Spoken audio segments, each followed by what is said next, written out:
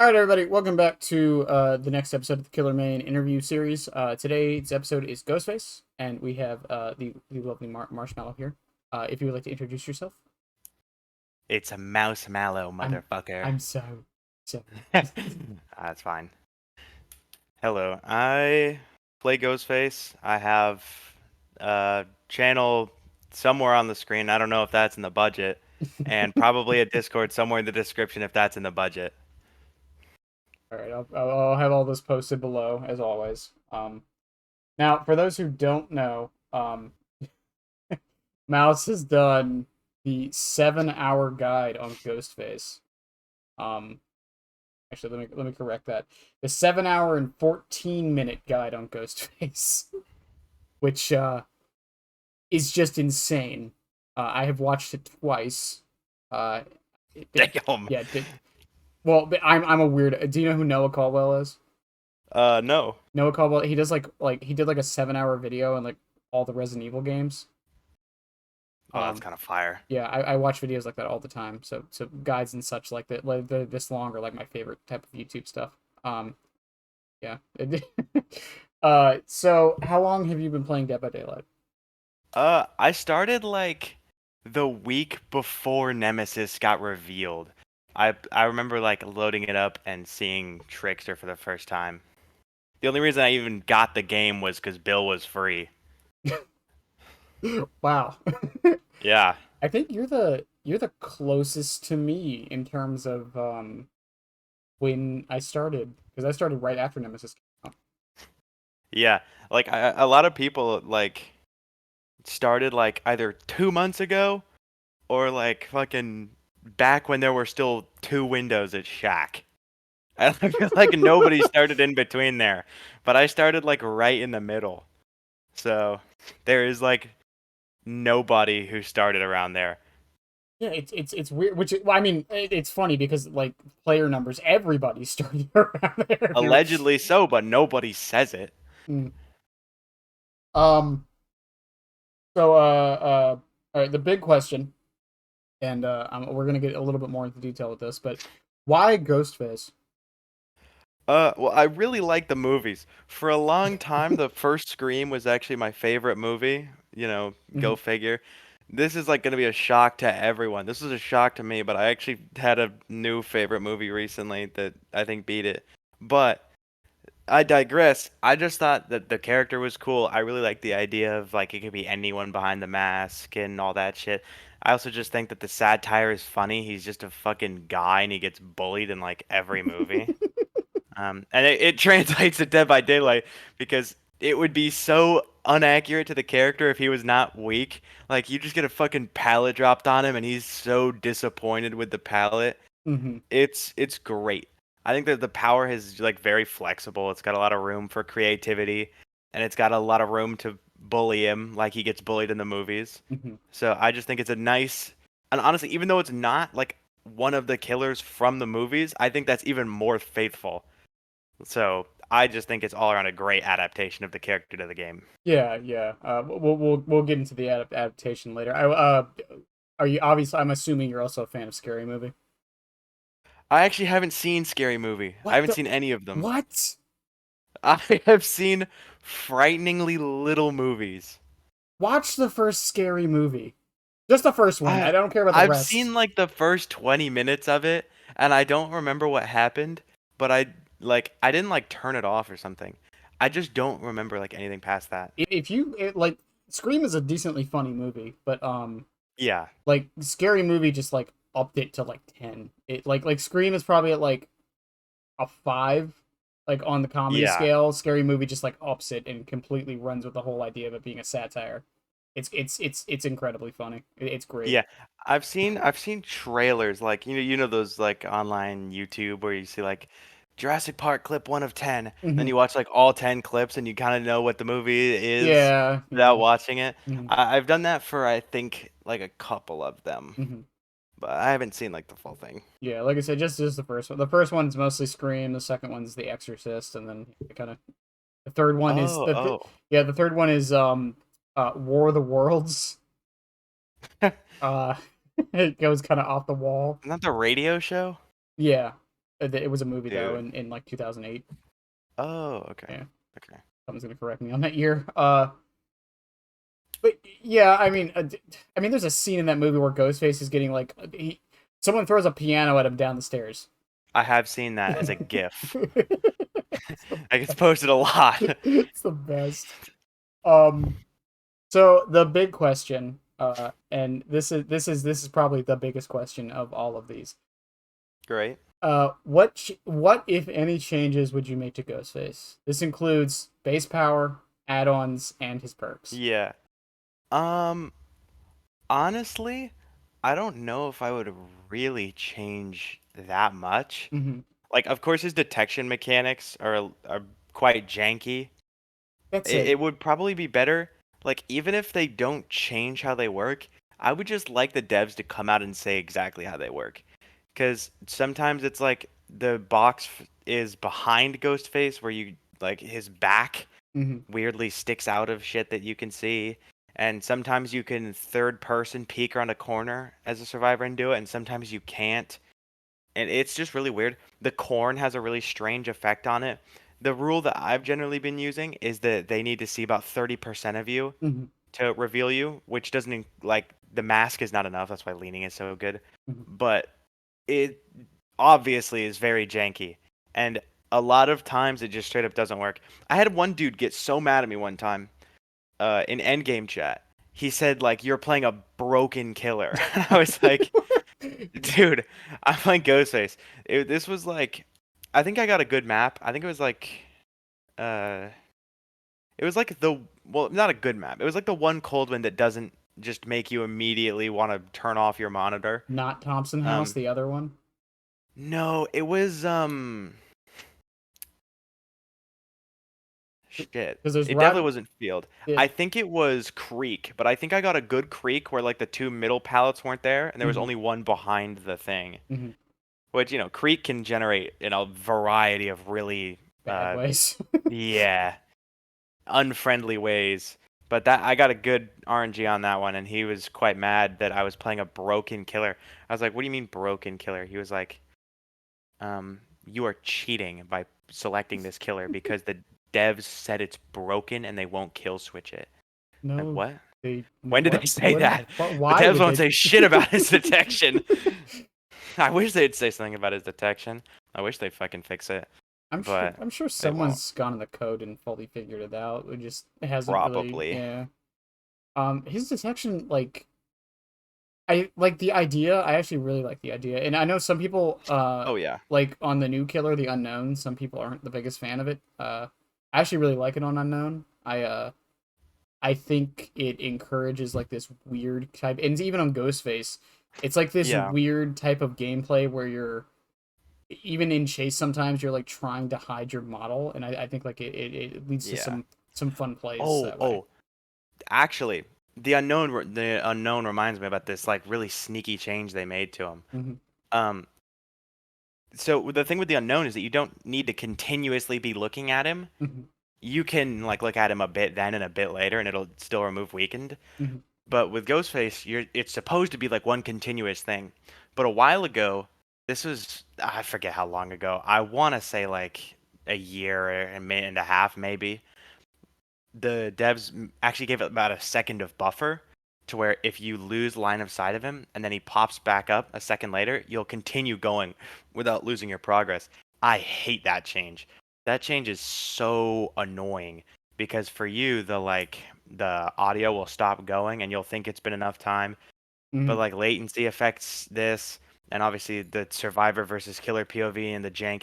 Like why would you add a more complex system into a system that's already jank without fixing the jank? So it just makes it feel quite bad when sometimes you can get revealed after it, like you'll be almost revealed, like, yeah, I ducked behind this cover, saved my power. 3 seconds later, it's gone instantly, anyways. And it's just like, bro, Yeah, that's kind of rough. and there's also like some specific loops. Some I've noticed because I used to play with Ghostface a lot back in the day, but Yeah. there's a lot of specific loops where sometimes you'll think you're like hidden, but somehow their camera is able to like see half of your body even though it probably shouldn't. Um, Yeah. Or sometimes they'll just randomly look in your direction. You have no idea. You don't get the little bars that tell you, and then or the arrows that tell you. You don't hear the sound effect, and then you're just instantly revealed. Yeah, it used to happen a lot more with stretch res, Hmm. which thankfully isn't as bad of a problem, but there are definitely still ways to stretch your res if you're really adamant about it. Yeah. Do you think speaking of the detecting thing, do you think people should be able to detect you on hook and on the grounds? Ooh. Do you think that should be Um, changed, or do you think it's fine? I think it's fine as it is. There is one really annoying thing when you put someone on the hook as it's their third hook as they're flying away into the Oh sky. You know yeah. that bird's eye view they Mm-hmm. get? They can see you and reveal you during that, and that sucks. Yeah, Like, I feel if like you're dead, you should not. If you're being carried off into a Gartha or whatever the entity is carrying you off into, you should not be able to reveal me, dude. You're like fucking a mile above me, like being carried off back to the campfire. I Mhm. have places to fucking be. Please stop revealing me. That is like a really annoying thing that happens, I feel like and that it's just stupid. yeah, I feel like that also happens with because like artists can't place their crows down when someone's on a hook, and that includes during that. Is Um, that true? Is that just near the hook, or is that while anyone is on the hook? no, it's near the hook. So Oh, okay, okay. if she hooks somebody, she can't place her birds within a certain range of Yeah, the hook. And when they're floating away like dead, it still counts as them being on the hook. yeah. It's really dumb, and like it makes some killers feel clunkier than they need to, and yeah. They should change that, especially with the recent change where like uh perks trigger as the hook starts and not as the hook ends, which I think is a bad change, and that needs to be rolled back because it makes perks like pain res even more unavoidable. Mhm. But like if they're gonna do that, then the consistency should be enforced that people who are put on their third hook are counted as dead, and the artist can put her crows, and Pyramid Head can put his trails. Uh, Ghostface can fucking activate his power without getting molested from the sky. uh Twins can actually go back to Victor. Like, Oh yeah. um Honestly, I don't know shit about the twins. it's funny. The next one I'm recording is Twins actually. Um Well, yeah. that is like I feel bad for that person. Not in like a you are a sorry person way, in like a the devs have consistently spat directly in your mouth.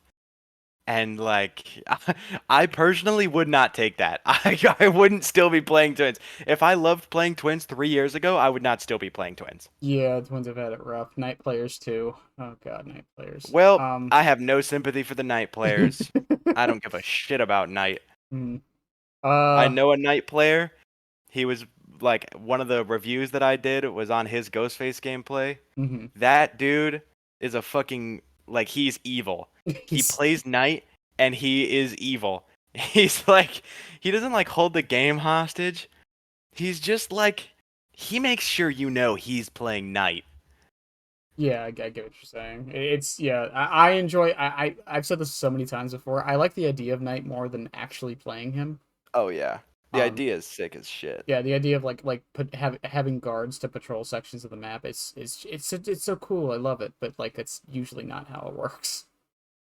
Um, Usually it's drop Knight at pallet or drop guard at pallet, chase with guard. Um, Not always, Yeah. but a lot of the times. The problem is either they're gonna have the Knight be a chase killer and then he is drop power leave loop, Or or he's a map control killer and then he's an absolute 3 gen monster even more than he is now. So I mean, yeah, people they kind don't. of back themselves into a corner, but I think that the way the Knight is now, maybe if they gave him base kit map of the realm, but other than that, I feel like he's the best he can be. I've talked about this many times, and because I did a video today talking about one of it's not a big deal, but it was talking about the whole skin situation with Knight. Um, Yeah. and a lot of people were telling me like Knight needs like a lot of love in like these departments, and he does. He needs some quality of life changes. Map of the Realm being the big one, but there's a bunch of other stuff. It's Dredge too. Dredge needs some help, I feel. Dear God, Dredge needs some help. Dear God, Dredge. That Malthinker's skull going crazy right now. It's funny because people are like, no, this person makes Dredge look like S tier. It's like it's not the point, and it's never been the All point. right. Just because one I mean, person can make a character look really good doesn't mean the character's fine. yeah, that does not mean the character's fine. Um, but yeah, so no changes to add-ons or anything really. Um, I mean, I was so used to all of his add-ons being garbage, except for the pen, the journal, and the matchbook for so long, that what I have now, I'm content with. I'm content with his current add-ons. Hmm. Maybe you could give some of them a pass, like the cinch straps. They will keep your power on if you miss a basic attack. That one just straight up hinders you, because there are a lot of times where you want to turn your power off manually, just so you can't lose it. You want to have it later, Yeah. and it completely removes that option, even if it's not something that you do often. It's a tactical choice that he has that you're taking away, Hmm. and I'm not missing my hits while I'm shrouded. I'm not like, so when does this help me? And if I did miss a hit when I was shrouded, why would having my shroud still be the difference? That just doesn't make any sense. There's a couple of ones. There's the outlined map that increases killer instinct after someone reveals you. Hmm. If you're getting the killer instinct, you know, like you're fucked. Yeah, You're I mean, it's Jover at that point. Why would you need that? yeah, and plus Killer Instinct is it's supposed to be like a general location, like it's not supposed to Yeah. like it gives you their exact location, sure, but like 9 times out of 10, like you saw it, they're within range, you know you can probably already see them. Yeah, if they are not like pixel peeking you and you're knowledgeable, it's gonna happen. Hmm. Although a lot of the times the AI bots, I have a couple clips of this on Dead Dog that I might be able to find, but the AI bots will like reveal you from all the way across the map. It's crazy how easily the AI bots reveal you. I have a clip where I'm at shack on the inside of the shack breaking the breakable door, Hmm. and there is a bot behind the water tower that has revealed me before the door is even like broken. And like, how the fuck is that possible? I And that in those scenarios, the instinct is like funny just to see how hard the AI rolled you, hmm but it's not really useful because they're on the other side of the fucking map. do you think that because there's a series of add-ons that I'm not the biggest fan of because I've tried to get use out of them, but they never work for me. Yeah, It's the ones where if you were revealed, they get like a debuff. Like I think one does exhaustion, one does oblivious. Um, yeah, those are not great. yeah, Um, it's a funny story. I bring this up a lot. I was trying to make use out of the exhaustion one once, yeah. and I was chasing the Steve, and I was being stubborn. I'm like, you know what? I brought this. I already lost. I I want get this add-on value. to do something. Um, I chased him for about, I want to say 3.5 minutes. Man did not Wow. reveal me once. And then we get to in-game chat, and I asked them, Steve, why didn't you reveal me? And his friends were like, oh, he's new. So I Dude, didn't. So let me you get this got ran straight. for 3.5 minutes by a new player? Well, I wasn't trying to hit him. I was just trying to get him to reveal Oh, me. oh, okay. I was gonna say, oh, bro admitted it. um, That's but rough. no, it was funny because it's like you mean to tell me I didn't get value out of my thing because this guy was stupid. All right. Yeah. I mean, those add-ons are not really great. I think the Oblivious one is yellow, and then there's the Exhausted one that's purple. Hmm.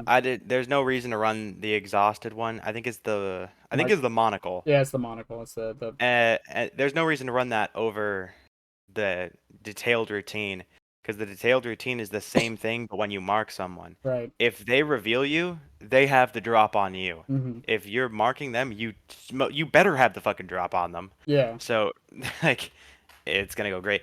I will say that being revealed by someone was like the monocle wasn't terrible when Made for This was popular, Hmm. because survivors would love to stay injured, and on the off chance that they're like staying injured, you catch them, then they're gonna reveal you, because obviously they don't want to be against a cloaked Ghostface while injured, and at that point they lose made for this, Mhm. which was kind of helpful, but ultimately there were other add-ons that just gave you more value. Mhm. I mean, like if the choice is between sometimes you don't deal with made for this or you get your power back 6 seconds faster, it's kind of a no-brainer. Even Yeah. if the add-on is helpful, he has like browns that are amazing. So Yeah. I'm gonna like, I'm gonna bring up outdoor security camera a little later when we're talking about builds, but oh, is my favorite. I love outdoor security camera. Oh, you're gonna hate the build I have for him. But what does his other Eerie do? I don't even know offhand. His other Eerie is really good. It's where anytime you down someone with a basic attack, you get your power back, which can let you chain it into a Oh. lot of things. That add-on actually makes the chewed pen good. I think it's the chewed pen. I think the chewed pen is the one where they're on the ground and they Mhm. take 3 seconds because you can like fucking if you get a nice lean in, they're not gonna be able to reveal you before you mark someone Mhm. if they're on the ground, so you can slug real hard. If you've got to build like something with forced hesitation, the hape, what Mhm. is it? I'm forgetting what the fuck it's called, but everyone knows what it's called. And then the pen, you can get some crazy clips, but they're very rare. They're like 1 in a million. Honestly, that that combo is the reason I don't even mind like those two green add-ons that make it take longer to reveal you. Because yeah, they're like gimmicky, but they at least they have a gimmick. Yeah. I mean the It's a tangible gimmick too. yeah, the pen more so than the perfume. Mhm. Although I think it would be nice if they changed those two to be like you can't be revealed by someone on the hook or can't be revealed by someone on the ground. It would just be a bit more effective. But I mean, they have to have their limits. Like it wouldn't be that feasible to do. Yeah. So Do you think Phillies, which is another favorite add-on of mine of his, yeah, Philly is amazing. do you think it's too good for a Brown? Uh, I'm gonna say no because if I say yes, the implication is that I want it nerfed. It's not too good for a Brown. Okay. All right. Let Ghostface eat for a little bit after Blight had Okay. his fucking Ferrari for like 3 years. I know. Finally got mother-daughter ring nerfed. Behavior devs checking the spreadsheet. This brown add-on is outperforming like all the greens. I wonder what that is. We have to nerf Ghostface. Also, we removed the cap on Blight's iridescent tag. I Like, yeah, I enjoy Phillies a lot. I think it I'm not ashamed to say because I don't main him, so like Phillies is like my crutch add-on for Ghostface. I Uh, wouldn't even say it's a crutch. I think it's genuinely very good. yeah. I think it's good across all skill levels. Hmm. Uh Here's an add-on that I don't like. That I made a full video on this mhm. because in the guide I said that the driver's license is very situational. It doesn't work properly, and I don't like it. I like it. And I got a lot of people who are telling me that they love the driver's license. They think it's really good. They think it's a super cool and unique add-on, and I agree. It is a super cool and unique add-on. I think it's amazing that they're starting to do things like this, although I hope that they don't introduce a bunch of regression add-ons. Hmm. I think those should mostly stay perks, but it's cool that like a relatively weaker character has one Hmm. because it's the only one that regresses gens to my knowledge, Yeah. or blocks them for that matter. Hmm. But it's just not good. I tried to make a video supporting the driver's license. Like I played a bunch with the driver's license. Tried to be like, oh guys, I changed my mind. It's actually really good, and this is how you make it work. And then in recording the video, I talked to a bunch of people who use the driver's license. Panny helped me. She used to use it a lot. And by the end of it, she ended up agreeing with me that the driver's license is not good because I people are going to see you coming and mhm. they're just going to get off the gen. Yeah. And if they like they don't see you coming, then you're going to get close before you mark them. You don't want to give yourself away. And when you get close, typically when you're like a couple feet away, um, they're going to notice and get off the gen. And that's when you're going to do your mark when they start to run because you want the timer to be as late as possible. Hmm. So either you're giving that trade off of like a couple seconds of distance, or you're just like if they don't see you, if you were walking directly up to someone behind them, marking them with the driver's license, then hitting them, that is a completely unaware player. and you are going to kill them anyways. Right. So the driver's license is not giving you value because you're just gonna roll them anyways if they can't even see you like touching them and breathing down their neck. It's just unnecessary at that point. You're using a purple add-on on a video or not fuck. You're using a purple add-on on a game you're gonna win anyways Hmm. because you're playing against a fucking Meghead who can't look behind her while on the gen. She's locked in on the skill checks because her friends are yelling at her for missing every time. So I think because they did the Ghostface and Legion updates at the same time. yeah, I think Ghostface and Legion, when they did that, because driver's license was the add-on for which actually didn't even come with the update. It was like 2 weeks later. Which was yeah. I don't remember what it did before they changed it. Oh, me neither actually. I But think it might have been the same. yeah, but Legion also had the BFF Yep. add-on added in, which was also super unique. Yeah, Um, really cool. and it's very strange that we haven't gotten like mini killers with like unique add-ons like either of them. Yeah, or any add-on passes. I feel like BFFs and driver's license are like the golden standard for this, and they haven't Because like stopped doing it. yeah, I said it before. I've done a whole video on BFFs where like the idea of like token based add-ons is really cool, and I Yeah, don't get why we haven't seen it like at all since then. It's still the only add-on with it. yeah. I Um, mean, I will say, I feel like if they did it more often, then those would start to be less special. In my videos on the driver's license, I was talking about how, like, the fact that the driver's license does regress is really cool and unique. But I actually think it would be worse for the game if driver's license was good. Because mhm, if driver's license was good, then it wouldn't be allowed to be unique. It would just get fucking stamped out into obscurity again. And yeah. does the game really need more regression? Mm. Does it really? I mean, a lot of regression perks got gutted around the time that got added, but ever since I feel like regression has definitely come back. Like pain res is really strong, Mhm. corrupt. We're kind of in a blocking meta now more than a regression meta, which is crazy. And the driver's license does block, so you got like Dead Man Switch, you got now Grim Embrace, and I was wanting a Grim Embrace buff for forever. This is not it. This is terrible.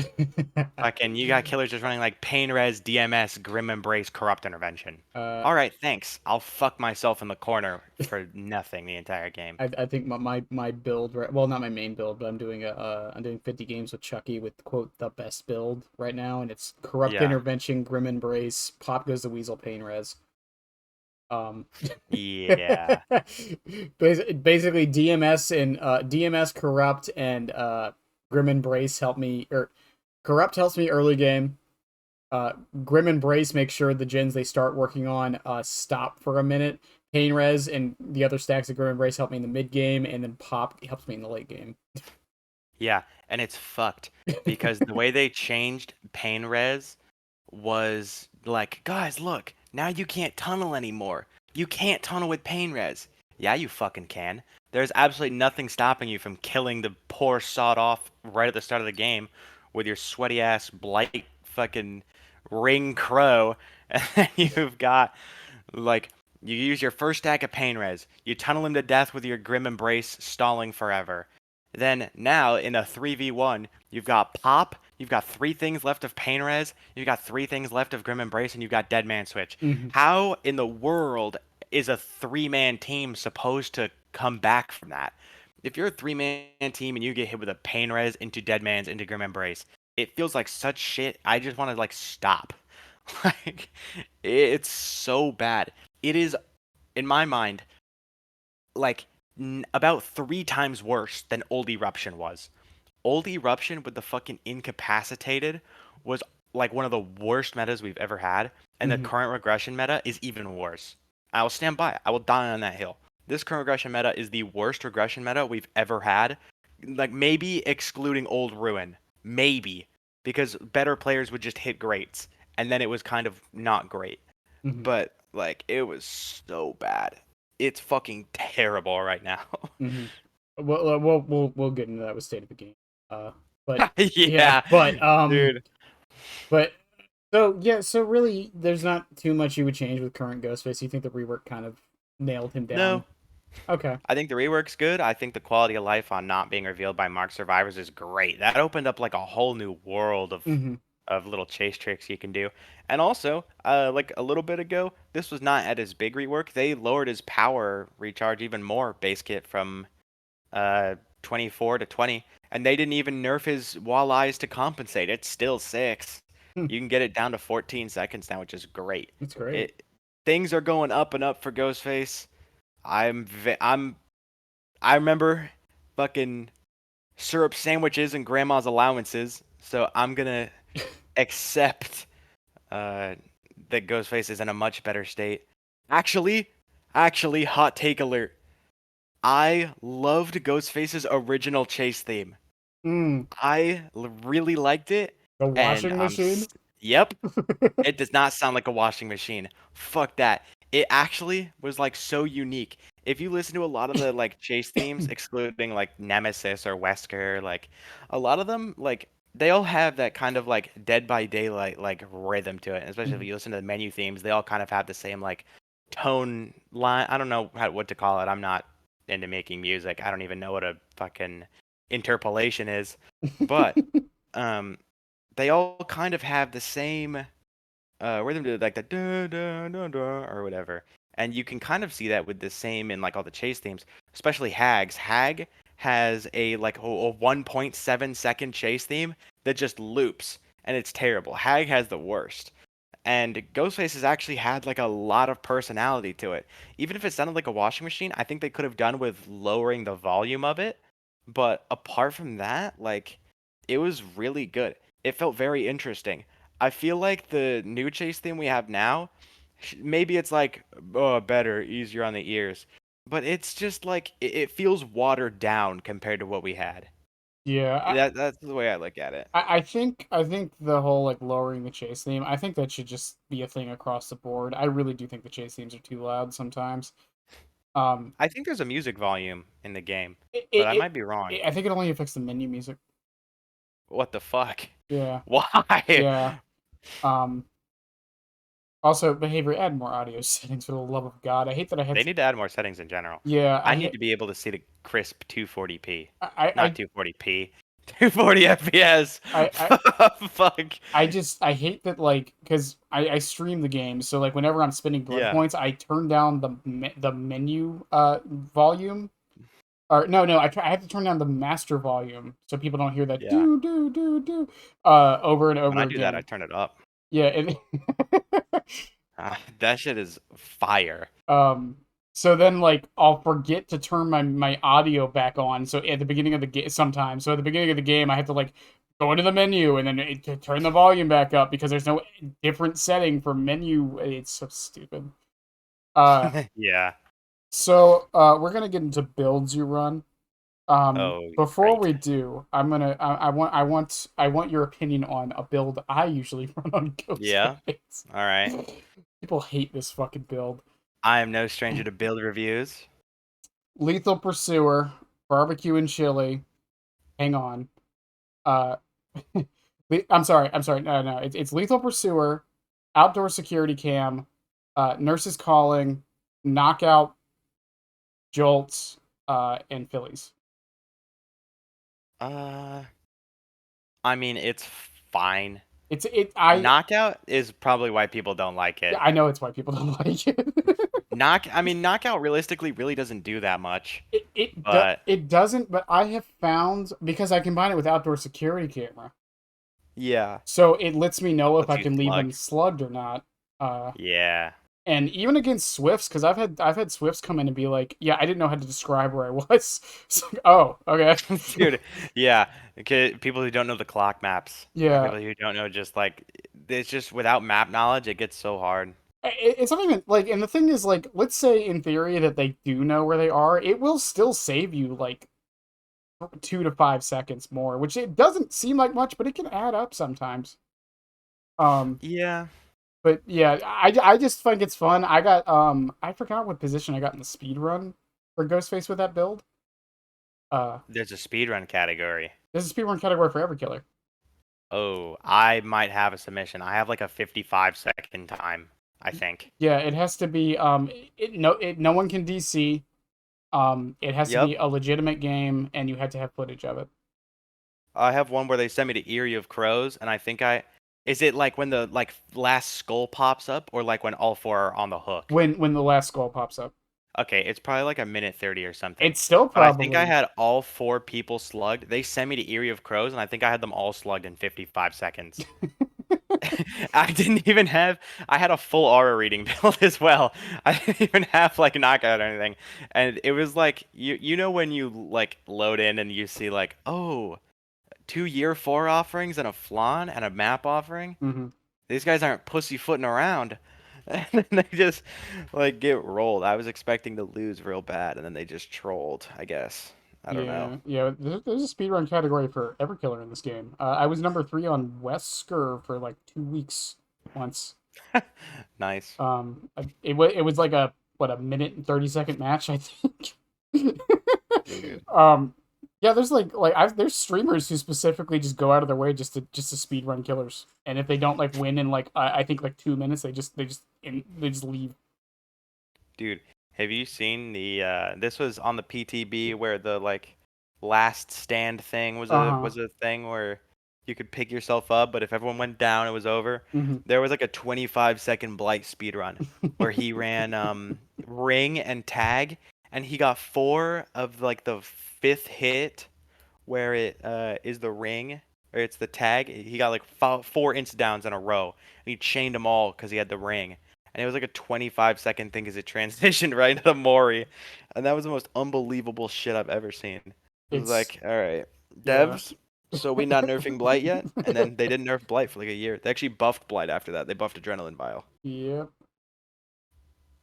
So builds you run. Transition into that. Uh, Builds I run. Typically, like what, like if you had to say like what Yeah, your favorite build, your best build, things like that. I have a lot of build recommendations. Um, for people who want to make their own or they like don't have specific perks or they're missing some. There's a lot of that in the guide that they can look at. But Mhm. what I personally like to run, there's a build I really like. I run Lethal, Barbecue, Darkness Revealed, and Floods of Rage, or sometimes I like Gearhead, Mhm. depending on if the Scourge Hook RNG is rolling me. Mhm. And then I bring the address book, which is one where they do a rushed action while marked, and it's like I'm all ears, and the outdoor security cam, and it's just like six things of aura reading. Mhm. It's really funny because you just know everything. You're just a knower. Yeah, I mean, Like, I'm sure even then it could because of Gearhead and Barbecue, it would still run through distortion stacks pretty, and your Ghostface, yeah, you're undetectable all the time. So not all the time, but a lot of the time. yeah. I think a lot of the strength of Ghostface, where he gets his strength from, is like right at the start. You have to come out the gate not swinging, hmm actually. You have to come out the gate and get like if you get like 2 or 3 99s right at the start, you're doing really good. And then you just find someone else who's not marked. You can even go for like a full 2 hit chase on them if it's not gonna take forever. Like if you're on Garden of Joy, that's not viable. But what is viable on that map? Uh, you can like you the first thing is like setup. I honestly think he's a bit of a setup killer hmm for this reason, where you set up real well at the start, and then like your middle game, you just fucking roll. I, Uh, you try and like cut off a rescuer, then do it again, mhm. and things can get out of hand so fast. It's a real like one mistake, 0 to 100 kind of deal, Yeah, I've and those aura rating perks will let you do it so easily. yeah, I've always described Ghostface as he's a meticulous killer, Yeah, where you're not like planning like 17 moves ahead, but you kind of are. Um, yeah. like you're thinking about everything you're doing to an extent, but not to like such a like a widget degree, if that makes any sense. I think it's like I would describe it as more surgical because Okay, it's yeah. not super like yeah, you're probably thinking like 3 to 4 steps ahead probably hmm because I mean you're gonna need to know what they're doing and where they're going and knowing obviously where they are, it's gonna help you avoid where they're looking and you can get a much easier ambush. hmm But he like you have to know when and where you're gonna hit, and when and where you should not hit, things like that. Like you need to be precise, Mhm. which is like you have to know why you're doing something. Yeah, And if you don't know why you're doing something, you probably should start to figure that out, yeah. or else you're not gonna win. And that's why a lot of new players don't pick up Ghostface because he's just so punishing. If you get revealed a couple times at the start before you manage to get anything going for yourself, man, you are in a world of hurt. Your fucking early game is gonna be like 2 gens down, and it's just gonna be hard. And Yeah. they're like, wow, this killer sucks. I'm Um, not playing him anymore. I think it of all the stealth killers, he's the one to me that embodies the idea of what a stealth killer is the most. Yes. Because we can argue all day and night if Pig is technically a stealth killer. Um, but Pig, like her stealth is kind of there. Wraith, he's more of a he uses his stealth as utility, not so much as his power, in my Yeah. opinion. I Chucky, think the movement speed more so. yeah, Chucky kind of the same way.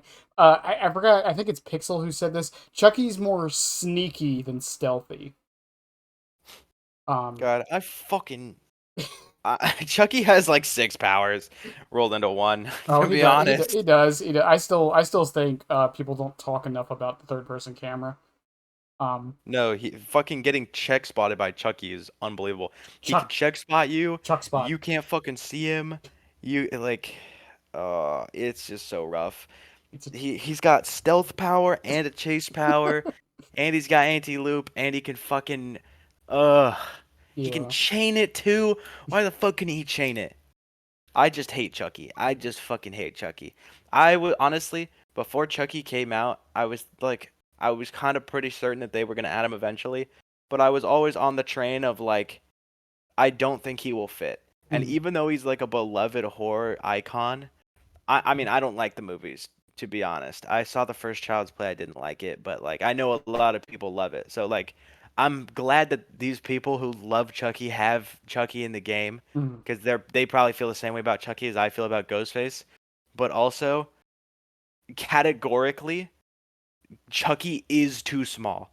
Chucky, like, size-wise, literally does not fit because Chucky is too small. It's just so hard to like really do anything. And there are so many design sacrifices that had to be made So in the creation of Chucky that I just feel like the game would be better off without Chucky. And I so can't say that of many killers. so as a Chucky main and someone who loves the Chucky franchise, I agree. Here we go. I agree to an extent. Okay. Listen, I'm not unself-aware enough to know that he has Okay. flaws. I'm not gonna. I mean, yeah, see, people hear me say that, like, "What do you mean? I thought you loved this killer." I do love the killer. That doesn't mean I can't be critical of him. Yeah. Um, Scamper needs nerfed. I've said this so many times. It needs nerfed. I hate it. Most Chucky players hate it. Survivors hate it. The only people who like it are the ones who like play Chucky like now and again. Uh, Yeah. but and as far as his size goes, I think the way they tried to compensate for that was two ways. One was the his hair is supposed to be one of the giveaways for when like he's running across the map. I'm His serious. fucking I'm hair. serious. They say that in the dev notes. That's why Tiffany's hair is like super bright blonde. That's why none of this. That's why all the skins have super bright red hair. It's supposed to help give him away when he's running towards you. He laughs when he's near you. That's another way they did that. Yeah, yeah. I have noticed the laughing. I do think they could probably increase the laughing, but I Unless think you're on fucking shit ass map like Borgo, and then you can't see him because he's red. yeah. If it makes you feel any better, he can't see scratch marks on that map. Scratch marks are Nobody actually can. yeah, but they're worse for Chucky because they're brighter for him. So it's even harder to see them sometimes. Um, Nice. because he's lower to the ground, so the camera like it's scratch marks are so Yeah, weird with Chucky. Like they made them slightly brighter for some reason, and I actually think it makes them harder to see. Uh, dude. but the thing with Chucky, because I've said this before, so you were talking about check spots or Yeah, Chuck spots as I call them. fucking Chuck spots. Um, I'm making a T-shirt for that, by the way. um, But you better now. the thing with those is the counterplay I've told people is just it's unintuitive. Yeah, And I think that's the problem with a lot of killers. I think Skull Merchant suffers from this. I think Knight suffers from this. I think Nurse suffers from this. I think a lot of killers that have powers that are like not necessarily impossible to counter. It's just the counter is so I don't want to say like the counter doesn't make sense. it's not even that it doesn't make sense. It's just it's different. It's so different that like no like it's hard to like. So for like Chuck spots, how do you counter Chuck spots? The way you do it is if you're in a loop where Chucky activates Heidi Ho, and you'll know he activates it because he won't have a terror radius anymore.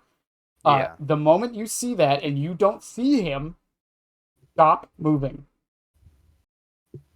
yeah, That's the counter. But what most people do, even good survivors, they'll try to go to their check spot to see where he is, and that's what yeah, he wants because now you're closer. The yeah, if you stop moving, he doesn't know where you are, just like you don't know where he is.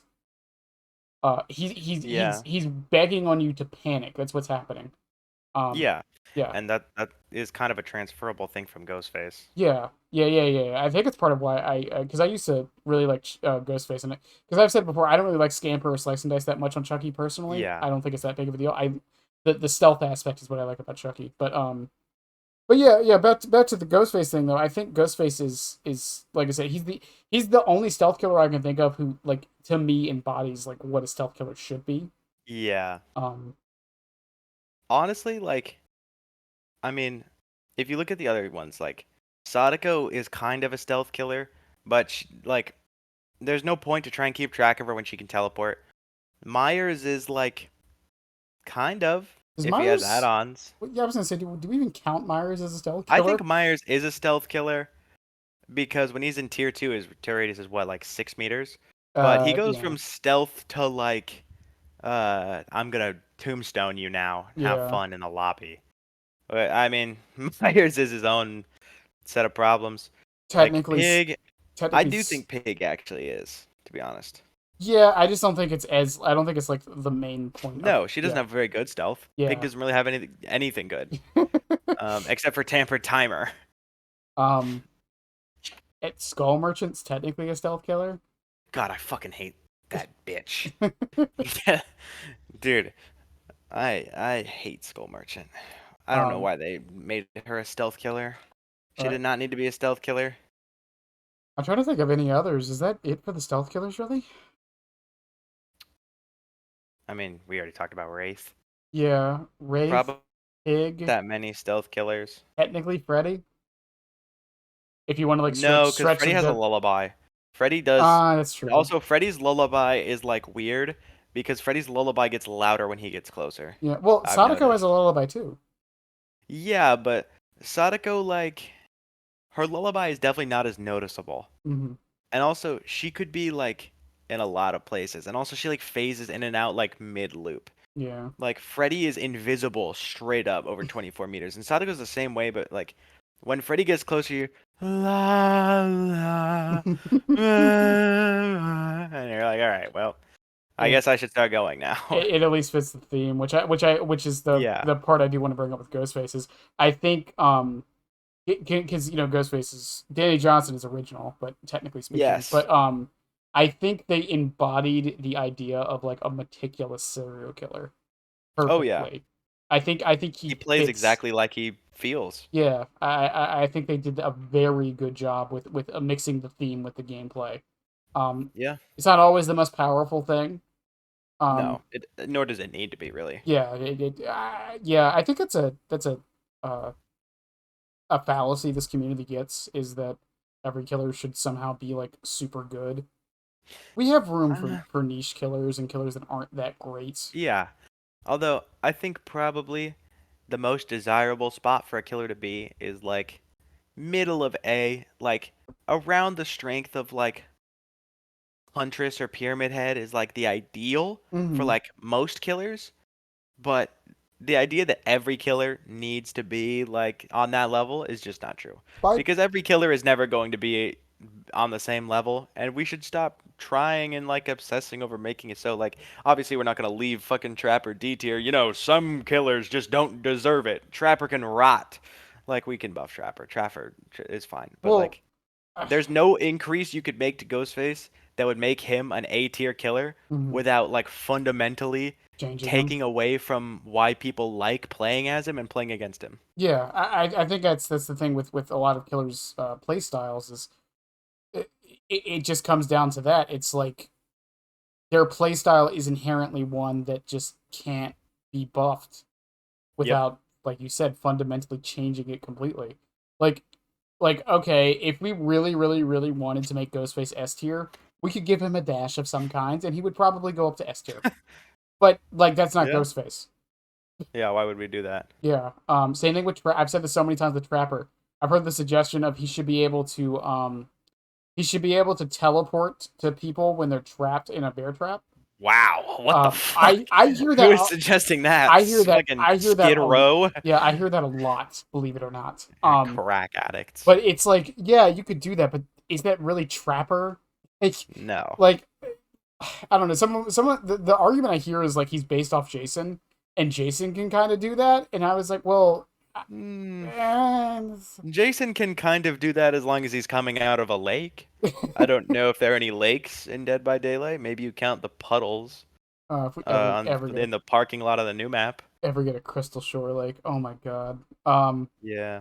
But yeah, same with Pig. It's like I know there was a huge debate and contention, and I was kind of on the wrong side for this one, but with the whole reverse bear trap nerf, which has been Yeah. reverted.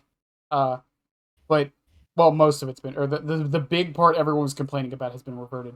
I was still under the impression in my mind that it was fine because the traps are still doing what they're supposed to do. Yeah. Because they're not meant to kill you.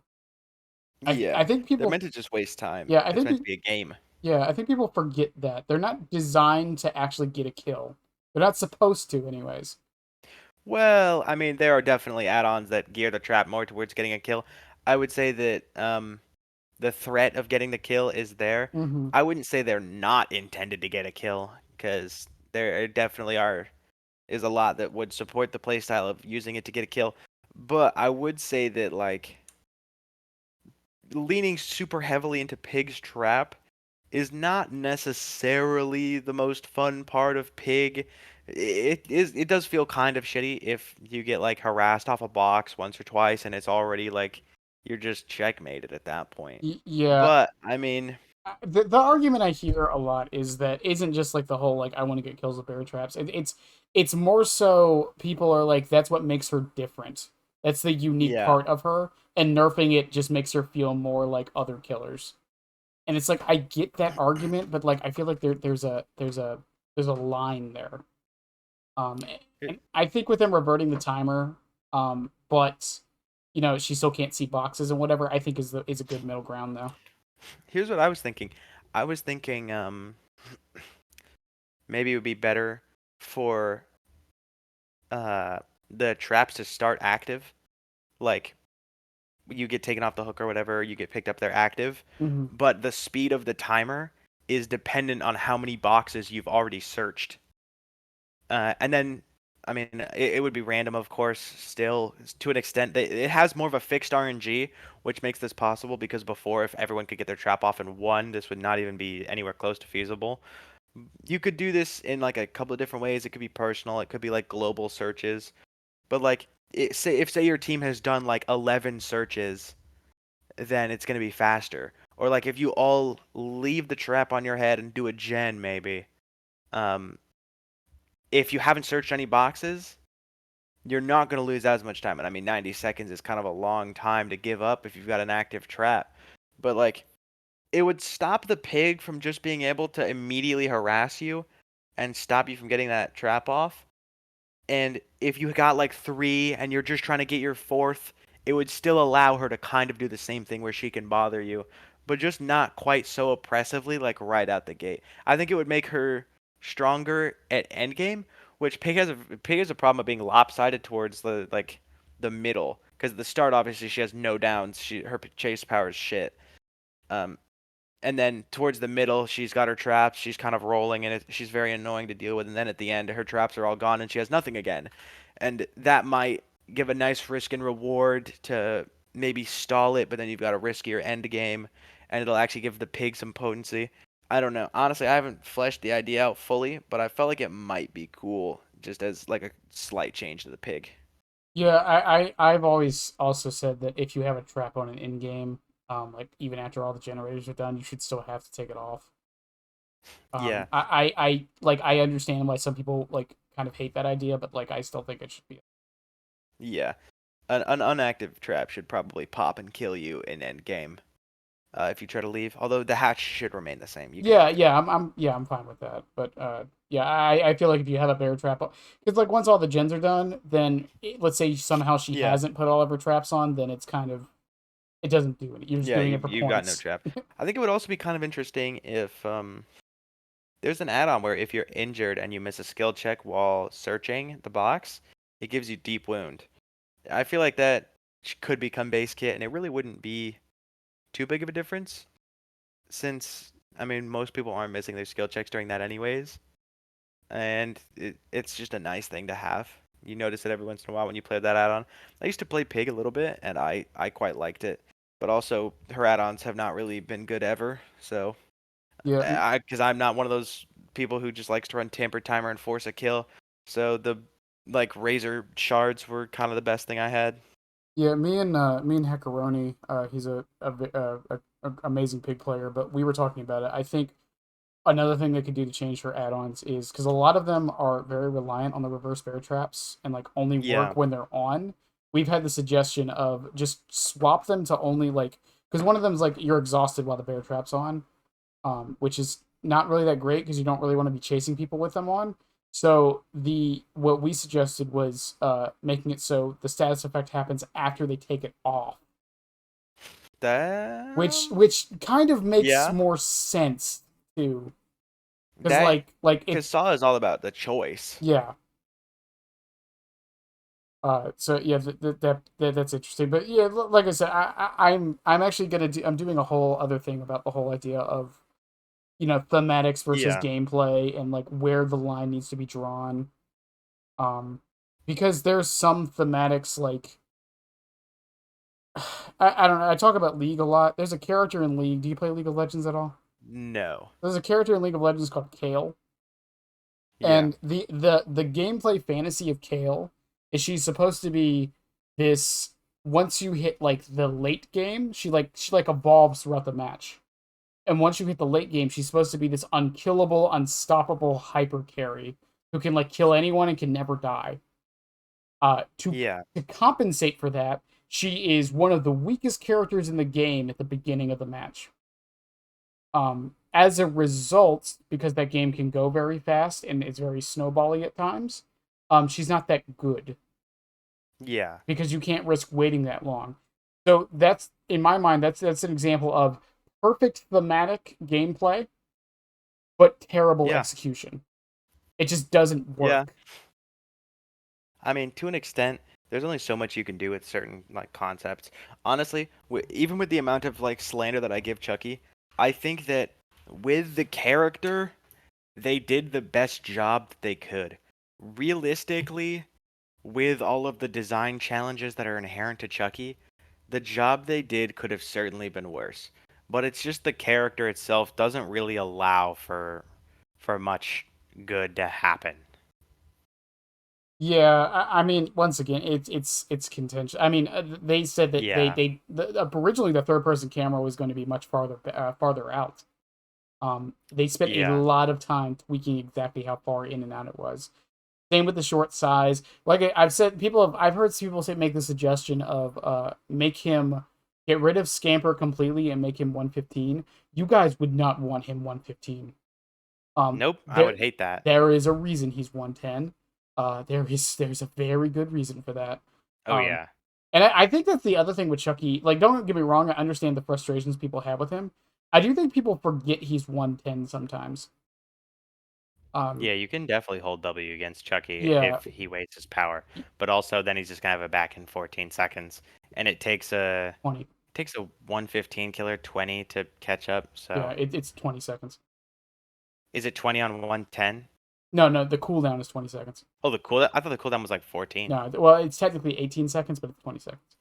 Oh, okay, okay. It's Well, I know 20. it takes a 115 killer 20 seconds to catch up, Yeah. like after a hit. So it probably would not be like super, like, I mean, he's just gonna scamper and hit you again. Well, You have to make something. the other thing is, I tell people this all the time, is the loops Chucky struggles at the most are trash loops. Yep. And I don't, I think people, once again, it's so counterintuitive to every other killer in the game. And once again, I think that's the problem with it, because trash loops, even like Huntress, is 110, but she's ranged, so she compensates that way. Yeah. Chucky at a trash loop, he can't even scamper on trash loops. It's not fast enough to catch up back around. If he slice and dices, he will miss. And then it'll be put on cooldown because he can't really like glide around the trash loops like he can every other loop. Yeah. Um, I think Chucky has a problem with where there are a lot of killers who are unintuitive, like Skull Merchant, for example. mhm, Skull Merchant is very unintuitive to counterplay, but Skull Merchant is also not that good. mhm, So it can be like you can learn to play against Skull Merchant and like be at least all right. yeah, But the problem with Chucky has kind of the same problem, or one of the same problems that Nurse has, which she has many, which is she is counterintuitive to play against at the same time as being incredibly oppressive. So it's hard for the average player who isn't like binge watching Otzdarva mhm, to learn to play against the nurse because every time they face the nurse, the chance that they have to learn to play against the nurse, and most players are not loading in and thinking, "Oh boy, I can't wait to learn how to play against a nurse," because as a nurse, they're thinking, "Oh my fucking god, it's another nurse." There's an instant loss. Then she omega blinks across when that was still a thing and just starstrucks your whole team, which thank God that's gone. But like you're not really learning much in a game like that. And Chucky is so unbelievably oppressive to the point that it can be extremely hard to learn what is and isn't effective against Chucky in any meaningful sense, especially for the average player. yeah. I think another thing I tell people is Windows. They fuck him so hard.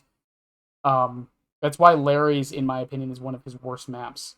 Even though, like, in theory, it should be good on him, it's not. There are so many windows and so many like not good loops for him on that map. Um, Yeah. Boba is not good for him. I mean, it's not good for most people, but uh, Haddonfield, Jesus God, Haddonfield for Chucky is one of the worst experiences you can have in this game. To be Um, fair, the new Haddonfield is not really much better than the old one for anyone. no, but he's a 110 killer with no range. Yeah. So the main buildings, especially the one with a double window, he physically cannot loop. Does well, I mean, he still has quite a lot of flicks. Like, does he not have his like fucking J flick that he can do out of the windows, No, or the they could scamper cancel flick? this he can do the scamper cancel flick kind of, but it depends on which building it is Yeah, specifically with the and double also window. which way it's being run, I presume. Yeah, and he also they got rid of the J flex. Thank fucking God. You didn't know that? I tried not to stay in the loop on Chucky. Yeah, they got rid of the J flex a long time ago. They buffed scamper when they did it. Wow. That Wow. that's the thing. That's the thing. That's what They me and most buffed scamper. yeah, that's the thing. Me and most Chucky players are like, why did you guys remove like the kind of skillful thing but buff the scamper? It makes no sense. Yeah, that's Well, kind of fucked. yeah, it's also scamper is tied to his achievement, so that's why I'm convinced they'll never nerf it. Yeah. I Um, mean, they might like honestly, it just needs to not even be close to as fast as it is. no, It's I've said for a it's while really dumb. it needs to be half the speed it is now. Yeah, it's what like 1.3 It's seconds. something insane, and also on top of that, and I've heard the suggestion of he shouldn't be able to attack the moment he gets out of it. The problem with that, while I like what people are going for with that, is it would feel clunky as hell. Um, Mm, and well, because like okay. twins feel clunky a lot because of how switching back and forth between Victor and Charlotte is. Now, imagine that with a killer who can be as fast as Chucky is Yeah. sometimes. Like Here's what I it's yeah, that's the problem with it. yeah. Here's what I think. I think if you scamper under a pallet and it's the not the dash, if you just like go up to it and manually scamper without dashing, Hmm. you should not be able to scamper again until it's a new power. And you should lose like a quarter of the time on your power. Maybe you could tinker with that number, not a precise number, but you should not be able to like scamper under then scamper back like immediately. Yeah, I'm fine with like where he chains, like he dashes into a scamper, then he can chain into something else. That's kind of a cool thing that he can do. But the fact that he can like scamper a pallet and then scamper right back, and it's so fast that like why is that necessary? yeah, Why can he do that? it's one of those things where like my suggestion has always been he shouldn't be able to scamper manually. I think he should only be able to do it during the dash. That's Um, also a good proposal. that's always been my proposal, and bring back the 180s. Please bring back the 180s. I will say I didn't like the 180s. A lot of I did not like the a 180s. lot of people didn't, but like the thing is, when you take away something like that, it leads to people just doing the quote boring thing. Because if you I agree, it but it yeah, did feel very oppressive. it did, but I think the other thing with Chucky is once again, he's 110, so like a lot of bigger maps mess with him. He doesn't have too much map mobility because of how his cooldowns work. Um, Eh, he doesn't have like an inherent slowdown in his kit anywhere, which I know can I think be. that might be the only thing he doesn't fucking have. Yeah, he doesn't really have info either. Well, he doesn't really need info because he has a lot of like counter info, Hmm. like the fake footsteps and shit. Yeah. I don't know. My other suggestion with the 180s was he has a perk or an add-on called Mirror Shards. Yeah. What it does is it lets you see and hear the footfalls, Yeah. which is really bad. Because the footfalls sound just like survivor footsteps. So sometimes if you Oh run it, God. yeah, if you run it, sometimes it'll fuck you up. And you can't really use it to track because they're random. Yeah, why would you ever take that? Yeah, it's a purple, by the way. Awesome. So my suggestion has been get rid of that and make it so what it does is it increases your turn radius during slice and dice and keep it to what it is now. So make it an add-on instead of base kit. That was my other suggestion for it. Yeah, Um, that could be cool. yeah, because I mean his best add-on right now is rat poison, which is it gives him aura reading during the dash. Yeah. Um, which I know some people want nerfed. I really don't think it needs nerfed. I think it's more a symptom of it's better than all the other ones. That's why everyone runs it. Yeah. Not to say his other ones are all bad. He has some decently good ones, but he also has some fucking useless ones.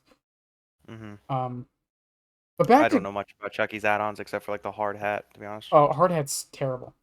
Yeah, I heard about that. Yeah, it's a noob trap, and I really I Yeah. whenever I see people complain about it, I'm like, what? Why? If he has hard hat, just hold W. Yep. He won't catch you. Um, Also, he just broke a pallet that he could have used to scamper later. So like he's kind of hurting himself in the long run. Yeah. Um, Back to Ghostface though. Yeah. I love this podcast. Builds you run. I don't even think we got to the first one. We did. We were talking about the aura reading Oh, one and how you can like snowball. right. Yeah. Um, for a more like balanced build, I love Surge. Um, Surge is just generally awesome. I think Ruin is a real sleeper pick. A lot of people do not know that Ruin is good. Ruin is very good. The problem is that there's so many things that overshadow it that like on Blight you're never gonna be running Ruin because on Blight you're killing someone in like 3 minutes. On Ghostface, when you're hitting that mid game stride, you've got like one person on the hook, you catch like a rescuer and you're like going for someone else. And then you've got like maybe one person on Gen's max, maybe, and you've got like everything regressing. Ruin is just strong. Ruin is great. Um I used to play a lot of comp. And actually, we could probably get more into this later, about how that went, because I'm sure people will find that interesting. Uh, I found it quite infuriating. But I used to run Devour Hope in comp, and I would get 5 stacks. Unironically, I shit you not, I would get 5 stacks and start moriing people in fucking competitive scrims, which was hilarious. I thought Uh, Devour was banned in comp. so this was when we were screaming for Scooby's CYC. So Oh. I think it was a lot more loose on the restrictions. Hmm. Uh, so that's why I was able to run that. But I ended up not even running that. Actually, I do have the actually I might. I have the fucking tournament clip probably. I ended up getting like a 4K at like 2 gens. Um, I have a whole story about it we can talk about later probably because it is actually fucking hilarious. Um, but I like Devour. I like there's this build that another one that I made a video on because I really like it, and also I haven't played in a while, but I've been looking to get back on recently because the new unknown perk, the one that has to do with haste, I forget what it is. Uh, You uh, get like a hit, and then it has to do with vaulting, and you get fast. yeah, yeah. It's Yeah, after you injure somebody by any means for the next 30 seconds, your next vault is like double yeah. twice the speed or something. So I have a build that I like to call the freight train build, which consists of play with your food, coup de grace, and then I like devour hope in it. At the time I was running batteries included. You can also run like Noed in it. There's a couple things you can run in it, and then you run the drop leg knife sheath, which is his add-on that makes him faster when he gets a mark, and you can very consistently hit speeds of like 135 to 140. And because the lunge distance is based off of the speed you're going, coup de grace gets even more busted. I have some like absolutely fucking like you would watch the clip and you would be like you're delusional. There's no way this hits. And it looks like the fucking the Myers coup build. Yeah. It looks like the Myers coup build with no Myers. It's unbelievable. You cross the whole map in like 3 seconds and you're like fucking swinging and it is so fun to play. And then you get to the like end screen and they're like, "Bro, what the fuck?" Because everybody's used to Ghostface being like kind of a wimp in chase, Hmm. and just to then be greeted with like, because he's already in my opinion he's one of like 2 killers, maybe Myers, um, as the second who is like actually has jump scare potential, going from a oh fuck Ghostface to holy shit why is he 150 to oh my god there's no way that hits to holy shit what is this guy's build, the like fucking mental emotional roller coaster that I get from people in the end game chat after witnessing just the raw beauty of the freight train build is it's just there's nothing else like it. Do Sure, you? if you want to go fast, you can play Billy. You can play fucking Blight, but Billy and Blight are supposed to be fast. Everybody expects them to be fast. You know who nobody expects to be fast? Ghostface. Fucking Ghostface, exactly. um, Blight's rush is at like 230, and the fastest I think a Ghostface can get, including like Bloodlust, I think it was like 187 or something, Faster than which Victor. is like holy fuck. Have you? Do you know who Aaronette is? Uh, Aranad? Yeah, That's the clown guy. yeah, yeah, yeah. Do you He know? actually inspired the video. Yeah, do you know? That's actually really funny. Do you know his Gates of Death build? Is that the play with your food? It's got play with your food, Stabiffle. It's got Who? coup, and it's got the one. It has the other obsession perk that's like fuck. No, it's play with your No, it's food. not. Who?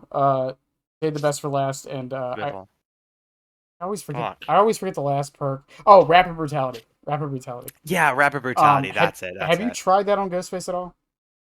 I have. It like it works, It does. but it's not. I mean, There's a reason it Clown works makes it because the work. build is good, Yeah, yeah, but it doesn't like. I mean, it's Ghostface. yeah. Ghostface is unique, like extremely unique. So I don't think anything like you can't really copy paste a build unless it's regression the same way you can on other killers. Hmm. The reason I don't like it is because I don't like rapid brutality. Mm, I think rapid brutality. I mean, why do you need that extra haste after you get a hit? You're a one-shot killer. yeah, fair point. That's not really gonna do anything for you.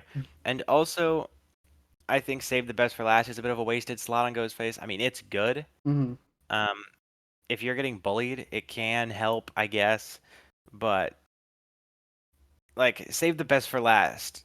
It just brain rots so many killers. Yeah, I mean, Like, I'm an. you open Twitter, you see a clip of this death slinger fucking holding Nancy on the end of the chain for like a Mhm. full gen because she won't break it because he has fucking save the best for last brain rot. I Or like am. this demo will go around a loop 3 times, getting body blocked by the obsession and makes no progress because he has fucking stabiffle brain.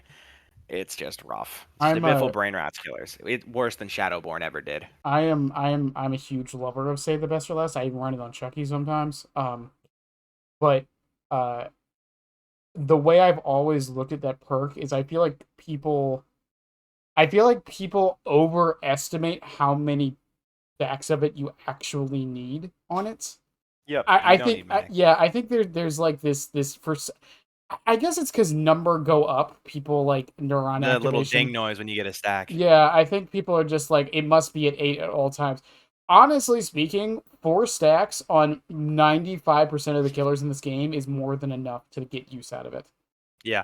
Although actually I haven't tried Stabiffle since the nerf, but I don't Um, imagine it's that much different. I mean, I go think it's what? It's when they lose a health state and it's now 4% instead of 5? yeah, it feels almost the same. The only real difference now is that if the M2 killers couldn't save Yeah. stacks.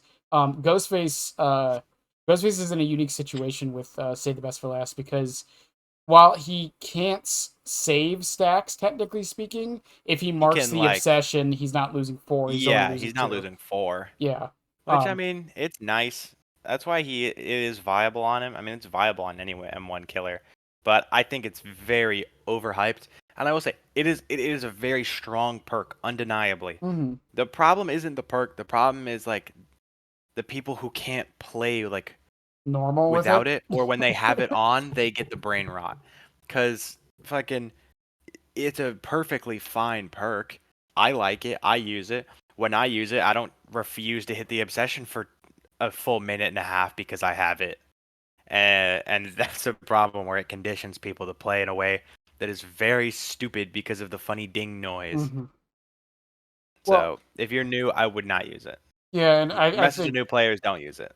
Aaron had gone over in his guides for the Gate of Death build. Like he said it before, it's like the point isn't to never hit the obsession. The point is to try to avoid it if you can, but sometimes you can't.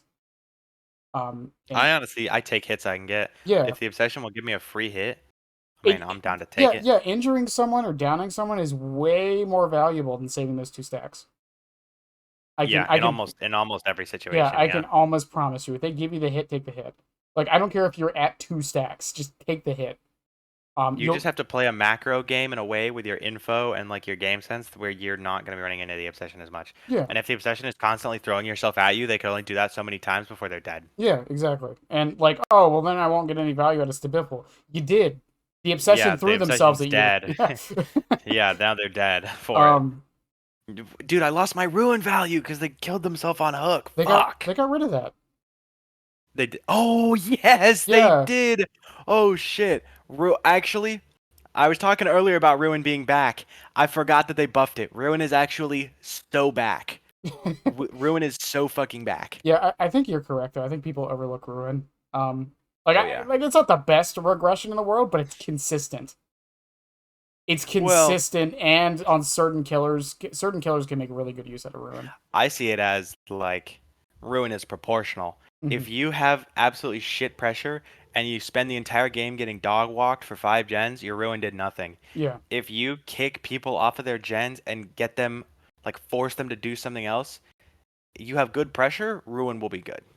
Yeah, and You have to actually make use of it. yeah, and some killers, I mean, obviously, like Pig can make decent. This isn't even like talking like chase presser or anything. Just inherently speaking, Pig can get Yeah. really good use out of Ruin.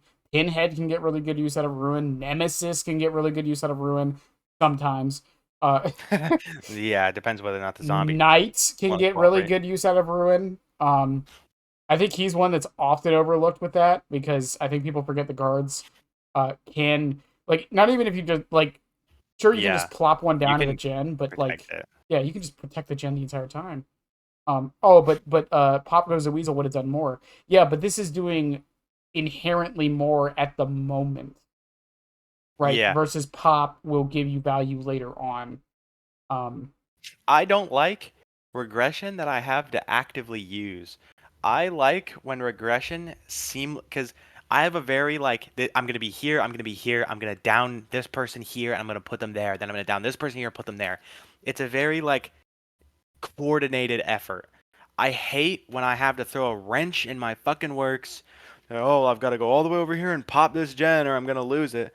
I would like for my regression to just do its thing and let me cook. yeah, Look, I'm the fucking one playing the game, not my regression perks. I'm going to cook and the regression is just going to be there. It's going to be Surge and it's going to get its value naturally. I love Surge. Surge, my beloved. mm-hmm, It's going to be ruined and it's going to do its job because I'm doing mine. And if I'm not doing my job properly, Ruin's not going to be able to do its job properly. yeah. Or it's going to be maybe Pain Res if I'm feeling mean, but I don't really like Pain Res just I, because I'm not a yeah, fan of it. I'm not the biggest fit. Once again, like I said, I'm doing the 50 games of the best perk. That's I've told people this so many times. It is literally for data because what I did first Yeah, was I did 50 games of no perks and no add-ons, and I already have all of that data. So now I'm doing the quote best stuff for 50 games. I want to see how much of a difference it makes. That's what I'm dude. doing. I tried to do a series on YouTube where I was going to do like a hardcore Ghostface kind of thing Hmm. where I would see how many games in a row I can go or like I can play. But the point would be every time I lose, I cannot use those four perks again. Hmm. And then once I'm out of perks, it's over. If I can't make a loadout of four perks, it's over. Hmm. Um, and it ended up being so long. Like I was gonna end every episode in a loss, right?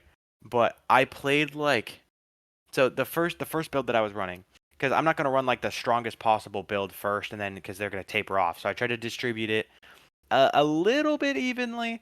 So my first build I was running was like it was like lethal barbecue, and then like eruption. Like after the nerf, this was like this was a while ago. This was I want to say like September of last year. Hmm. uh like eruption and then like thrilling tremors because I was like, well, I want to have like some sort of gen info, but I don't want it to be like super over the top. And then ended up winning like fucking 35 games in a row on it. And I was like, okay, I'm gonna have to think of a different challenge, I or else this is going to be the longest thing I ever do. it was suffering from success. Yeah. It was funny with the no add-ons no perks thing because I stream it, but we were doing it and the first 10 matches of that I was were all wins. Yeah. I got 3 to 4 Ks on every single one and I was like, wow, maybe this won't be good data or maybe I'm just that good. No, I eventually started losing, don't worry. Yeah. But the funny thing about it, so no perks, no add-ons. What would you think the average match time was Average match time. if you had to guess? Well, it is Chucky. Chucky has kind of longer matches compared to other killers. Hmm.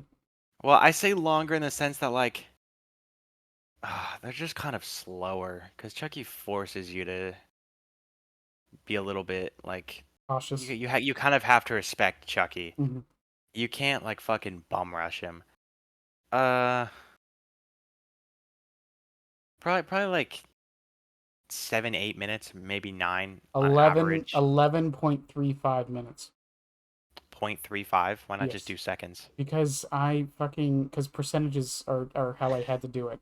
Because time and Excel don't work well together. Okay. Anyways, Yeah. it was 11 in like 11 minutes and like 15 That's like seconds. yeah. But I'm doing the best build with all of the regression perks. I'm only at game. I think I'm at 32 right now, but it is Yeah. the average match time is 12 and a half minutes right now. Yeah. So it didn't even really increase it that much. I mean, it comes to a point where regression slowing the game down. I mean, you only need a certain amount of time to get everyone killed. Yeah, well, that's At a certain point, you have so much regression that it becomes redundant, and there is absolutely no shot you need anymore. yeah, well, that's the other thing about it was the no perks, no add-ons. The average kill was I think it was 2.5, so about a draw, mostly draws. Um, Yeah. the with the best stuff, right? Like I said, right now at 30 games, the average kill rate has been 3.75. Yeah, that doesn't surprise me that much. I mean, it also comes down to public matches are just kind of easy. And once you get over the bell curve, like they all start to really blend together because MMR is kind of like non-existent at the minute. There was a little period of time where it was like really like strenuous. Mm-hmm. Then people didn't like it, so they turned it off. I feel like every time I open Twitter, I see people like, "Well, my survivors, like, yeah, the strongest fucking comp team in the game is my survivors. My That's survivors this, my survivors that. Motherfucker, you probably have a 300-hour Michaela who's playing with her friends, like, and she just got off work. Like, as long as, like, survivors who can read are gonna get over the soft cap. Once mhm. you're over the soft cap, it's essentially like old red ranks were. It really is not like when I was recording the guide, genuinely, I ran the same generic build on every map, as I'm sure you know. Mhm. And the only map that I did not 4K or like 3K and I let someone go or something like that was Gas Heaven, and that was because they had like I mean Gas Heaven is also a very bad map for Ghostface. And I went into it like explaining like this is why it's rough, here's how we're gonna try to play around it. And then they had like two of the like hyper focused stakeout builds. Mhm. Or not stakeout, it was like hyper focused like built to last. And it just like shitted on me. Yeah. Because obviously the gens flew. Um so I mean, I, you know, yeah. what Have are you you? gonna do about it? Ha, The game is kind of balanced towards whoever is willing to bring the strongest thing, and the strongest thing is always so much better than the worst thing that you can really tip the scale in your favor mhm. depending on how mean you want to be. Have you been playing the past couple days or so, or this week at all? I haven't played since like January 8th. Oh, okay. Yeah. I don't know what is going on with the MMR this week. This week, I don't know if it's because people are waiting for the next chapter, but I have been getting fucking shit on the past like 3 days. Don't get me wrong. I'm not sitting here claiming I'm like the greatest player in the world, Yeah, but I went from getting like I went from like I would lose like every like three or every third or fourth match to losing 3 out of 5 of my matches. I don't yeah, know what the fuck happened. um, it was yeah, it's been nuts the past couple days, and I'm not gonna sit here and fully blame MMR because I yeah, don't like doing that. Because my opinions on MMR have always been apathy. I really don't yeah, care, but yeah, it's been really frustrating in that sense. But at the same time, it's like I mean, if I don't know. MMR is a whole can of worms, which I think will bring us into state of the game, I suppose. Um, yeah. how do you feel the state of the game is right now? I know you haven't played since Uh, January, but you know. I mean the game right now just kind of feels a bit stale. Hmm. But I feel like everybody kind of feels like that. I mean, things are more balanced. Like I think the game is better than it was before, Hmm. but the problem is that the game is just getting old, and as old games do, um, Dead by Daylight needed new modes forever ago. It needed some sort of like it just needed something, and it really hasn't got it. Like the events that are the limited time events are kind of cool, but like you can only I can only hit someone who's marked and have them tank it because of the ghouls so many times before I wish that it was a separate mode and not limited time. In the fucking Christmas event of 2022, the original snowmen, uh, I would they were like genetically modified to absolutely skull fuck the twins and Ghostface. Mm-hmm. Because if Victor was near you, you could hop into a snowman. Victor would hit you. The snowman would tank the hit. Then you could kick Victor. Right. Why? Why would I mean, in general, the snowman gave you a free hit if you jumped into one. But on top of that, this was pre the Ghostface buff, I think. And so, um, you would hit him, and you would lose your power and you can't stalk them in it. You can't do anything in it. They can reveal you from inside the snowman. Mm-hmm. They can tank a hit even if they're marked. They can like oh my god. Just the fact that he would lose his power every time and those snowmen were everywhere. That was really fucked. And I feel like these things would like I don't hate the snowmen. I think the snowmen are a good addition. I just wish that they were in a separate playlist, maybe reskin them so it's not like an exclusively winter thing. But the game is getting older. The code is getting spaghettier and spaghettier. And yeah, there's new content coming out, but the new content is forced to adhere to such a rigid formula that I feel like never changes. You know when the last time we got a new gameplay mechanic was?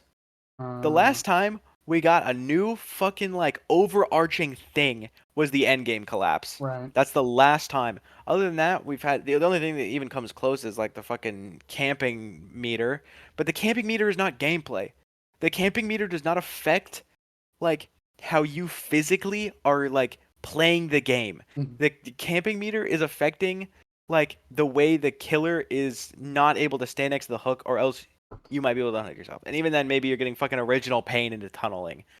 But like totems or like fucking adding the like changing the hatch or like keys or like endgame collapse. The last time we've got something new, a new thing that alters the way the trial works was the endgame collapse.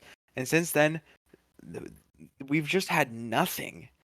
And I feel like there really needs to be something to spice up the way the average trial is going, Mm-hmm. or else these things are just they're stuck in a box, and you can decorate the box however much you want it. At the end of the day, it's still the same box, and people can only hold mouse one on a generator for so long before they start to bore of it. So I just think we need more game modes. I mean, the game's headed in a generally positive direction, but even with the game headed in a positive direction, the age is starting to get to the game. Yeah. It needs something new. Yeah. I think like the lights out mode they did. I've criticized it a lot. I like what they were trying to do with it. If It's a any, step in the right direction. I think if anything, my favorite thing about that mode was no perks, no perks on either side. Yeah, I agree. Which is actually why a lot of survivors hated it. Lol.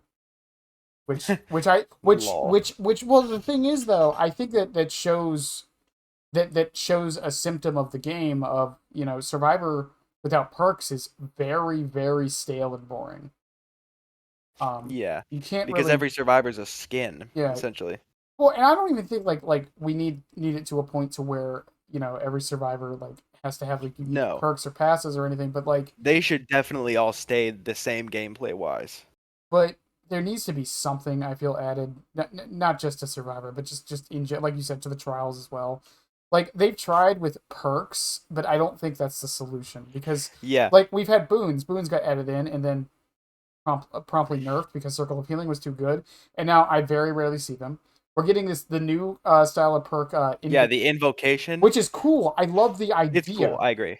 But once again, it's a perk, Yeah, which means that you have to have perks. I'm not gonna see it every game, and there's only one of them right now.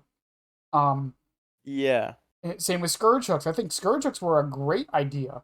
Um, we can argue balance of them all day, but I think the idea is great. But once again, it's a perk. Same with totems and hexes. Like totems are yeah, always there, but like most killers don't bring hexes nowadays. yeah. Um, The totem spawns are so obvious now. yeah. I think there's a problem with the way that their design goes because a lot of things that should be like that could be features of the game are perks. Right. Like the invocation, honestly, that could just straight up be a feature. Yeah. That does not need to be a perk. That could just be a feature and that would be sick as fuck. I feel like most people would like that. But they just keep releasing new like types of perks. Like we had like Hex before, and now we have Scourge Hook. Scourge Hook was cool. I feel like that was before like they got oversaturated. But now we have like Teamworks. which Why the fuck do we need Teamworks? We already had perks that trigger on healing each other. We had Aftercare. The mm, aftercare is not a teamwork. You know, fucking teamwork power of two is so stupid because the gimmick with it is that like you heal each other and then as long as you don't separate, you get a movement boost. so You blood know, perk pact, does the exact same fucking thing. blood Blood pact. pact and blood pact didn't need to be teamwork. Blood pact. It's just blood pact. You either make the thing simple, or here's something we could do. We could not fucking call it a teamwork perk because it doesn't need to be. You can have a perk that requires you heal people without having it be like a whole new category. 'Cause it definitely doesn't need to be. The teamwork perks don't need to be a category. And the fucking invocation perks, it could just be a feature. It should just be a feature. Yeah, I'd actually kind of be cool with invocation being a feature, honestly, because Yeah. I think not only does it like change things up, it also does something I think behavior has been trying to do for so long in Survivor, and it's give them something else to do. Yeah. Um, With a nice risk and reward to it as well. There's no yeah, fucking risk reward to holding on a gen. yeah, and on top of that, it also means basement has more of a purpose. I agree. Basement is essentially useless right Yeah. now. Um, Unless you're Trapper or Huntress. yeah, and I mean, oh, there's always a chest down there. Survivor, how many survivors actually go for chest unless they're doing a challenge? And also, going for a chest is throwing. Yeah. Like, they need an objective that is, like, worthwhile. Because cleansing bones is not worthwhile. Cleansing fucking. Honestly, I. Okay. This is gonna sound insane.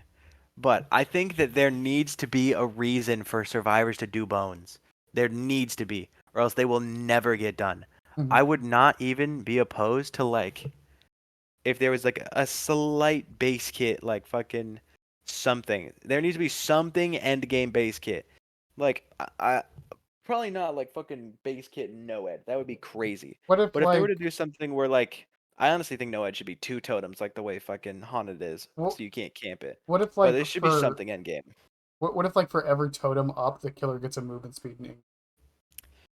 It could be, but I feel like that also wouldn't really be incentivized enough.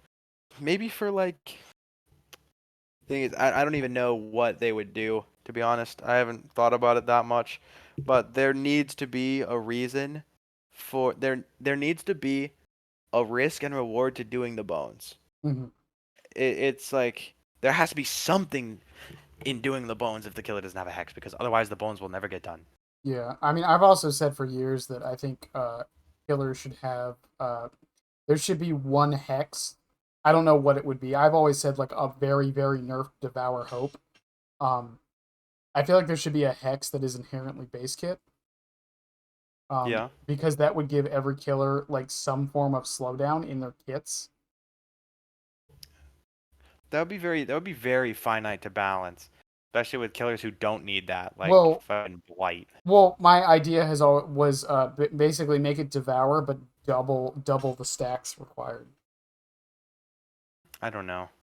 Yeah, Devour is it's very, very. yeah, but okay, think about it. Think about it, right though. Base kit Devour, but you have 6 stacks of it to get the exposed effect. Yeah, I mean, Like at that point, if they haven't done the bones or looked for it, you know what I mean? yeah. I don't know. It's not. It seems like a bit of a shoe-in when Mm. they could come up with something like entirely new for it, though. Yeah. I'm just trying to use what you know what's already there. But yeah, Yeah. I get what you're saying though. With the game, it can feel kind of stale. I mean, to be fair though, like this isn't just a Dead by Daylight problem. I think this is like every live service game over the past couple years. I mean, people have been complaining about it with Apex. People have been complaining about it with Overwatch. People have been complaining about it with League. Like, it's just I'm gonna say something that people are gonna hate. Games are not meant to last this long. Yeah. I really don't think they are. Um, and I also think Dead by Daylight in particular is, and I can't. I'm gonna be hypocritical saying this. It's not a game you're supposed to play for like hours on end. Um, I don't know. I really don't I think feel like, I don't think it's designed that way.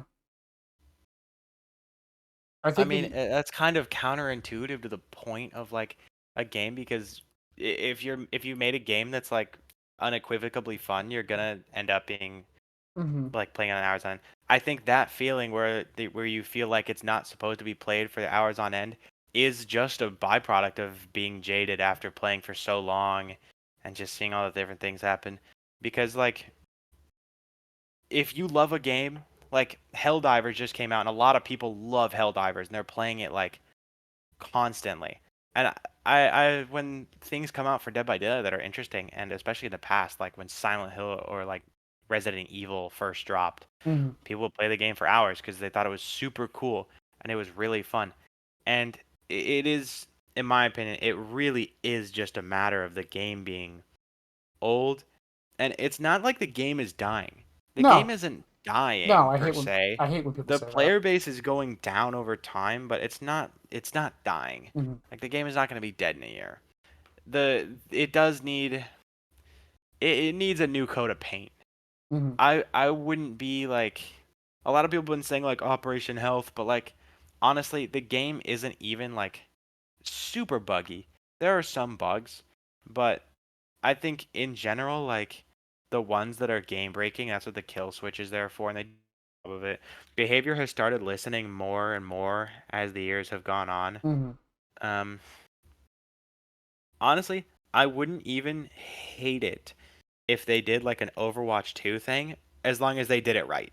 Yeah, Because I everyone knows Overwatch 2 is fucking terrible, I, but like yeah, they need it. the whole idea of like a Dead by Daylight 2, I'm not opposed to it, but yeah, basically what you said, like It depends almost exactly how they're doing it. yeah, But because it's not an intrinsically bad idea. It could go well. but I also like and this is just I also don't know how like licensing stuff works as far as that goes. I like do they Yeah. have to re-get the licenses because it's technically a different game? It's like I don't know I'm if not that's the sure. case or and if that's or would we have to rebuy the licensed characters because of that? Or honestly, they could like if you've seen like Counter-Strike just got a new engine Mm-hmm. and like the game is like the exact same, it's just kind of replaced. Mm-hmm. Like on this where CS:GO was on the store page and like in your Steam library, one day you open Steam and CS:GO is never there again and it's only CS2 now. And it's not like like it's not a different game. It's like they just switched it out. Like if they were to rebuild Dead by Daylight on a new engine, maybe like change up how some things look, maybe like reorganize things so the patch times don't take forever, Mm-hmm. even when it's a fucking like one 1 megabyte update. Like just freshen it up a little bit. Put a new coat of paint on it. Get some fucking Febreze in there. Clean out the cobwebs. Gift wrap it, send it out. I feel like a lot of people will like it a lot more. Mm-hmm. It'll feel fresh. It just needs something new. Yeah, it also I think another problem Dead by Daylight has. I know people are gonna hate me for saying this. Let me finish my statement before you say anything. Okay. A lot of other games have ranked modes. Hang on. Mm-hmm. I don't think DBD needs a ranked mode. My point is that Dead by Daylight doesn't really have anything to strive for or like go for after a certain Yeah. point. Um, because let's say you're playing Overwatch or League or any of these other games, that option of ranked is always there to give you something else to go for once you've kind Yeah. of done everything. To like prove you're the best. Yeah, and like Dead by Daylight doesn't really have that. I'm not saying it necessarily needs to be a ranked mode, but like devotion levels don't mean anything. No one really cares. Um, people finish the battle pass in like 2 weeks. Like, there's the archive challenges, achievements, I guess, but no one like really cares about any of that. Like, No. there's nothing to really go for. And people can say, well, if the game's fun, you shouldn't need that. I, the people who say that, I don't think they understand how the human brain works. You still like don't get me wrong, that fun factor is there, but it will fade. Even if you were still Yeah. having fun, you're still not having. You will never have as much fun as you did. Yeah, And and I mean, like, for that to be true, I mean, it is true to an extent that, like, if the game is fun, people will play more. But also, you would have to produce like a generationally fun game, like mhm, Left 4 Dead, yeah, where like 13 years on, people are still playing it, even when there's no grind, no hmm cosmetics, no in-app purchases, no nothing. And so, game developers are rightfully not like overconfident in thinking that they're about to produce the next fucking Team Fortress. right. So they put some extra stuff in there for their players to go for, and there's nothing really wrong with that. No, and I mean, as someone who is, I have a very I have alexithymia, which is basically someone's gonna correct the shit out of me for saying this. I can't make goals. My brain is like almost it's hard to explain. I'm incapable of making my own goals. So so when I play a game, I need it to tell me what to do a lot of the times. Yeah, Um and this is just a me thing, but it's also like a lot of people are like that. They like they need something to kind of push them. they Not need direction. yeah, like they don't necessarily need to tell them exactly what to do, but they need like where do I go from here? Like direction. Just a kind of a tiny push into where what to do and where to go. I think it Um would be nice, like if they were to add something like that, but it doesn't even necessarily need to be like all that much. no, It could be like the blood points we get now are nice, but they are not. You can get blood points anytime you want. right. You don't need to be like, oh man, gotta miss out on these exclusive 2 million blood points. It could honestly just be like a fucking charm for what Yeah. like grade you got. But if they made a new charm for say there's like 3 months per tome probably. It's like or no, it's 70 days, isn't it? Yeah. So if they were to say like, okay, so for these two season resets, we're gonna count your season resets towards like a tome thing, and then at the end of every tome you get like maybe a charm hmm that displays like how active you were during that, and it's like unique to each season. Maybe that could work. Uh, like, because if they're not gonna add a ranked mode, like it would be hard for them to add like skill-based divisions, hmm charms. Well, I mean, they've But already said that like with the current SBMM that or MMR, they don't want to show. I hate this argument, but they've said they don't want to show like the numbers or like skill brackets yeah, because they think it would cause toxicity. Um, which I still think is a dumb reason not to do it, but whatever. not Because like they can cause any more than there is now. well, it's not even just that. It's just I think because it's not shown, it makes it worse. Because anyone can just say Yeah, they're high MMR and completely like negate anything you say. my survivors. That's well, it's the thing. I've said this before. The reason I hate MMR being hidden is because I'll like show a clip of me doing something, and someone will be Your like, survivors are shit. "Yeah, your survivors are shit," and then I'll be like, "Well, actually, I went on a like," and then I'll like show them the numbers of like, "Well, actually, I win 90% of my matches." So if MMR is working the way it's supposed to, then I shouldn't be like the survivors I'm going against shouldn't be that shit. This was just a Well, particular once again in theory like how it should yeah, work. in theory. Yeah. Although the MMR is very, very lax the Um. majority of the time. But yeah, once again, that's my biggest problem with not showing it. It's like Yeah. it somehow both makes arguments invalid and valid at the same time. It Yeah. it's yeah It's kind of a catch-22. It's like, you ever heard of Schrodinger's dickhead? yeah. Yeah. Fucking um. Schrodinger's survivors. Yeah. Like once again, you can win 90% of your matches, and someone will be like, "Oh, your MMR must be low." I just said I You were win throwing 90. off stream, huh? Well, no, yeah, this is the thing. It's like I literally just said I win 90% of my matches. So either MMR doesn't work, so your argument means nothing, or it does, so your argument also means nothing. But because it's double negative, it means something, I guess. Yep. um, Their survivors were just better. They Y- play against Team Eternal every day. I Yeah, saw. yeah, every day, Team Eternal is my uncle. every Swift team Eternal is my uncle. Every Swift is a comp team. They're not just chilling out with their friends at the end of the day. Yeah. Running Champion of Light, Those and damn Swifts, they do it because they hate killers. I play Swift very seldom, but when I do, it's like all I'm doing is I'm running Champion of Light, self aware, Wow. and doing the dumbest shit the You whole must time. hate all killers and want all killers to. Oh, I You're do. also an entitled survivor main, All right. and Uh, behavior needs to stop rigging the game. so you joke about this. I my YouTube channel, I do commentary videos. Yeah. I show killer gameplay in the background, mostly Chucky. I talk about killer a lot. Somehow I have been accused multiple times by multiple different people of being a whiny survivor man.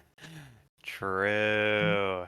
It makes Yeah, it's just the tribalism, to be honest. it's not like a tribalism I can get, but that doesn't even make any sense. It doesn't need to. Their brains are reduced to me killer, me no like survivor. They nerfed the vaults. This is good. I try to advocate for both sides, my best, but apparently people just don't Yeah. like that.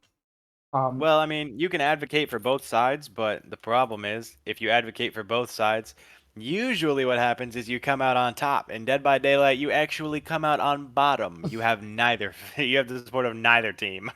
yeah, because it's like the whole argument right now is like I think regression should be nerfed, but I also think any way survivors can speed up gens should also be nerfed at the same time Oh yeah, to the compensate. gen times need to become more consistent across the board. Apparently that's a hot take because some people were so mad about it. They're like, no, only nerf regression or only nerf speed up. Bro, you can't have it Yeah, both ways. You dude. Okay, this just reminded me. This is like slightly off topic, but this reminds me. There was a when I was playing comp, I was like, well, I fucking suck against Spirit, and I wasn't on the main Survivor team, but I was like, I was playing Survivor with them because I wanted to improve. Mhm. And so part of that was I went out and I found someone who was like very good at Spirit, and I was like, yeah, okay, so we can like when we won a bunch, and you can try and show me the ropes of how to play Spirit. And this guy is like, oh yeah, actually, there's no counterplay because I'm using an audio visualizer that takes the audio I'm hearing and puts a directional arrow on my screen of where it's coming from. And I'm just like, like fucking playing along with it. As he just casually reveals to me that he's cheating. It's like, bro. Okay, He's like, I he's like, would I have like an 800 win streak. I'm trying to beat Alf's nurse win streak. In my head, I'm like, dude, you are literally hacking. You are describing to me that you're hacking. He's like, yeah, I don't think they would allow this in comp though. no, they They don't allow it probably in the wouldn't. normal game, actually. I hate to break this to you, you are hacking. I mean, That is not allowed. I've talked about this before with stuff like that. I think there's a line because like if someone's deaf, like you know what I mean? Like should they be I allowed to mean, use something like that? here's the way I see it. Mm-hmm. Like, it's unfortunate that if you are deaf, you're not going to be able to play Spirit. Mm-hmm. Like, that just sucks. And I'm not going to like minimize that because obviously being deaf is very hard for a lot of people. Mm-hmm. Like, I would never want to be deaf. But at the same time, you can't there's no possible way to accommodate everything to every need. No, You obviously just there's simply not. can't. And the only way to make Spirit playable for deaf people would be to visualize the audio, which is such an insane advantage to Spirit that like But but deaf people are unfortunately just going to have to miss out on Spirit. And it sucks that it has to be that way, but you just can't accommodate everything to everyone. Deaf people like but okay, my unlucky. yeah, my point is like so for like a third party system that does it. Yeah. Should a deaf person or like if a deaf person's using it, would you call them cheat or would you say they're cheating? Uh, if a deaf person is using it, I would say it's a gray area. What like they are using a third party tool to gain an advantage.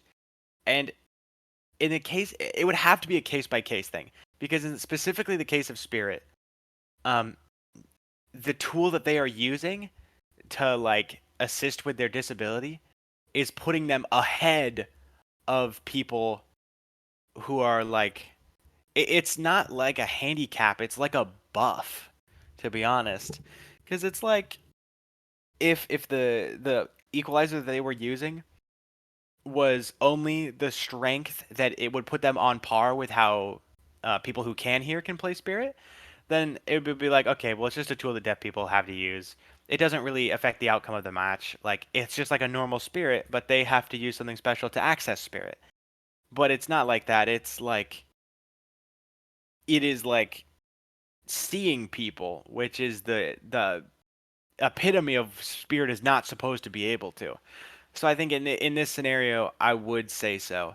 But it's obviously not something that anyone feels good about. But you ultimately just can't Yeah, but accessibility everything for everyone. yeah, but I also think that, well, once again, I've had this discussion many times. I think it's also a slippery slope argument sometimes, but like I think like something like let's say someone has an eidetic memory. Uh, But that's fucking photographic. Yeah. yeah, photographic memory. They can Okay. just memorize everything. By definition, they have an advantage. So like you see, Yeah, they but have an like inherent advantage. And I think that's that kind that of one's a probably a skill thing, bad. I think. Yeah, that one's probably a bad example. But my point is like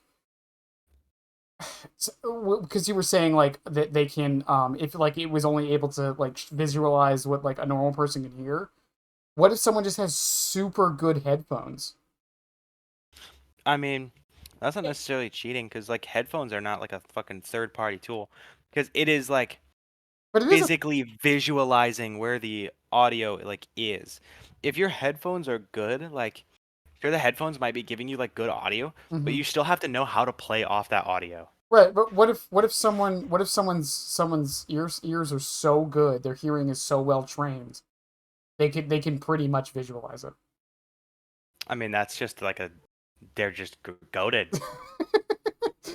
Like I mean, it's we it's can't it, we it can't put everyone on the same playing field. It would be very sad if we were to like well, yeah, because punish people who are just naturally like gifted. I mean it's just like with the filters argument. It's like what if someone has like super good eyes and they don't need filters to see the game better.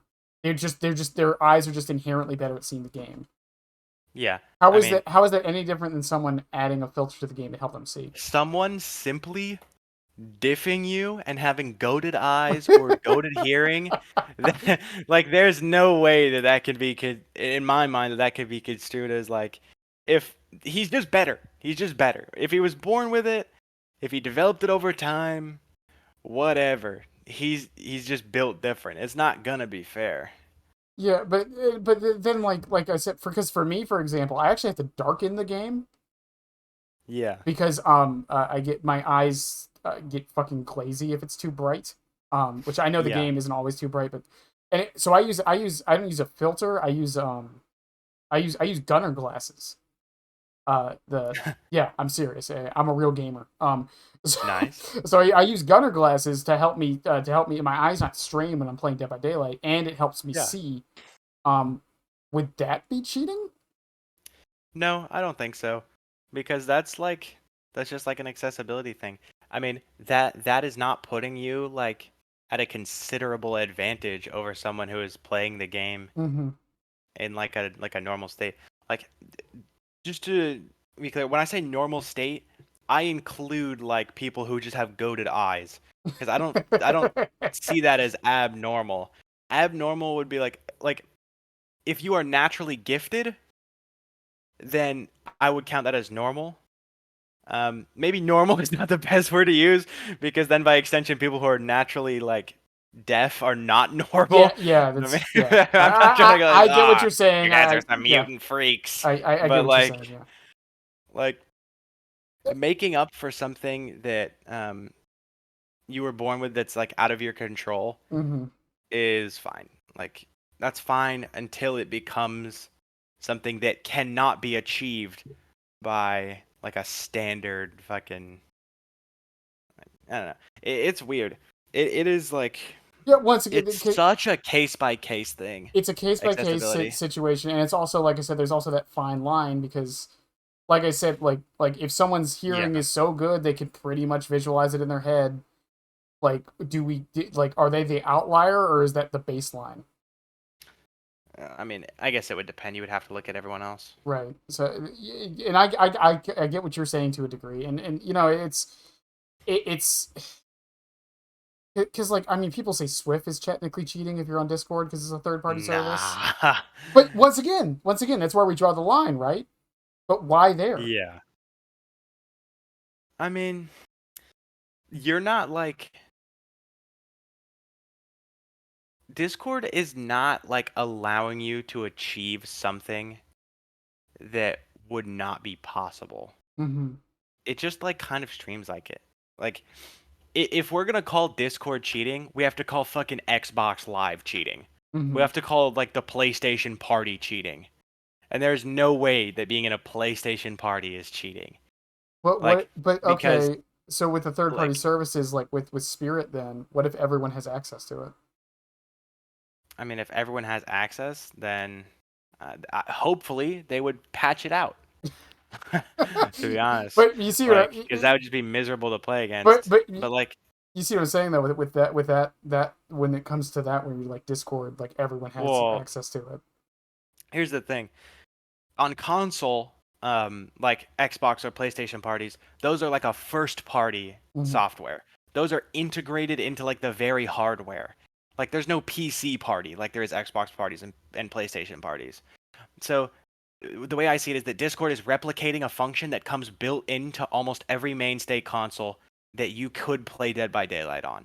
Well, yeah, and Um, there's also the argument of like you could if you really wanted to, you could just LAN, and LANing would be like the same thing. yeah, you could also even use a Steam call. Wait, So that's a I thing? think, yeah, I actually use it often because some of my coworkers only have Steam decks. Ah, It's honestly not even bad. I didn't even know that was a thing. Yeah, What? when I found out that we were gonna have to call on Steam, I was like, oh God, and then it wasn't that bad. But like, the way I see it is that Discord is like emulating the function that a first-party software does on other consoles. What your Xbox does not come preloaded with a Spirit audio visualizer. Mm-hmm. So I think that is certainly unnatural and not intended by the developers. Also, the developers have come out and said that using voice chat is not cheating, Of and they course, have it's not. said that like audio is cheating.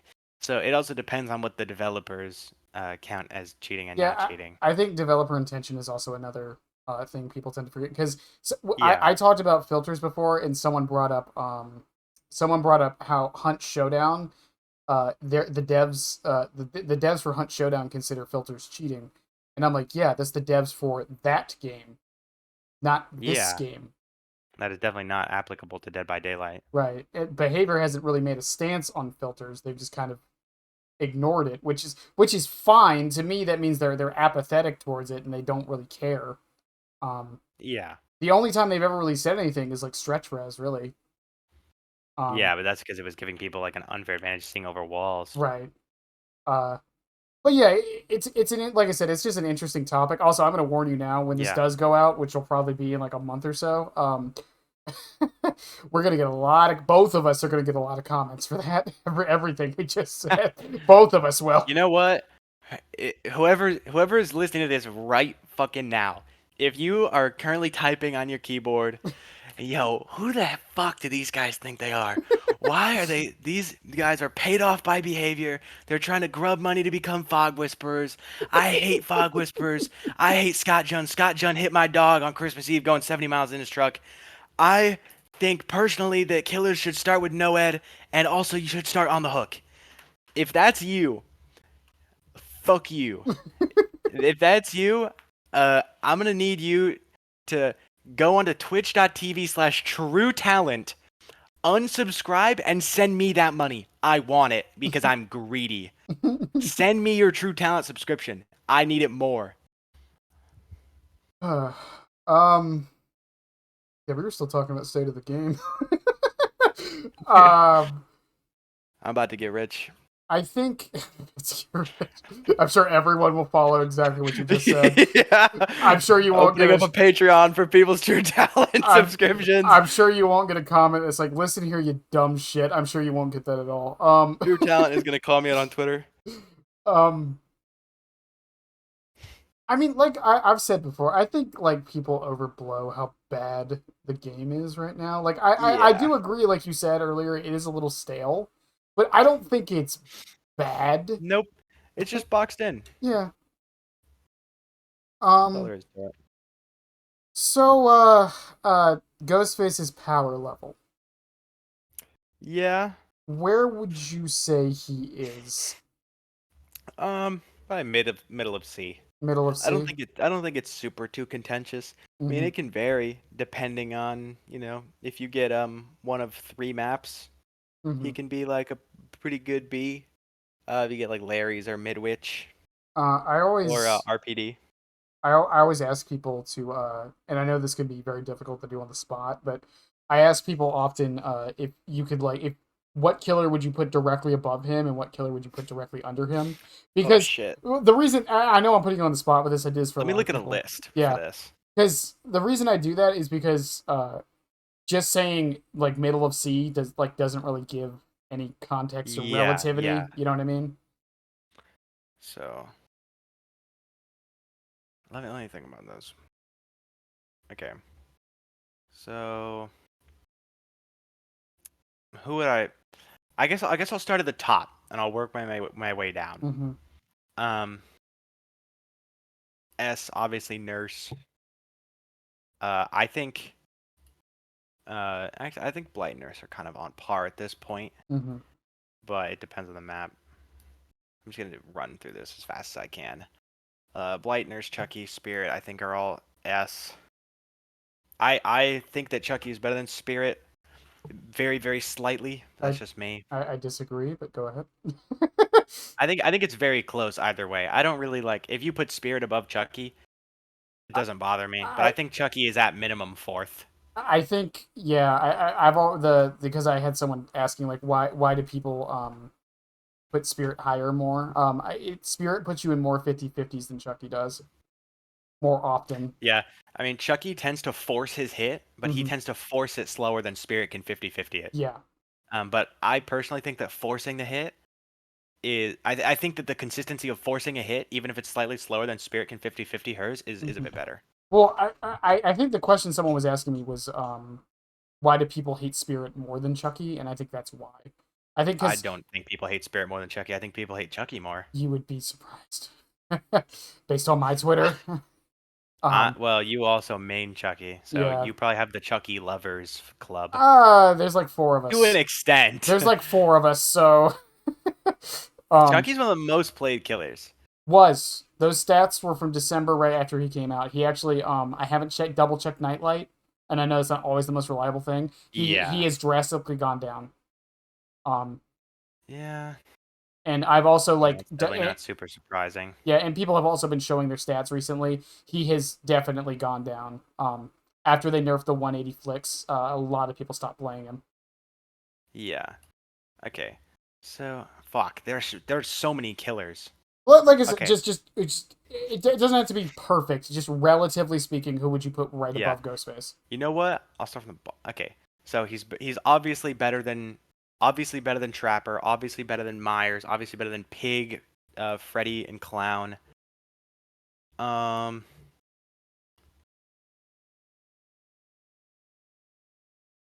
I think Dredge might be the killer directly above him. Okay. I think Dredge slightly beats out Ghostface Mm-hmm. because Dredge's definitely has some flaws to his kit, some undeniable glaring flaws to his kit. Um, See a shadow hold and W. I personally I think Clown is better than Dredge. I think Clown is very underrated. There are some certain people who make Clown look like Clown very lethal. yeah, make him look like a Um, god. yeah, he's got some crazy potential that people don't like to admit because they think he's like, oh, he's Clown. He just throws a bottle. He does more than throw a bottle. There's two Um, bottles. Yeah, and he can throw them fast. I um, think he might be slightly better than oh fuck.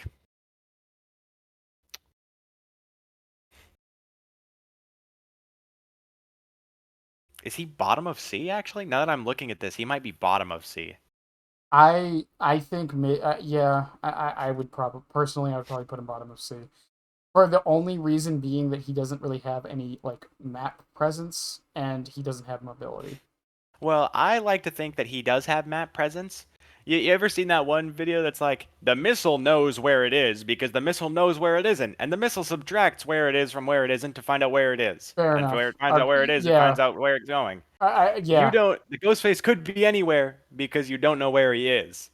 You subtract where you know he is from where he could be, and then that's the whole map. Right. But my point is like once you know where he is, Yeah, once you know where he is. that's my point. Like he Yeah, has no yeah. way of like making up for that. He's not rocking up on you. Yeah. Most of the time. But like that's why I would probably put him bottom of C. I'm sure someone is looking at my old killer tier list, which was a terrible video, by the way. Um, I admit that. Awesome. Well, because Aged well, did it? listen, I had the bright idea of counting add-ons into that, and it made it so much more difficult than it needed to be. I would count add-ons, but I would count like middle of the road add-ons. Like you're not counting like Myers with his strongest add-ons every game. I'd probably count like a healthy mix. Well, that was the problem because I was counting Myers with Tombstone. I mean, I would definitely count the Tombstone, but I wouldn't move him out of D with it because they're the only add-ons that make him not D. Yeah, but it's like once again because someone asked me in that it's like why don't most people do that? Why don't more people like count the add-ons? Because it makes it so much more difficult to like Yeah. explain. Have you seen Otzdarva's tier list? And he Yeah. has for each killer he has a range Hmm. that they could be depending on the circumstances. I really like that idea. I think Yeah. it's very cool because obviously the game has so much variability to it that you cannot make like a finite tier list without doing that. And I think it's very cool that he did. Yeah, because I But mean, even you mentioned it with, and we'll get into this a little later, but you mentioned it with Ghostface with maps. Like, I don't think he's like yeah, 100%. Like, I don't think he's like stupidly map dependent, but maps can help and hurt him a lot. Like the ones I that think are he's good for very him. map dependent to be honest. Okay. Yeah. Yeah. Okay. Specifically, the distinction is indoors versus outdoors, but then also outdoors, um, like you have to play it different. Mm-hmm. It's not necessarily that you can't play it because an open map, yeah, you get revealed, but you can stalk easier as well. Like Mm-hmm. a shelter wood, I mean, shelter woods is bad for him, but just the openness of shelter woods is not inherently bad as long as you know how to play it. The problem comes with map like fucking Garden of Joy, which is not good for anybody. Mm-hmm. But for a ghost face, there is nothing you can do on Garden of Joy. You are fucked. You are fucked through and through. Cause like you can't even like fucking gimmick someone with a pig trap. You have nothing. Mm-hmm. It can be rough, especially after they buffed Garden of Joy, which I don't know why the fuck they did that. They said they were nerfing it, and then they were like, guys, we forgot to nerf it, I guess." And I don't fucking know. They nerfed one aspect of it that or two aspects of it that I'm aware of. And one of them is RNG dependent. Yeah, and So they opened up extra windows main, made the tile next to main spawn as a long wall gym with a window facing the fucking the second one more. the Didn't nerf the row of fucking 5 loops on Shaq's side. there's the balcony area on the right of the house. Like if you're looking at the main building from the Yeah. front, where that god pallet is. Um, One thing they did add is the balcony can actually be broken on both sides. Which it What the once again, fuck? yeah, it's RNG dependent. So it's not always like that. So you can as that so sometimes that palette is a god palette, sometimes it isn't. I've never seen it spawn like that. Yeah, I've seen it multiple times. I play on What Garden the of Joy. fuck? People To be play fair, I guess I haven't played it in a long time. um but like I said, it's not really nerfing it because it doesn't happen Yeah, every it can still match. spawn like that. Yeah. And also the trade-off is now all 3 bottom floor windows can be open at once. Yeah. Yeah. What sort of fucking crack they were smoking when they decided that would be a good idea? Fucking one window there is enough to make the building like unchaseable for Hmm. M1. okay, it's really bad. But yeah, that kind of like this kind of puts it in perspective. Ghostface is like the only killers I have him above are Pig, Myers, Freddy, and Trapper. Yeah, That doesn't really feel great no. because I feel like But I like to believe in my boy that he can do some real damage. And I think I kind of proved it a little bit by playing comp, but he's got some.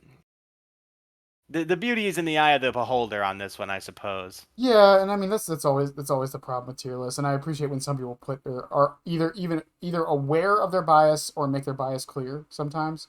Yeah. Um, because like obviously you main a killer even if they're like low tier, you want to think they're high tier even if you know they aren't. Yeah. Um, Or there are the people who will fucking like pick Huntress and then be like, Huntress is D tier, bro.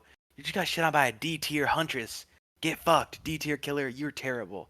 It's like, okay, well, that's not pleasant. yeah, and then there's always like we said, like add-ons, maps, the players, the perks you go against. There's so much that goes Yeah. into it. Because like I've said this, talked about Chucky before, and there's one perk in this game no one runs, almost no one runs, that absolutely fucks him and would make him a D tier killer if more people ran it. What is it? Overcome. Overcome. Oh yeah. It True. absolutely fucks him. Thank God more people don't run it, but I think Overcome honestly should probably be buffed. The problem with Overcome is that you have to be healthy to use it. If you could get unhooked and then take a hit, and that BT hit you get Overcome off it, it would be great. oh It yeah, would it would unironically be like a decent option. yeah. I think it's just one of the. I mean, I think it's not so much that it's not good because don't get me wrong, like it has its problems, like you just said, but I think it's also just because sprint Yeah. bursts and life are just infinitely better. Yeah, yeah. Um, once it falls into that camp, a lot of perks in this game run into. Yeah. Like, why would There's so you many at this point. why would you run Soul Guard when you can just run Buckle Up? Oh, but I love Soul Guard. I'm so pissed about Buckle Up. I can't believe that they haven't nerfed it yet. I was a big advocate that Buckle Up should get a buff because I felt like all of Ash's perks were useless. And then they just made it the most annoying shit to play against.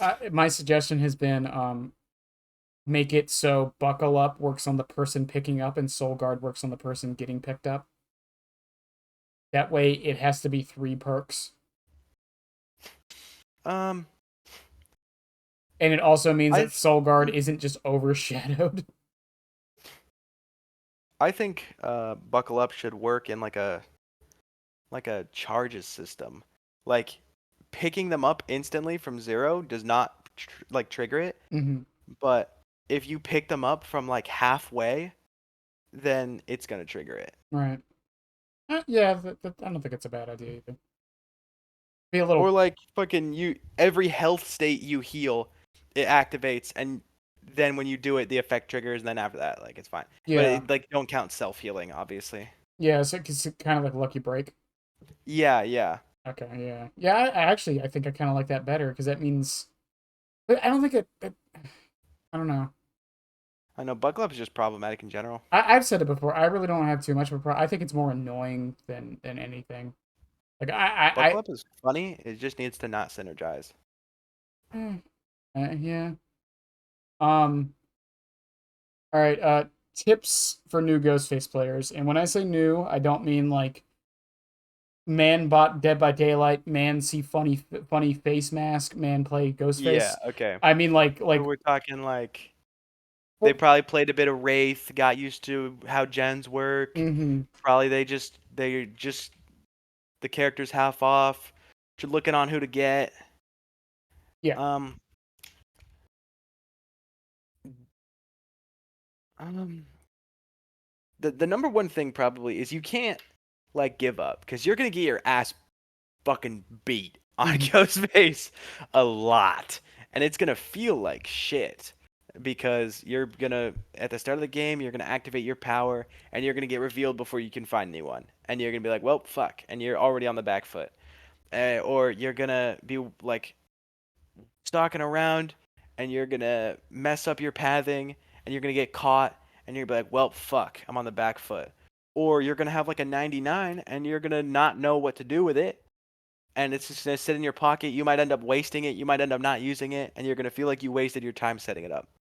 So just don't like there are a lot of things with Ghostface where one mistake for you will break your game, or one mistake from them will break their game. Mm-hmm. You are as close to changing the outcome of the match as they are at any given point. Mm-hmm. And there can definitely be like scenarios where like it's do or die. Like you've got multiple marks, things are at like a boiling point, or things are at like after you've got your markdowns, you're kind of calmer, things are resetting, your marks are starting to go out of cycle. But you have to manage that cycle. So just do not get discouraged because you will get your ass beat repeatedly, and that's okay. And that is why most people don't play him. But when you learn him, it is so rewarding. It is genuinely one of the most satisfying feelings to have an ambush go well. If you see on barbecue, this person is here on this gen, and you're like, well, if I pad this way, they won't see me. I can sneak in from this angle. I know what this tile looks like. I know where this pallet's gonna be. I'm gonna fuck them up. You go over, you fuck them up. It's like it is cash money. You feel like a genius when you do it Mm-hmm. every time, and it's fire. So like just don't give up. But for actual like gameplay advice and not like mentality stuff, um, for most killers, right? If you're like, fuck, this gen's gonna get done, like a hillbilly is just gonna sprint a straight line towards the gen. That's gonna be the fastest way. A Mm-hmm. blight or a Wesker is gonna go straight towards the gen. For a Ghostface, he doesn't have that chase potential. So here's the analogy I like to use for new people. Would you rather spend an extra 20 seconds taking a bit of a longer route to get to the generator and get an easier down, like you get a good solid ambush, maybe they make it somewhere but they don't make it far, you can close out that chase. Or you could walk straight at them, maybe you save like even more time, but your ambush is weaker. They might reveal you before you can get there. You might not get your mark off. You might have to go for two M1s.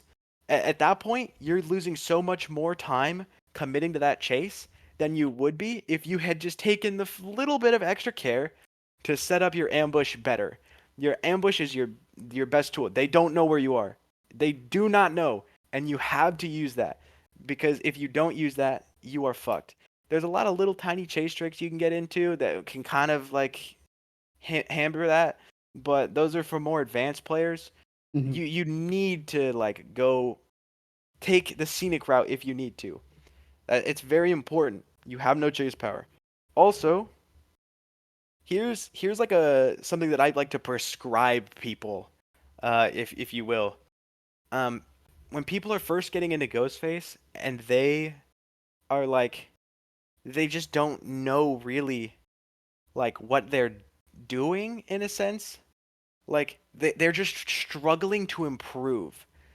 They feel like they've hit a wall because they're not really used to playing it as they would. Uh, you should try and play marked downs only for like a week. Maybe that's too long. Maybe you don't need that long. Maybe you're a quick learner. I don't know. I guess you'll find out yourself.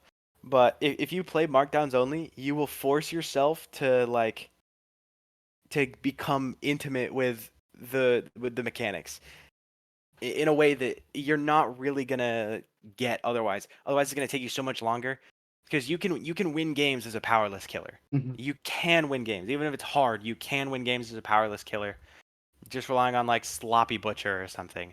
But if you are forcing yourself to use your power and limiting yourself to downs that you got using your power, you're gonna understand so much better how your power is effectively and efficiently used. And then if you combine those like M1 killer fundamentals that can allow you to win games without a power, your like nice perks that combo with it well and kind of fuse the two, it's going to be so much harder to deal with. Especially if you're new, you might be playing against newer players. Stealth is very, very good at a low level. Mm-hmm. It is very good at a low level. You might accidentally lull yourself into thinking that you are doing better than you are. And that's not to be like mean, because I mean, like I want people to get into this. This is a killer that I love, that I'm very passionate about, and I feel like a lot of people are passionate about it. I made the guide because I feel like more people would like it if they would give it the chance. So I don't want to dissuade people from playing it. But genuinely, stealth is very strong at a low level. And it is very, well, I don't want to say very weak at a high level, but the returns are severely diminished. Mhm. So you can't get too comfortable. You have to stay learning. You have to stay improving. You have to stay willing to change the way that you're playing, because what works at a low level is not going to work at a high level. You have to play one layer deeper than your opponents at all times, at all levels essentially, or else things just aren't going to work out. Uh, and actually, do you mind if I plug this real quick? Sure. Okay. I do a series on my channel where if you are new to Ghostface, or even not new, you can send me your games on the Discord if you feel like you've watched the guide, you've watched some of the other reviews, and you feel like it's not helping you, or like you're stuck on one specific thing that you don't feel like I've covered enough. You can send me your games where you feel like you're running into these problems, and I will break down these problems specifically for you, custom tailored to you in a video. Mhm. I will help specifically you. So if that's you and you feel like things are like really stuck and nothing I've said has really gotten through, but you are determined to keep trying, I will help specifically you. Okay, ran over. No, it was a good one. It was a good one. Yes, it was a good one. The only thing I would add, and this is more of a smaller, tiny thing, but Yeah. I was just gonna say, because I know you said focus on just marked hits, which I agree with. I will say a trap I see a lot of, I would say more moderate players, more average players run into. Yeah. They are not willing to take unmarked hits sometimes, and Yeah. it's a habit you have to get out of. Uh, There's a like fine line to it. Yeah. You just there's just a lot that goes into it. You gotta think about where the other survivors are, how much this one's marked. If you will be able to find somebody else to like be able to drop the chase. Can you get the mark in the middle of the Yeah. chase? There's so much that goes into it. But It's almost entirely a case by case with that. yeah. Because like if you have an unmarked, if you have like a 99 survivor that's like trying to take a hit for someone else, there's no shot I'm taking that hit. Hmm. I'm just waiting for that and I'm getting my free down. But if I have like if I need that person injured, there have been times actually, oh shit, I might have a perfect example of this in one of the reviews. There was a game where someone had one person in basement, one person marked, one person injured, and I think they had the last person like halfway stocked.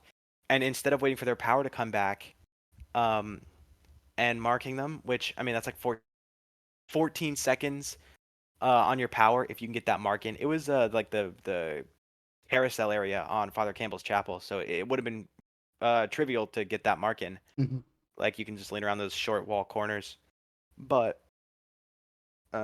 instead of waiting that time that would have resulted in a shorter chase with this particular survivor, they were able to recognize that if they hit this person, then two people are injured. You know that other person's not healing, and the third person is 99.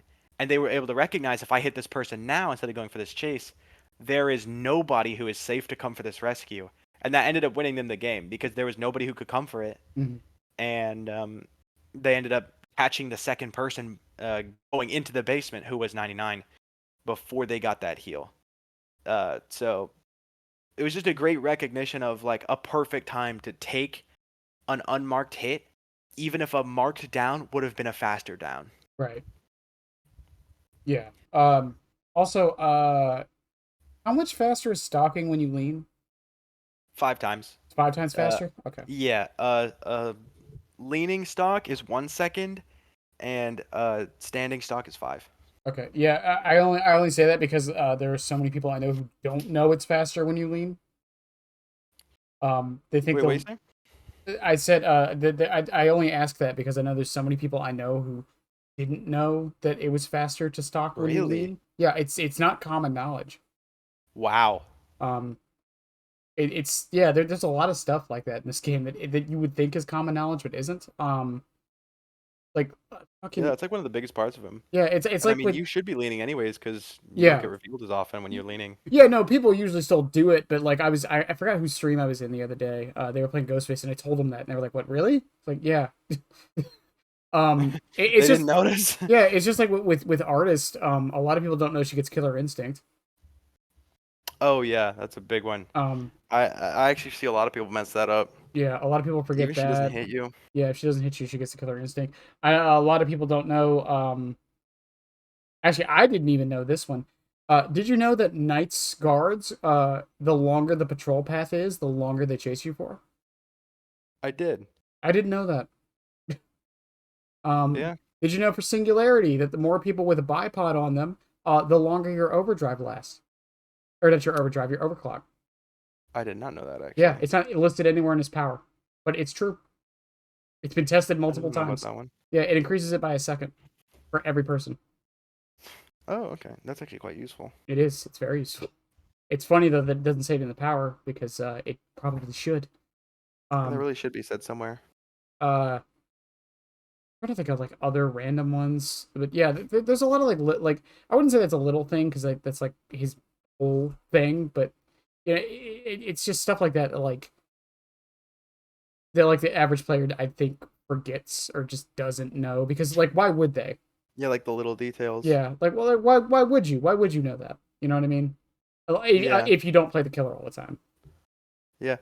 I mean, we were like that's big news to me because we were literally screaming like straight singularity on wreckers Hmm. for like 2 days straight, and he just ran Soma Family Photo, which if you overclock to someone and you both just hold W, the Hmm. singulator will not hit them before overclock ends. Yeah. But Soma Family Photo will allow him to Hmm. get that hit in overclock, Right. and so it just never came up. Even with how many of us we would be slipstreamed, Yeah. it just never came up somehow. Nobody Yeah, knew. I didn't get who I wanted necessarily. I didn't get Coco Latte, who's an amazing Singularity main, by the way. You should probably Yeah, check them out.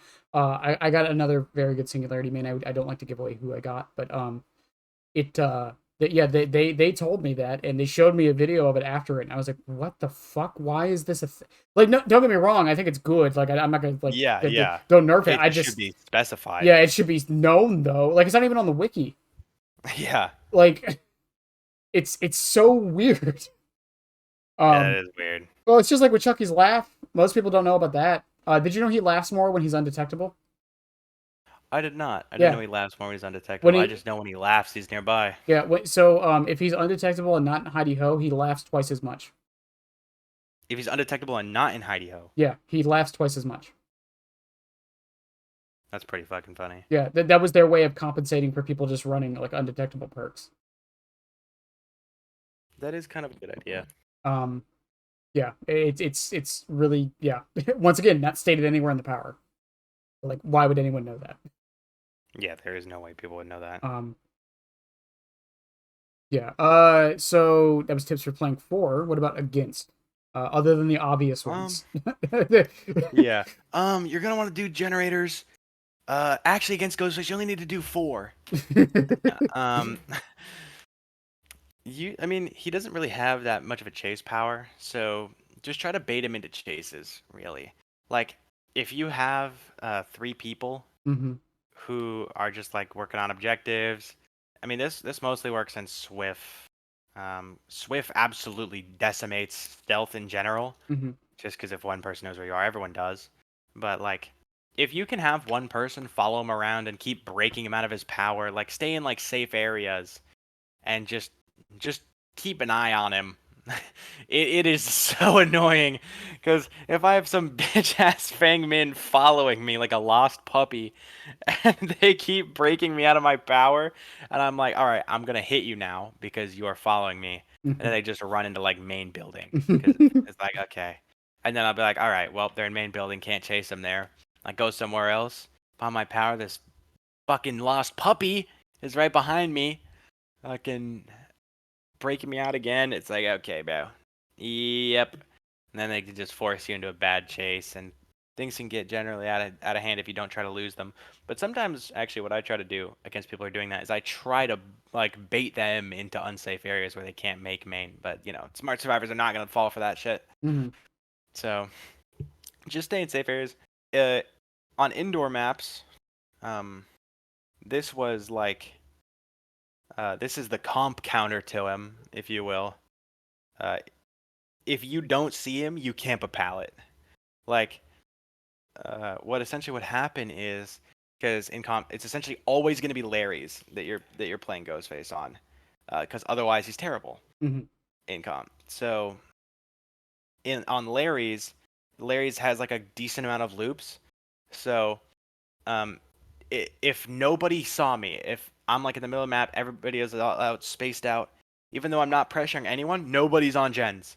Everybody is camping a pallet because nobody wants to give me that free down. And if I get that free down, it's going to be bad. So everybody's camping a pallet, prepared for them to be next. And as soon as anyone sees me, everyone gets back on their generators. And then as soon as that person loses track of me, they get back off. Right. I Which got you. the game takes forever, but it does work. It's slow, but it's steady. Mm-hmm. You don't give him his free downs. You just gotta stay ready if you lose him. It's like losing track of a spider. You Uh-huh. fucking, oh my god, there's a spider in here. I gotta go find something to kill it. You come back, it's fucking gone. Well, I better keep whatever newspaper I had nearby just in case, right? Like it's gonna come back eventually. So you gotta stay strapped. Sit on whatever pallet you gotta sit on, Yeah. and then because I mean, as long as your teammates aren't also gonna get, because you can't do this if like you're a three stack. If all three of you are sitting on pallets waiting, and then the fourth person's on a gen, they don't know what the plan is. So this is like a four-man strategy for sure, Mm-hmm. but it does tend to roll him unless you suck. In which case, I 4K for you multiple times in a row anyways. Fuck you. She knows who I'm talking about. I hate that mother. I'll talk about it in a bit. We'll talk about comp in a bit. Fuck. Um. So, we talked about this a little bit earlier. Um. How well do you think he was adapted? Now, Ghostface is Yeah. is is a weird one because, as many people know, he's he's half licensed. Um. The But face is yeah, licensed. that's the way I like to word it is he's half licensed. Is because Yeah. they've licensed the mask, not the character. Um, even though technically they have rights to the name. Whatever. Anyways, he's half licensed because they have rights to the mask. So they were able to take a lot of creative liberties. That's why he's not the actual Ghostface from the movies. That's why Yeah. he's his own He's thing. not Billy or Stu. Yeah. Or the other ones that no one remembers. Um, That's not nice. all right, you. I don't even remember who was in the second movie. It was it, It was it was Billy's it mom, was right? Billy's mother and that one fucking nerd neck. But I don't remember his name. Shit. He I didn't really like that guy. Oh Oh man. fuck. He was like the friend of them though. Yeah, can I say something controversial about Scream 2? Yeah, go I ahead. think it's overrated as hell. I Yeah, I do really too. don't think it's that good of a movie. I don't like the sequels that much. I like Yeah, Scream 1. I think Scream 1 is really good. I think the rest were kind of like they're fun movies, but they're not great. They're not like, bravo, Wes. I Thank you for the masterpiece. I think 5 is fine. I think Yeah, like 5 was fun. I think five, like 1 and 5 are probably the only two I would say is like I like genuinely think are like I good really movies. enjoyed 6, I but I haven't. recognize that 6 not amazing. I actually, the giant ass posters they hang outside movie Uh theaters? huh.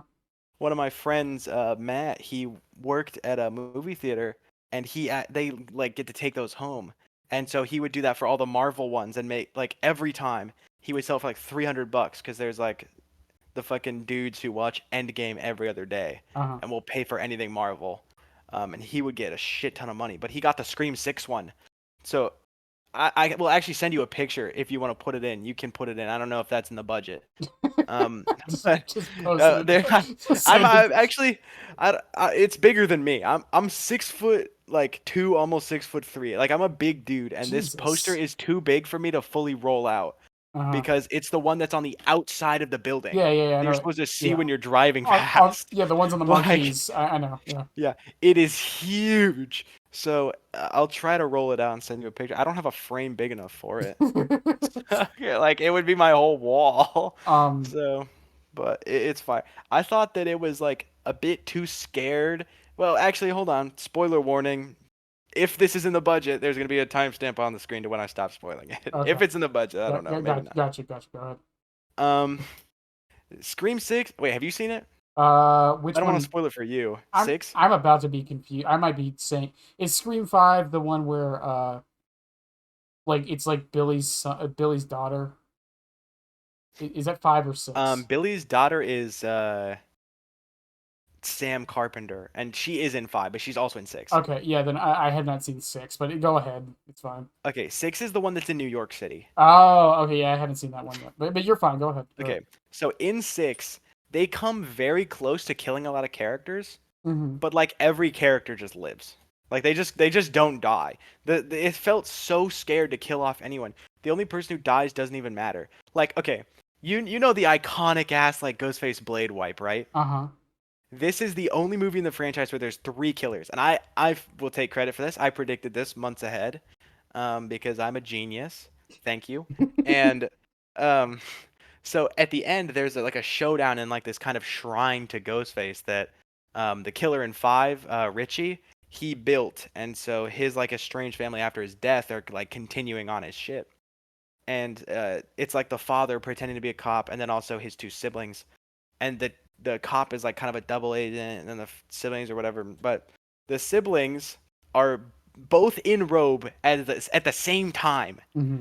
and that's the first time we've ever seen 2 like cloaked ghost faces at the same place the same time.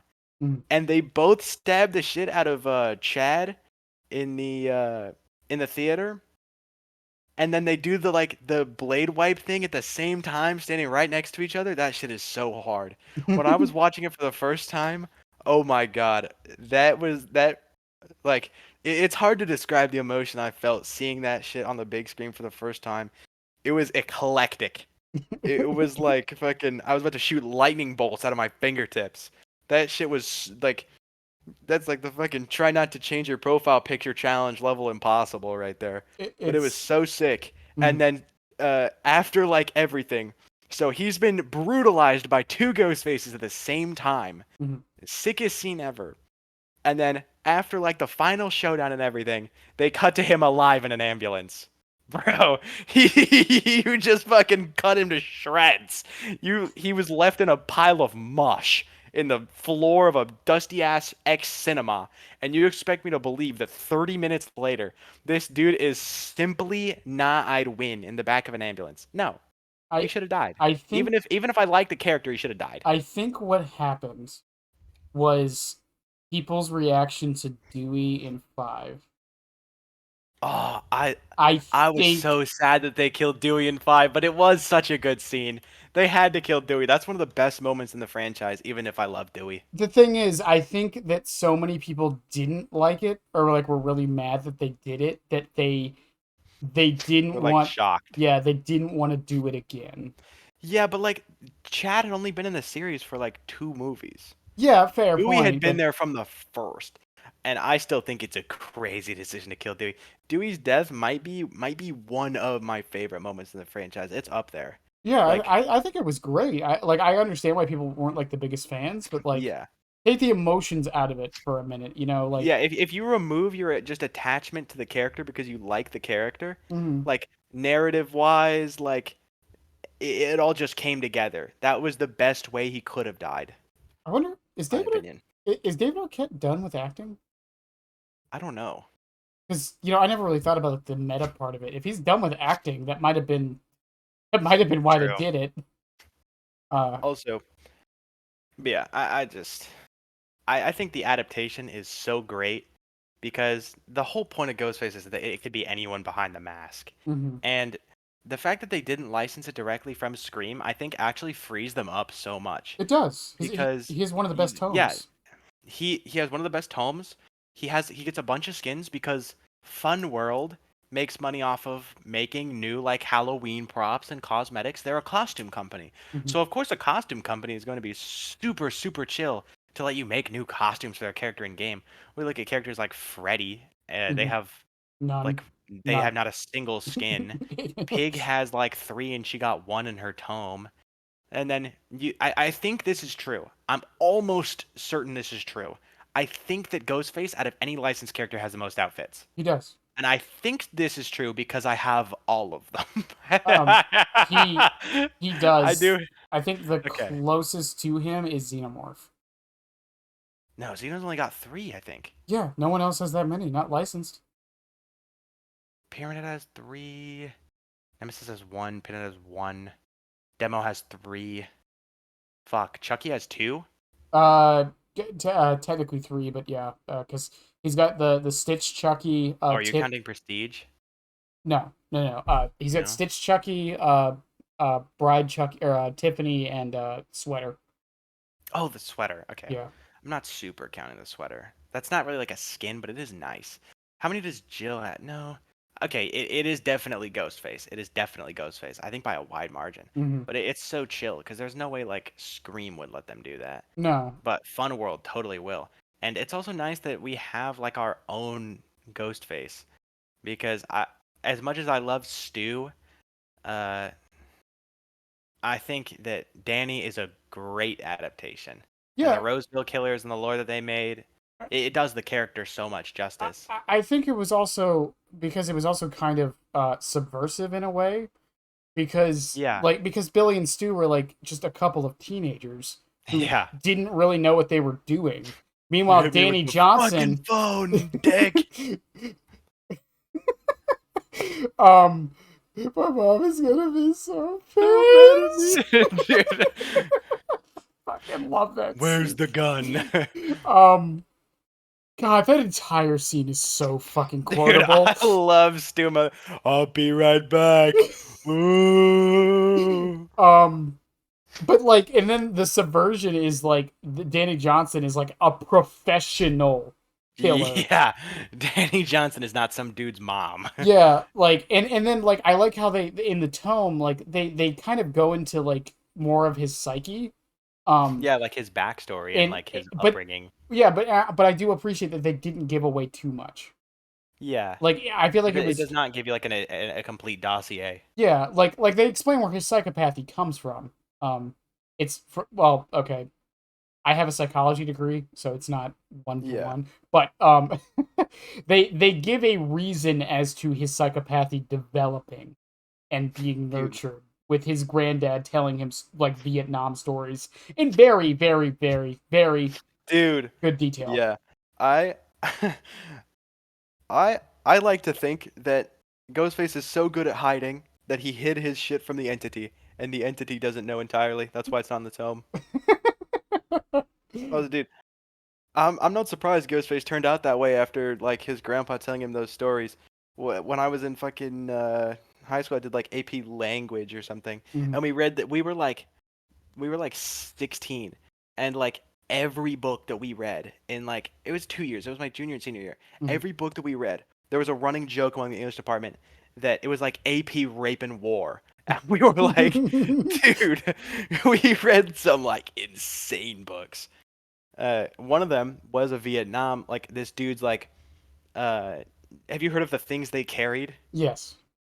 So you'll be familiar that there is a part in the book where Azar blows up Ted Lavender's puppy on purpose, Hmm. and like 3 girls cried, dude. It's the thing is because I'm a lot of people know this. I used to be an infantryman for about 4.5 years. Oh Do shit! not say the words you're gonna say. I Um, won't. um, I didn't do shit. However, in one of my training exercises, I'm gonna put a timestamp here for anyone who doesn't want to hear anything gory or gruesome. Um, uh, because it will be in the budget, I promise. Yeah, it's A- in the budget. Anyways, Let's go. so we were doing a training exercise for clearing buildings, and we were using shotguns to open doors. Um, Classic. and the guy in front of us, I was third in line to like breach the room.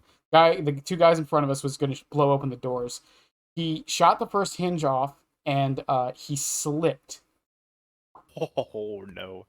The guy directly in front of me got his entire left arm blown off. Holy fuck. Yeah, I have. Jesus Christ. Yeah, I'm not going into very much detail, but based on how that tome is set up, if his granddad went into even the tiniest bit, that will fuck up a kid. Granddad. That will fuck Dude. up a kid. And Nam was that was training. Nam Yeah, was that's fucking Vietnam. They had fucking McNamara's morons. Did you hear about that shit? The fucking defense secretary, he rounded up a bunch of people who he called morons, which were essentially just the mentally handicapped, and mhm. he would use them as doughboys to stick their head down foxholes and see what's down there. And if they draw back no head, then they know what's down there. And if they draw back a head, maybe they'll tell them. I Like, I am yeah, okay. I am Thank you, McNamara. I am 5'4". Um, so, Oh, well, okay, yeah. So GG. I'm 5'4", and in the military, when you're that short, you get the privilege of two major jobs. Your privilege is to clear foxholes because you're the only one Yep. small enough, Yep. and you get the privilege of being on the turrets because you're the least likely to get hit. Um, Yay, turret. because you're a smaller target. That sounds awesome. Yeah, you're an open target, but you're a smaller target. But yeah, I have seen, even in training, I've seen some shit. It's once again like Yeah. yeah, like his psychopathy developing from that. It's not exactly how it would work, but it would definitely desensitize a child. Yo, am I losing my mind or did daylight savings just hit? It Like did. just It now? did. It did. It Okay. just hit. Dude, what the fuck? We just dated That this is video, like, by the way. Thank you. yeah, we just did the video. We just got like, just got mentally flashbanged by that. I'm awake usually right now, so like I was actually ready for it. You were prepared. I didn't even know it was happening today. um And then I looked down at 3 a.m. I'm like, yo, have we been talking for 4 hours? um but yeah, like I think the adaptation did good. And even like even though they didn't directly like go with the Ghostface from the movies, there's enough references there that Yeah, I think, I mean, definitely. the blade wipe, obviously. Yeah. Um It still pays enough homage to the original, and they have the classic Ghostface skin as well. yeah, and the What's Up, which was, scary movie. I Yep. Oh yeah, that was a huge addition. I know a lot of people fucking loved that. my favorite thing about that isn't just that it's in the game, it's that they made it make sense. Yeah. It has a reason to exist, and that is kudos. Like, I know we always talk shit on behavior all the time. Kudos to whoever had the idea to make it make sense in his lore. You know what I think is also awesome? Hmm. Um, you know the zombie mask? Hmm. A lot of people like didn't really like it. I thought it was fine, but like it didn't really make sense. And then we started getting the teasers for Scream 6, and in Scream 6 they have like all the old masks. Hmm. So like the ones that like Billy and Stu used are in there, and like um the like father uses it. And so we had no idea, but because at the time they just had to call it, oh, zombie Ghostface. Does not really look like a zombie. You know what it looks exactly like? Looks exactly like the old masks from Screen 6. And they like subtly slid that in there, and retroactively it makes perfect sense that this is supposed to be the new Scream 6 mask, but at the Hmm. time they obviously couldn't say it. And Yeah, so yeah, it just didn't get appreciated. But I thought it was like okay before, and now that I see what they were going for, I see the vision. yeah, It was honestly like really cool, like to see that come to fruition. yeah. And I guess we'll just talk about this now since we're on basically just talking about skins. But his Yeah. ice pick skin. I know most people aren't the biggest fan of the whole skin. Um, but the ice pick weapon that's the one I use a lot when I play him. I I like it. fucking I love think it's that knife. hilarious. I think because Fucking icicle? Are you it kidding? It's hilarious. I mean, I've always said this so many times. There's always been a joke. I say a joke, but how an ice pick is like the or an icicle is like the perfect murder Yeah, you could weapon. stab someone with it. It'll Yeah, melt. yeah, it'll melt. No fingerprints. It's like it's Yeah, I don't know. Like perfect for him because he's not leaving fingerprints. yeah. Um. I think it's hilarious. I like the whole skin. You want to know something crazy about that skin that Mhm, you might not know? Kind of like the singularity shit. mhm. That icebound skin makes no noise. It doesn't It make the is dead silent. You know, like the flappy cloak noises? yeah. I thought the entity gave him for some reason. Yep. The ice makes no noise. Huh. The ice is dead silent. Huh. And it unironically, it makes on indoor maps that have like low sight lines, um, sometimes the ice skin can be better, even though it's bright blue, because visually it's obviously easier to spot. Right. But um, like audio wise, you will be silent. Mhm, And so on maps where like the walls are like, indoor maps, you're going to be trying to find him on audio more than you would be on an outdoor map. You'll pretty much never need to use the audio of his flappy on an outdoor map like you will indoors, but it makes nothing. I mean, obviously you could also just use Brush Hunter because that doesn't make noise either and it's also not bright blue, but mhm, where's the fun in that, right? right. um. Fuck it, we blue. Yeah, his blighted skin is also really good. I think he has one of the I better. like it, but I wish it wasn't a set. I, wait, Specifically the knife. it's a set?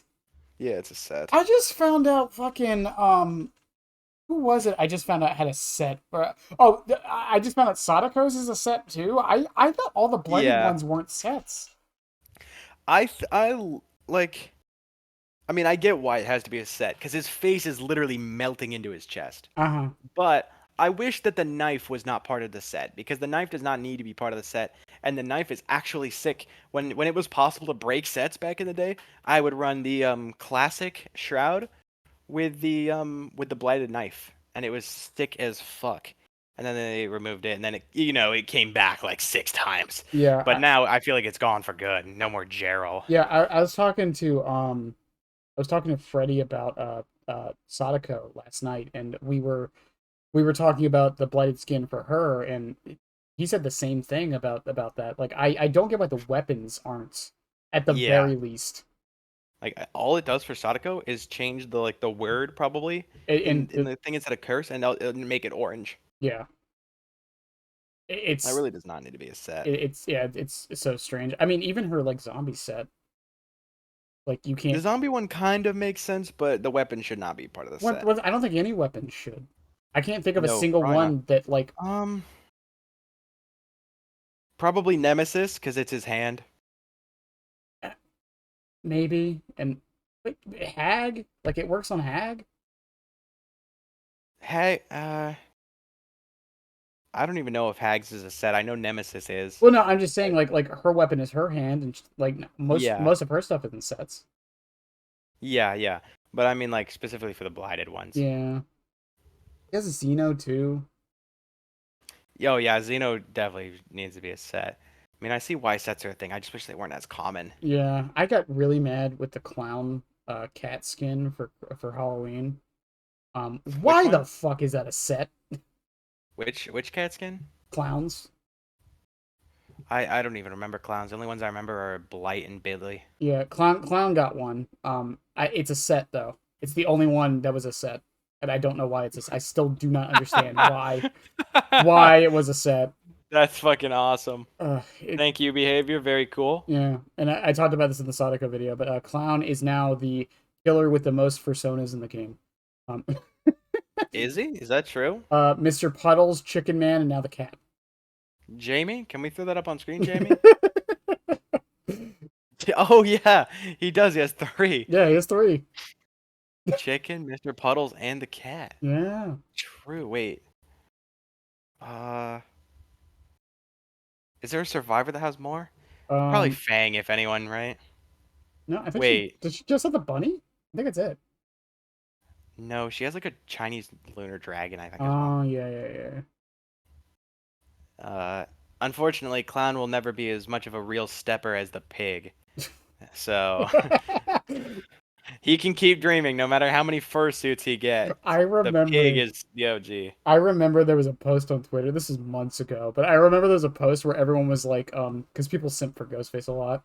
Um, Yeah, uh, Fang Min's love to get moried. but there was someone who is like everyone it was like it was a picture of a pig taking off her mask and revealing that it's Amanda. Everyone forgets that I also wear a mask and am hot, and I was like, oh, you know what? You know what? That's true. It's very true. People do forget that. Because Dude. I very rarely see art of pig like without the mask on. Yeah. It's weird. Although to be fair, Amanda in the movies, kind of mid. All right, all right, all right. I'll just say it, bro. I'll just put it how it is. Uh, Anyways, um, there's a lot better options in the game by now. so this is more of like a an icebreaker question, like just to kind of Yeah. skew us back in. But are there any other games you play other than Dead by Daylight? Uh, well, I just put a video. Well, I say just. This is my most recent one, but it's like a month and a half ago because I've been lazy. Um, I fucking love Black Ops. I've been playing that shit since I was a kid. Mm-hmm. I love the first three games. Four is good. It's overhated. Cold War I think is mid. This year I think we're due a new one. And Call of Duty has been so shit recently. I haven't bought it since Black Ops 4. I played. I'm really hoping the Black Ops Gold 4 will take us back to the good old days. But if you combine like all of my playtime on Call of Duty across like different consoles and shit, Mm, because when I was a kid, obviously I didn't play on PC. It's like 9K, I think. mm, It's a lot, and it's almost all on zombies. yeah, I have played a shit ton of zombies. I played the new Modern Warfare 2 for like quite a while, and that was about it. Really, I haven't touched Yeah, COD. I feel like those new Modern Warfares are not good. I enjoyed it kind of, and then it just I don't know. Yeah, It's another situation. Like it had the problem a lot of modern games are all starting to get, yeah. Live where service rot. well, no, it wasn't even the live service rot. It's just as much as I like to remind people, metas have always existed in video games. Yeah, They're just yeah. way more available and common now. Um, it's just like They're really pervasive. yeah, it's just like yeah, that was the biggest problem. But once again, that's nothing. Like no video game is going to change that or fix that Yeah. problem. It's just not Uh, possible. I The really only like. Oh wait, no. Continue. I was gonna say the only Before we game I go on. play that doesn't really have a quote meta is like Deep Rock Galactic, but that's a co-op game. Oh yeah, it's a co-op game. Um, Um, I'll just speed run through a bunch of other games that I love. mhm, Um, I love Left 4 Dead 2. I think it is one of the best games ever made, and mhm. probably the best shooter ever made. I love RimWorld. I think RimWorld is the. It's not my favorite game ever made. It's definitely up there, but I think that RimWorld is the most well-made game ever. Mhm. I like a lot of the Resident Evil games. My favorites used to be 3 remastered. Um, Wow, because of Jill. wow, Not very subtle about that. you are in a very minority. I love 3 remastered, by It the it way. used to be 3 remastered. 4 remastered came out and that blew it out of the way. Actually, wait, no. Um, I forgot about 7. It was 7. And then I played a lot of 3R and I really really enjoyed 3R. Mostly just because I was liking what I was seeing. But um, 7 I think was better. I also really liked 8. I really liked 4 remastered.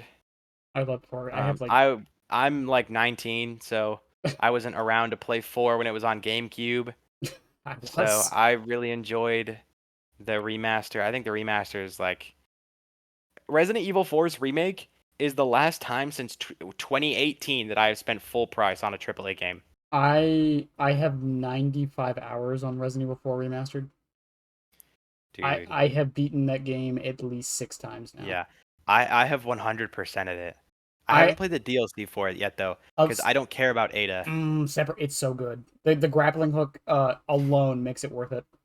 But like um it's so much easier for me to care about Leon than Ada Fair. because look, they made they made Leon, right? And he's like the like badass cool guy, like action hero. Hmm. But also he's kind of deep and he likes to get in his feelings and stuff. But then they made Ada, who's like the sexy, mysterious spy, and then they forgot to make her either of those things. The DLC fixes that.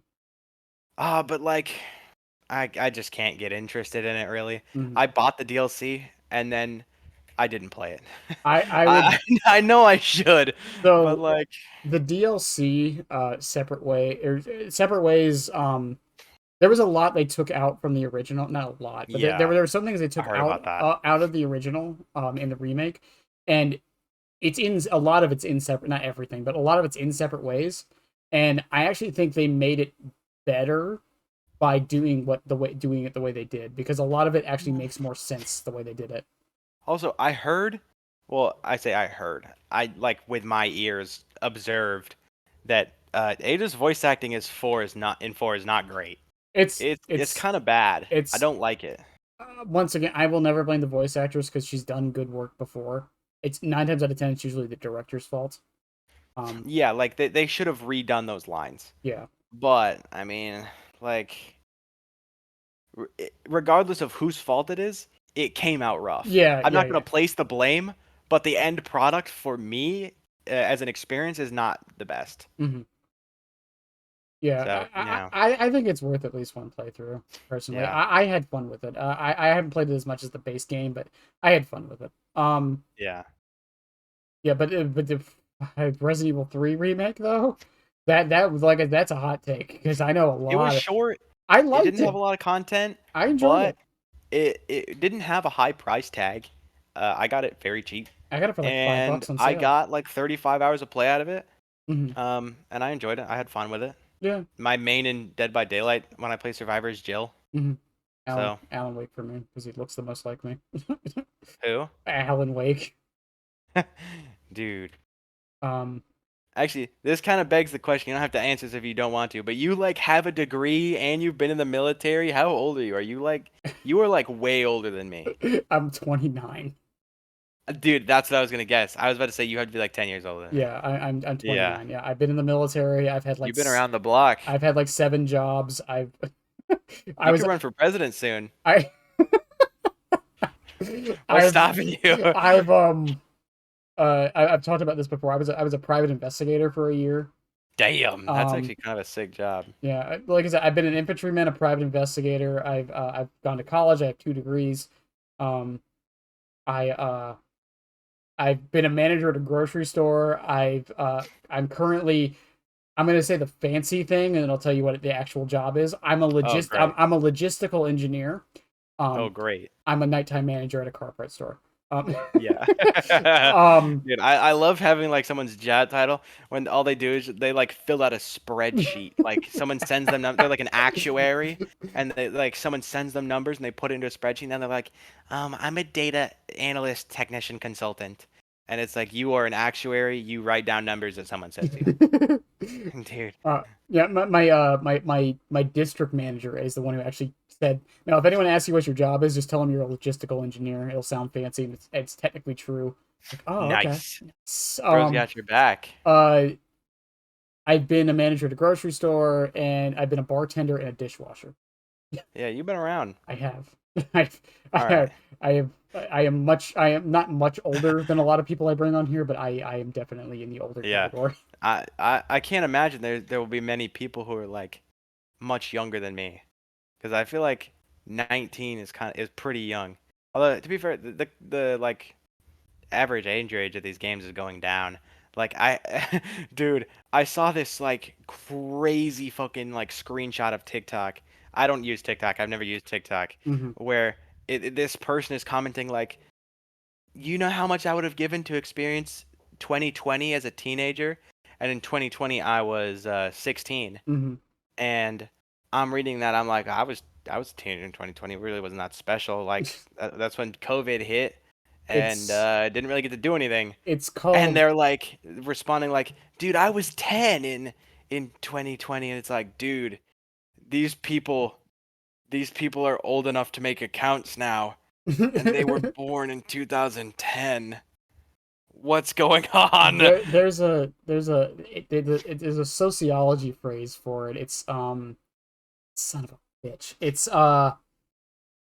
It's generational perspective syndrome. Yeah. It's something like that. GPS. Yeah, so it's something like that. It's basically how like you know how older people will always go like the kids have it so much better these Yeah, days. yeah, That yeah. shit, yeah, it's a It happens to phenomenon. every generation. Yeah, it's a But phenomenon in sociology, but it has an actual name, but I don't think that's what it is. But that basically gets the idea down. But yeah, I would have killed to be a teenager during COVID. Like what? the way that I quantify it is based on the first 3 Black Ops games.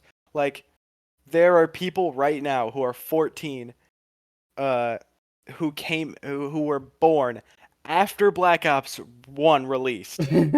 I And it's was like you're in high school and you are younger than than the game I was playing as a kid.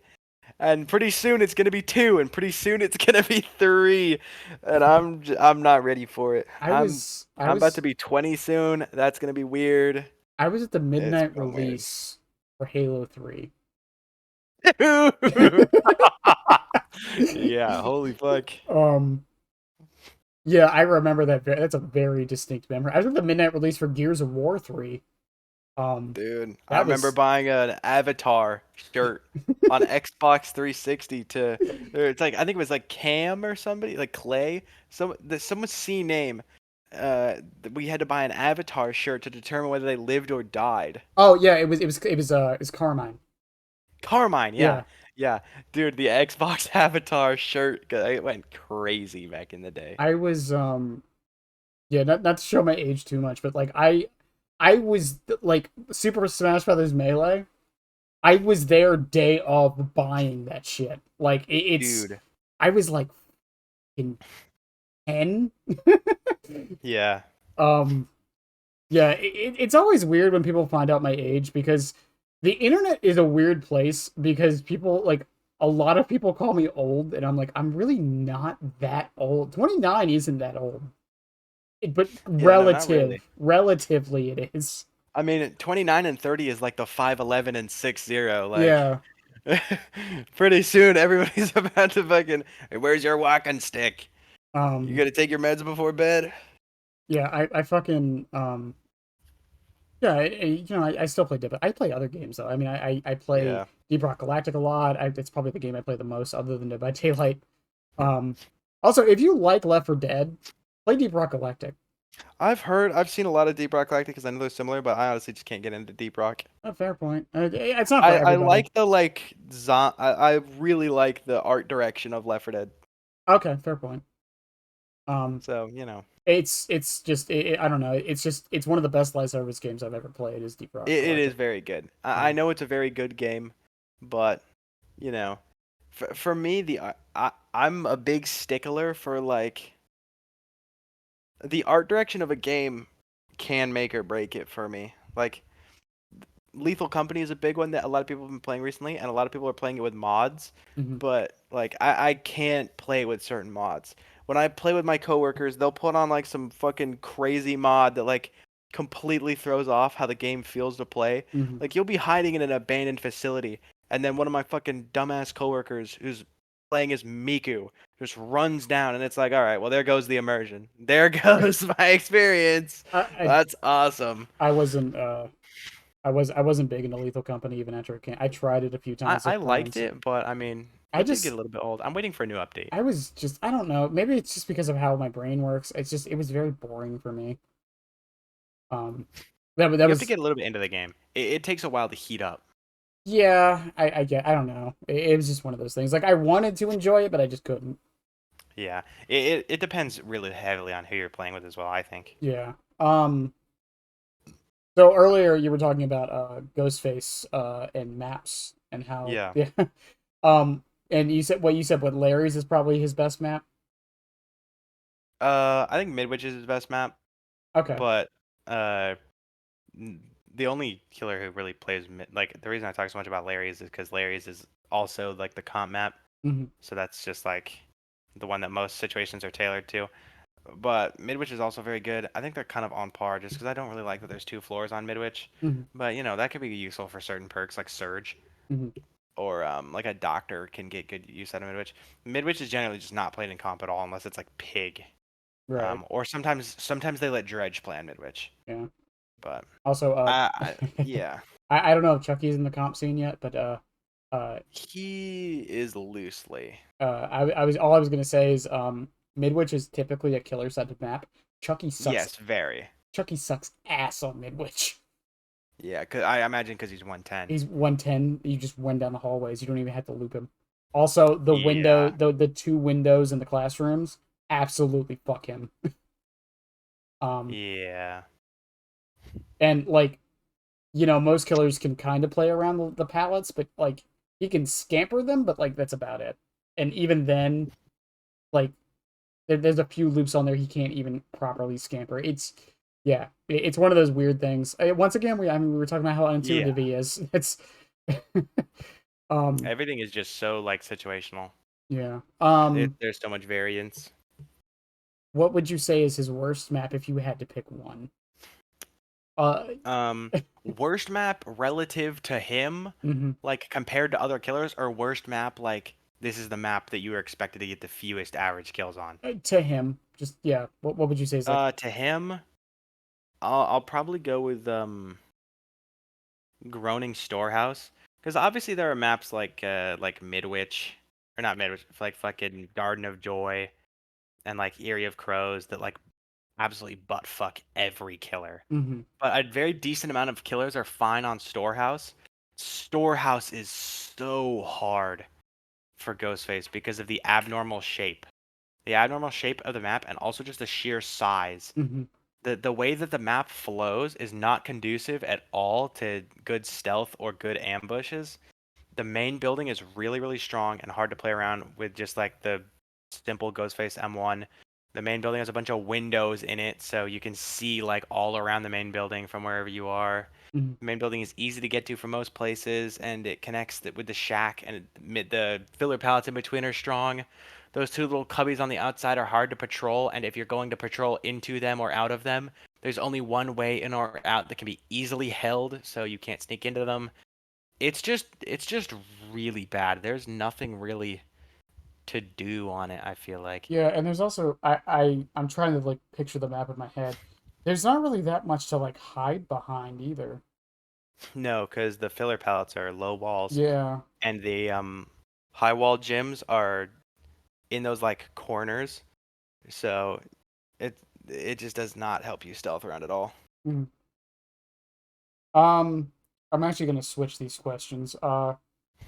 Yeah. Do you have any stats on Ghostface, like march downs or anything like that?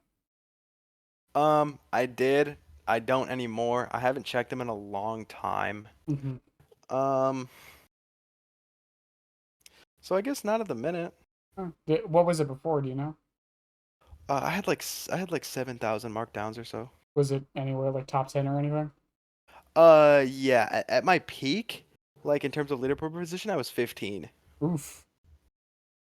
I That's mean, once you get like up there, it starts to like skyrocket. Cause number one at the time I was 15th was like 56,000, and I was 15th with like 6.5. yeah. No, It was like crazy. You get into people who play Ghostface for a living. well, yeah, no, it's just surprising because you said you started playing when Nemesis, like right before Nemesis came out, so like Yeah, you had some catching up to do, but you did yeah, it. I did. Um, Well, well, no, I mean even like Horse Thrower came on here for the Nemesis one, and he's top 10 on whip attacks, but he didn't start yeah, playing the game until like a year and a half ago. damn. Yeah, I mean, uh, props to these guys because these guys are like amazing. These guys are way better than me. But like LZ, Ghostface, and SK, they will probably get more markdowns than me on average. But also, I will never be able to catch them because I don't know what it is that they do. Obviously, SK streams, but they just have unlimited free expendable time and unlimited motivation to play Ghostface. And it's like, damn, if I really put my mind to it, I could probably get to like top 10. That would be cool, but that's like 20, 25K or something. I'd have Jesus. to check. It's probably higher by now, but I would have to like grind my ass off, and I've probably slipped a lot I mean, in the 2 months I haven't played anything. still like 15th, like that's still like 15th is still very good, and I'm yeah, very proud of it. like someone would be like, "Oh, you're not in the top 10," but like that's 15th out of how many players in this game? Yeah, You know true. what I mean? Especially because Like, Ghostface is like he's a popular character. uh-huh. Like he's not popular at high level, which I guess but he's popular. He's a popular He he's popular in he's got a general. pretty high turnover rate. Yeah. A lot of people pick him up, but even more people put him down, Yeah. Yeah, which yeah. is very unfortunate. Um all right, last question. Do you still have fun with Dead by Daylight? Well, it's a tough question. Mhm. I think that the game is fun. I haven't played it in 2 months, but that's less of me like not having fun playing it. Like, sure, I opened the game. Like the last time I opened the game, I opened it. I got sent to Garden of Joy, and I hadn't played in like 3 weeks, and I just got like shit stomped. And I was like, well, I'm rusty, and my MMR hasn't changed to compensate. Mhm.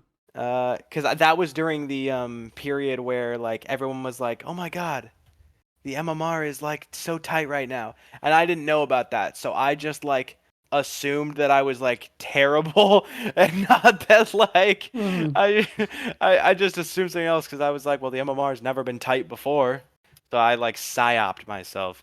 I didn't play for a while, but like when I play the game, I'm not like having no fun. It can get a little bit stale, like we discussed earlier, Mhm. but in general, right now, I'm just playing different games. It's less a matter of what's unfun and more a matter of what is fun. Because a lot of people they fall into this trap where like they sunk cost themselves and that they'll play a game and like even if they're not having fun with Dead by Daylight, they'll just keep playing Dead by Daylight. And it's like, Yeah. okay, if you're not having fun with Dead by Daylight, like Makote himself said, take a break, play another game, and come back, and you'll find it fun again. And I'm sure at some point I'll come back and I'll find it fun again, Yeah. and um, it'll be great. And I'll be back to streaming. I'll probably do like a few D-Rust streams and stuff. I'll probably come back full swing. We love Dead by Daylight, but right now, I'm playing a lot of Black Ops 4 again. I've been playing a lot of Valorant with my friends. I'm kind of weird with my game taste. I still play Geometry Dash. I'm 19. I'm 19. I have almost 2,000 hours on the game, just on PC. I played that shit since I was a kid, and I haven't stopped. Probably don't intend to either. At the very least, I'm not still bad at the game, so Yeah, But like, that whole the Matthew Cote uh thing take a of break. well, like it was a bad PR move and people gave him so much shit for saying it. He's right. Yeah, it's a. He was telling them the truth. Like Makote, he was literally just being honest. Like that's what you should do with any game. That's Yeah. what any sensible person would do with any game. Ex, what is the opposite of his statement? The opposite of his statement would be like to disagree with what he's saying. You would have to assert that the game should be fun at all times, regardless of how long you've been playing it for consistently. If you're playing any game that much for that long, you are going to get tired of it. You're going to get burned out. Yeah. So just take a break every once in a while, come back. It'll be more fun. Things will be fresh. Like it's just how life is in general. You Mhm. can't keep doing the same thing over and over. Like if you like even if you like really love something, like you take breaks from it whether you realizing it or not. Regardless of how like minuscule the breaks may seem. I mean, obviously some people have higher tolerance for things like that than others, Mhm. but in general, it's just a good rule of thumb. Unless you genuinely think that the game should never stop being fun and you should not get burnt out of a game no matter how long you play it, you have to agree implicitly with Makote. And I think it's actually quite commendable of him to say that because what is every other game saying? No, play us, play our game. Don't stop playing our game. Buy our merch, buy our Funko Pop, buy our skins, buy our Battle Pass, and then never stop playing and never stop grinding. And if you ever stop grinding, we're gonna fucking delete your account. Blizzard has actually started deleting, or no, not Blizzard, Ubisoft. If you don't play their games for long enough, they will delete your account because they have the power to do that. Yeah, They Blizzard. will be like, yeah, you don't own our games Yeah, anymore. Blizzard actually used to do that back in the day. Um, That's fucked. That's y- unbelievable. yeah. That's why when people were bringing it up, it's like this is unbelievable, and I'm like, Blizzard did this. Yeah. What do you mean? Um, Yeah. but I yeah. It's just like a thing of like when a game dev is willing to come out and say something like that, that's why I really think like a lot of people are like the devs don't care. The devs don't care. they I think at care. the very least we can trust that Makote cares. Like Makote is not just gonna fucking sit around and twiddle his thumbs This and game, like let the game die. Like Makote cares. There are developers who care. Like this game, these people are passionate about the game, or else they wouldn't be working on the game. yeah, Makote, this is his fucking baby. Yeah, this is his fucking baby. Yeah, Like like, Makote, this is like this is his passion project. He loves this shit. and like we can all argue left and right about balance and stuff, but like at the base level of this game, it's still like fine. Like, Yeah, and like they are trying. it's not like anything super groundbreaking. Obviously, it's been out since 2018. It's never gonna be that again. 18? Is it 2018? 16. Is it 16? Jesus fucking right. I'm Yeah, old. it's I'm 16. I'm old. This is about to be the year 8 anniversary. I am old. Okay. Uh, but yeah, it's like it's never gonna capture that again. Especially if you've been playing for as long as some people have. Like I said, we've only been playing the game for like 3 or 4 years now. Yeah. Um, so it's like even to us, like I still feel the burnout every now and again. So like I said, I main Chucky, and sometimes on stream I'll switch it up and stop playing him, Yeah. not because I don't enjoy him anymore, because I don't want to burn myself You out just on want him. the change, yeah. Yeah, It's like it's just a natural thing. People are forcing themselves to do things that is making them not happy. You don't have to sunk cost fallacy yourself into something. no, Like so many of these games have like an endless grind, and like people need to really stop and think, why am I grinding this game? hmm What is it that I'm grinding this for? Like, is the reward at the end of the grind going to make the game more fun? And yeah, it's nice to have something to work towards, but if you're seriously burning yourself out over a grind, like there has to be some level of like self-reflection where either you're like, okay, I don't need to grind this. If this grind is making me unhappy, then I can stop and there's no consequence for me doing it. Or the converse of that is, I'm a lemming and I will grind whatever the developers tell me to do, even if it's making me sad. If the game is making you sad, you shouldn't like. Why are you still doing this to yourself? I also Like, to kind of get off or to bounce off that point a little bit. I do want to say I do think people need to stop playing multiplayer games only. Um, this is such a weird trend. I don't know if it's a trend, but I don't like Dead by Daylight. They go and play Valorant. I don't like Dead by Daylight. I go and play. No offense, but Call of Duty. I don't like Dead by Daylight. I go and play Overwatch. Okay, why don't you play like I don't know Red Dead or fucking yeah, or a co-op game? Like when Helldivers came out, I saw so many people saying like it's so refreshing to play like a game where it's not like competitive meta. Like yeah, these have existed for years. yeah. Although to be fair, that's the first time. Well, and I say first time. That's one of the biggest times in a while that a game like that has really appealed to the same audience of like fucking Titanfall, Destiny, Yeah, things like that. So I mean, for people who enjoy that sort of art direction, there really hasn't been anything in that direction. I But guess, but like other than that, I mean, I understand why people like multiplayer games. I used to be a big fan of like playing solo, and I still play solo a good amount. Like obviously, like I played Resident Evil, I play mhm, Geometry Dash, I play a lot of zombies alone, just mhm. because it's hard to convince my friends to play the amount of zombies that I would like to play. um, so like I enjoy playing alone, but sometimes like most games are just more fun with more people, at least to me. Yeah. And some people like love story games and they will play that and they don't really care about like multiplayer competitive aspects. But there are some people who are the complete opposite and they only care about the competitive aspects and they play a game like specifically to like rise to the top of competition, and they're hyper competitive. And like that can be kind of annoying if some people are annoying about it, but like actually, Look, look. this is probably a great time to talk about my fucking bad experience with the competitive scene in this game. Okay. I Okay, go ahead. is this over budget? Is this No, getting no, too long? you're good because you're Okay. probably the only person I'm bringing on here who's ever going to talk about it. So go right ahead. Okay. So, last year around like October, I want to say, I had like a bunch of free time. And so, other than like working in like classes, I had like a decent amount. I had like 4 or 5 nights. No, I had like 3 or 4 nights a week that I was like free.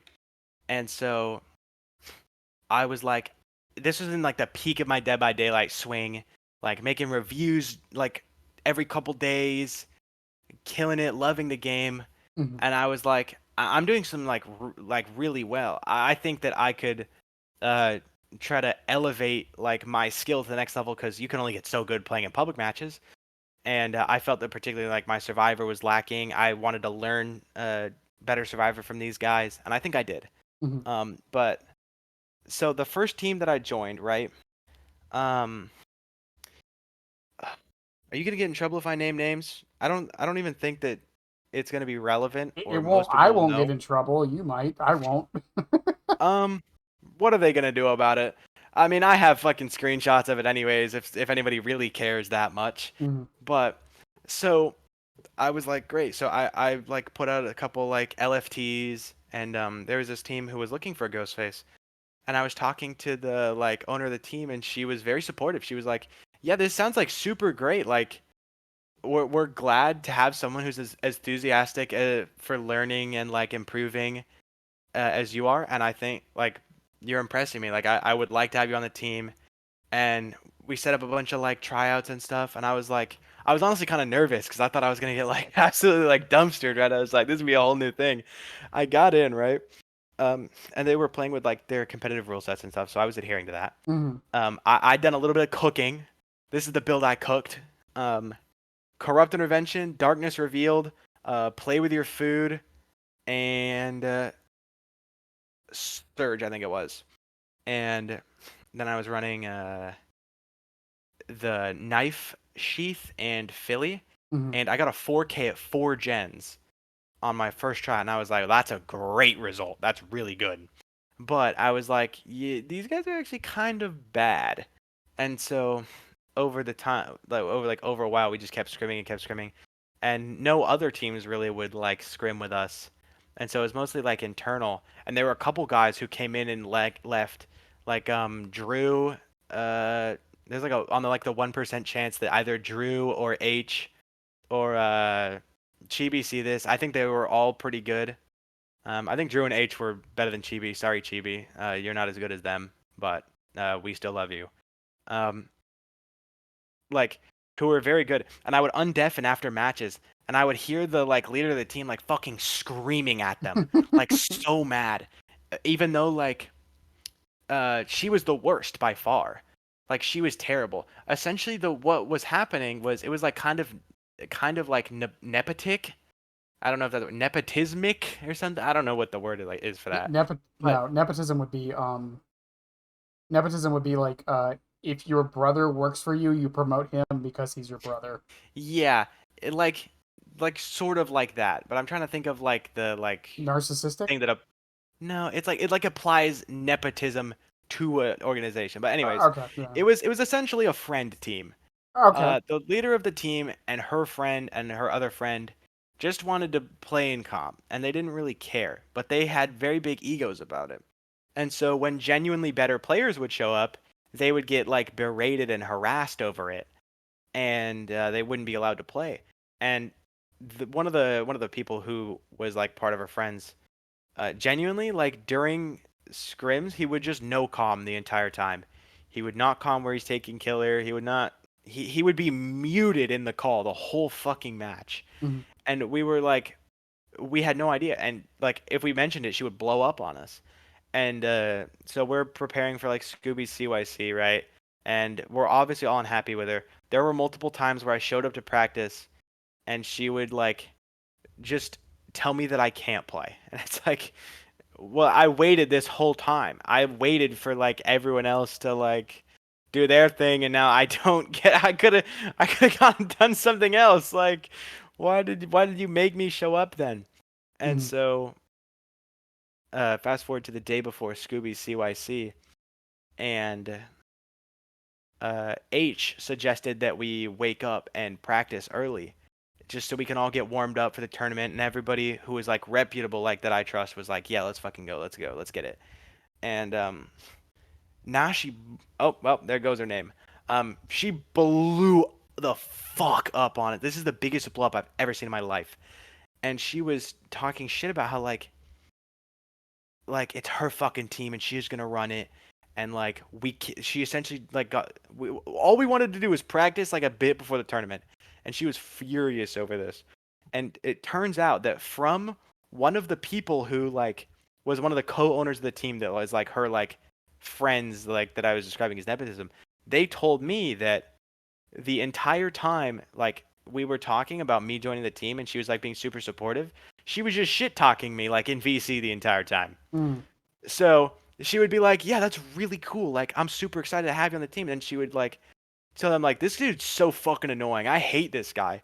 Fuck him. He's annoying." And just entirely behind my back, not even on the team, just asking about it. And I'm already getting slandered. And I find this out, and I'm like, okay. So like so before the tournament, this is like one day before the like blow up over us practicing. I message her and I'm like privately because I don't want to start anything. Mm-hmm. And she's always complaining about somebody, some stupid drama, even though the number one rule in her fucking team was no drama. She seemed to be the queen of it. She would be uh, like, no drama, I'll ban you instantly. So I messaged her privately, brought up my concerns in what I thought was a very respectful way. Mm-hmm. And she kind of blew up on me and was talking about how, like, I'm inciting drama and shit, even though I came to her directly. I just wanted to like bring it up to her. She just denied everything, whatever. Um, so we play the tournament, and like this motherfucker is so bad at the game. When we would play 1v1s, there was a time when I forgot to set the map. Uh, I forgot to set the map, and so it was Borgo. And we're 1v1ing on Borgo. Are you familiar with like typical like 1v1 like ladder rules? Yeah, yeah, yeah, Okay. So on fucking Borgo, and I'm Ghostface. And you want to guess her time? yeah. 30 seconds. You're close. It was 43. 43 seconds against a Ghostface on Borgo. You call yourself comp. Here, wait. I have a great gif of it because this is something that H showed me that I thought was fucking hilarious. Whenever the other person makes a mistake, they would just clip it and turn it into a gif, Mm-hmm. and then they would repost it. And the saying would be like, "Yeah, but like I messed up because this," and someone would go, "The GIF doesn't know that. The GIF doesn't. The GIF only sees you fuck it up." So, and like, yeah, here's one of them. This is where Chibi did something fucking stupid. She made so many fucking stupid plays that we started calling like anything that was terrible the Nashi tech. And it was the funniest shit ever. But we get into our match day, right? It's our first match, and she's like, the reason she doesn't want to practice, right, is because we're playing against Twisted Catalyst. And she's shit talking Twisted Catalyst so bad. She's like, they're terrible. We don't even need to practice. Why would we practice? And we're like, okay, well, that's fucking stupid, obviously. We shouldn't just take them lightly. So the first match, they played Wraith on Dead Dog, and Nashi died at 4 gens. Fucking genius, I know. You get 3 chases against a Wraith, and you go 1 gen. 1 gen. She keeps fucking running the killer into gens that are being worked on. She keeps fucking, she's just fucking everything up.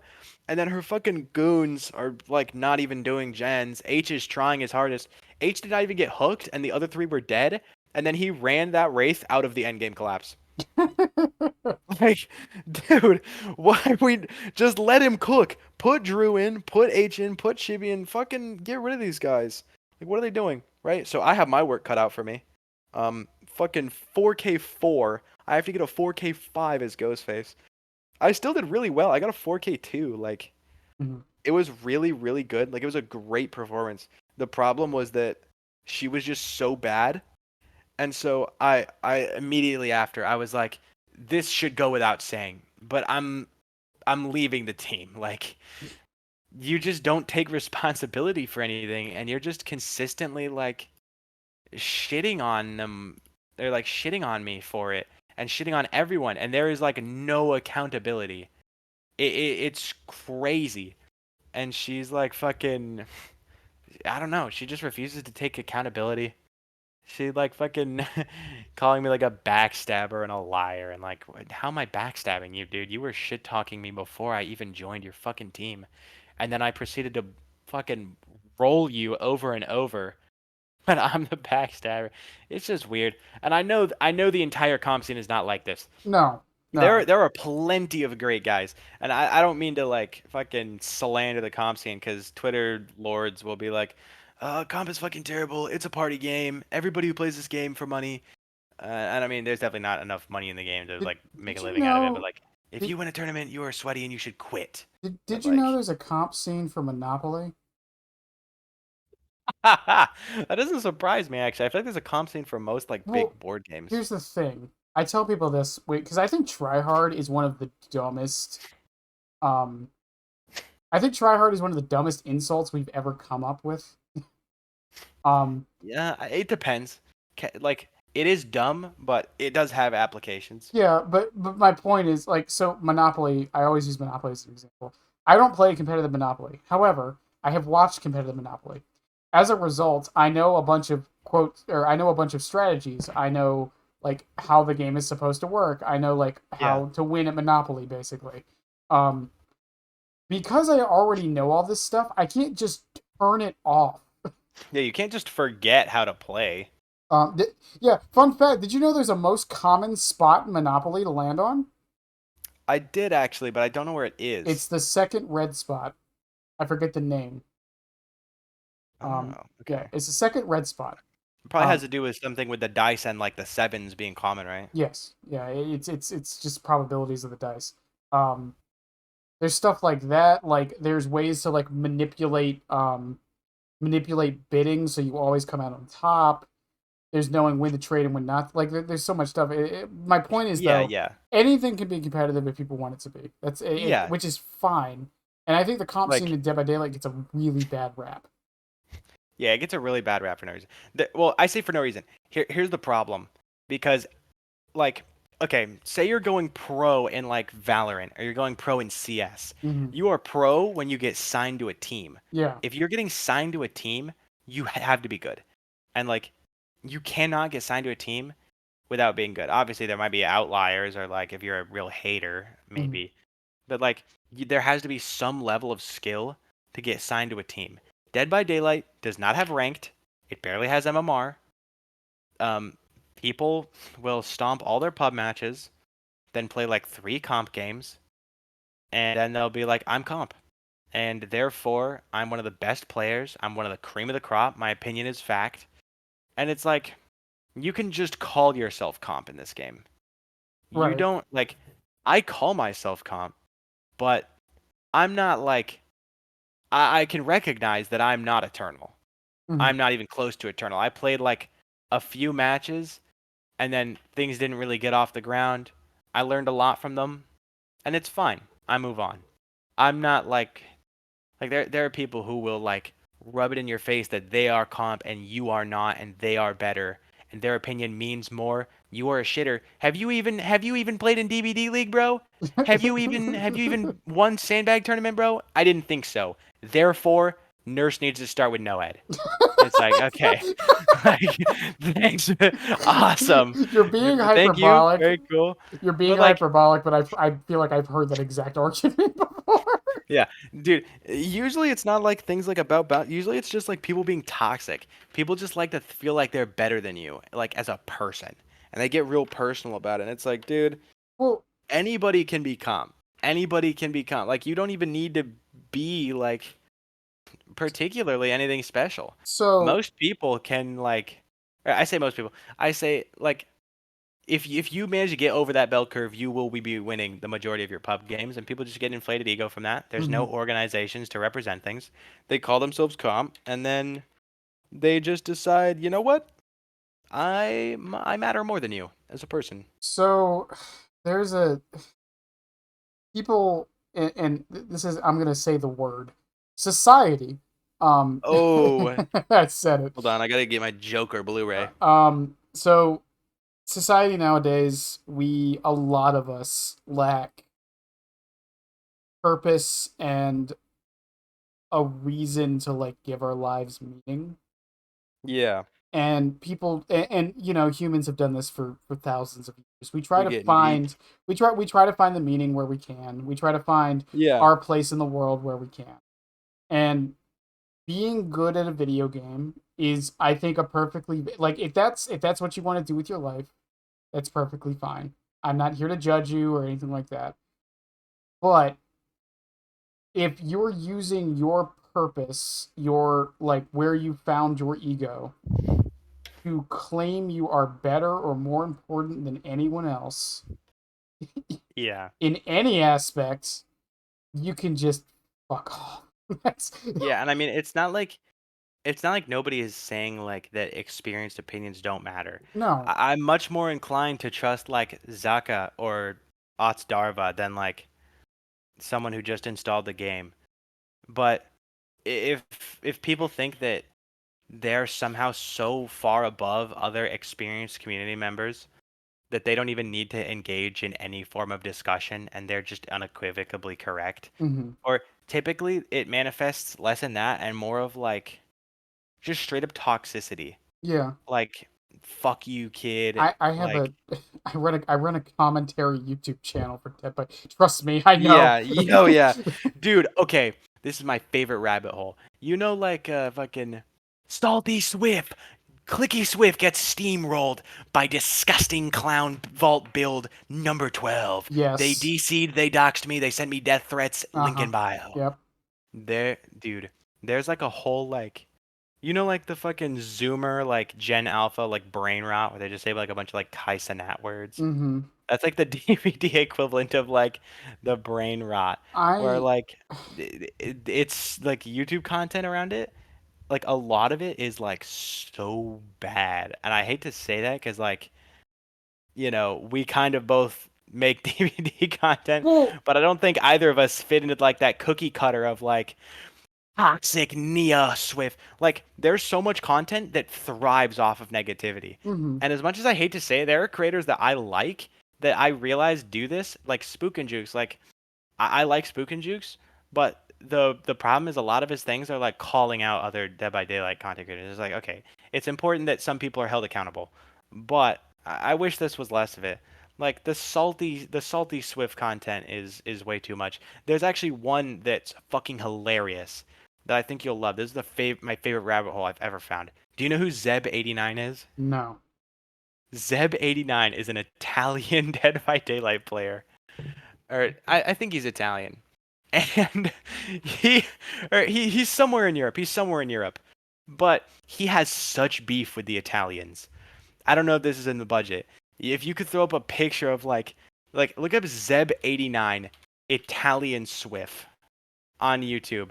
And there are so many videos where he'll be like Italian Swift steamrolled, which is fucking hilarious because usually it's like salty Swift. It's like Italian He just has to Swift. put the preface Dude. for like no reason. Yeah. um Zeb89 versus Italy. Insulted by Italian tryhard team. I, Extreme Salt unleashed after steamrolling Italian Swift. And like every other video that comes up when you look him up is like he's like true talent but in Italy. like Like he'll get looped for 5 gens and then be like he must be cheating with filters. I when I started doing the commentary stuff when Chucky came out, and I got a lot of I say a lot, I got a few DMs from people who were like, You should probably you don't really talk about toxicity that much. Why? And I tell them it's because I don't want to fucking I don't want to feed the cows. Like Yeah, yeah. I don't like engaging with it because I think that just gives it I don't like It giving it propagates it. yeah, I don't like giving it my energy. And I've been very I play on Windows Store. Wow. I'm a weirdo. But You're fucked up for that. I'm yeah, gonna view you differently now forever. yeah, I'm fucked up for getting the game for free and getting discounts on everything at all times. Yes. Yep. Anyways, but what's weird about being on Windows Store is I still get the globe beside my name. Um, Oh so yeah, yeah. Like if you're on Epic Games, yeah, like so if you so like a lot of people think I'm on console. So I and think they'll this is shit talk you. yeah, so I think this is part of the reason I don't get as much toxicity. I think people don't think they can Ah. talk to me. Um, but Oh. you know that's part of it. Also, I don't play in ways that Yeah. yeah that encourage it. Not that I have any problem with camping or tunneling, but let's not pretend that some people don't get a little personally feel personally attacked sometimes when that happens. But Yeah. my point is I just don't like to give it the energy like that they want it to be given. Like I stream too. I get people coming into my chat who are toxic. I have three responses. Either A, I convert them somehow by being funny about it. B, I ban them because they won't shut up about it. Or C, they'll just sit there and watch and give me a free view. True. I Um, mean, I had a Jake come in once. I remember this very distinctly. I tunneled him off hook on accident. I didn't want to tunnel him, but I went back to hook because I didn't see anybody else. The person who unhooked him hid, and he's right there, and he's looking behind him, and he runs into a rock. dude. Like, and I downed him, and I killed him, and you know whatever. I'm not just gonna leave him there. Like I like to play nice, but like there's a Yeah. limit. You're not Um, just gonna like let freebies slip. Anyway, so he comes in the chat afterwards, and you know he's getting all mad at me for tunneling and being like, I'm such a bad player and whatever. And like I talked to him, I even showed him the VOD. I'm like, listen, man, I didn't see anybody else. I didn't mean anything personal by it. You were just there. I'm not that like I play nice, but not that nice, and all that stuff. And he actually started being nice. He's a regular viewer now. Nice. Like Good. like I just think the people who like try to fight toxicity with toxicity is just some, and I'm going to sound like the biggest boomer in the world trying to say this, but it's the cringiest shit in the world to me. It really is. Like, I don't know. Yeah. It's, and, you know, people are always like, yeah, well, shit talking has always been a thing in games. Yeah, the difference is back in the day, when you shit talk someone, they were in the same room as you. Yeah. That was the difference. People knew it wasn't personal because it was your friends you that were coming over to hang out for the weekend and play LAN on Halo. It wasn't Yeah. some random dude on the other side of the country that you've never met and will never meet again. That's the difference. Um, but yeah, like my content, and you know, you talked about people trying to like say their opinions matter more than others, and I try to make it, even though some people don't get the message, I try to make it very clear that when I have a take or an opinion, I one try to hear both sides out on the opinion, and Yeah. two, I make it very clear that I'm not right all the time. I'm Yeah. very aware of that point. Dude, Um, it's fucked. it's just I don't know, and I've had to ban a lot of people from my YouTube because once again it's a commentary channel. I kind of incite people to be mean, I guess, even though it's never my objective. Um, I had Yeah. I had some It's just gonna guy, happen. yeah, I had some guy a couple days ago. I was talking about I was reading the patch notes for the change from PTB, like all the changes they were doing.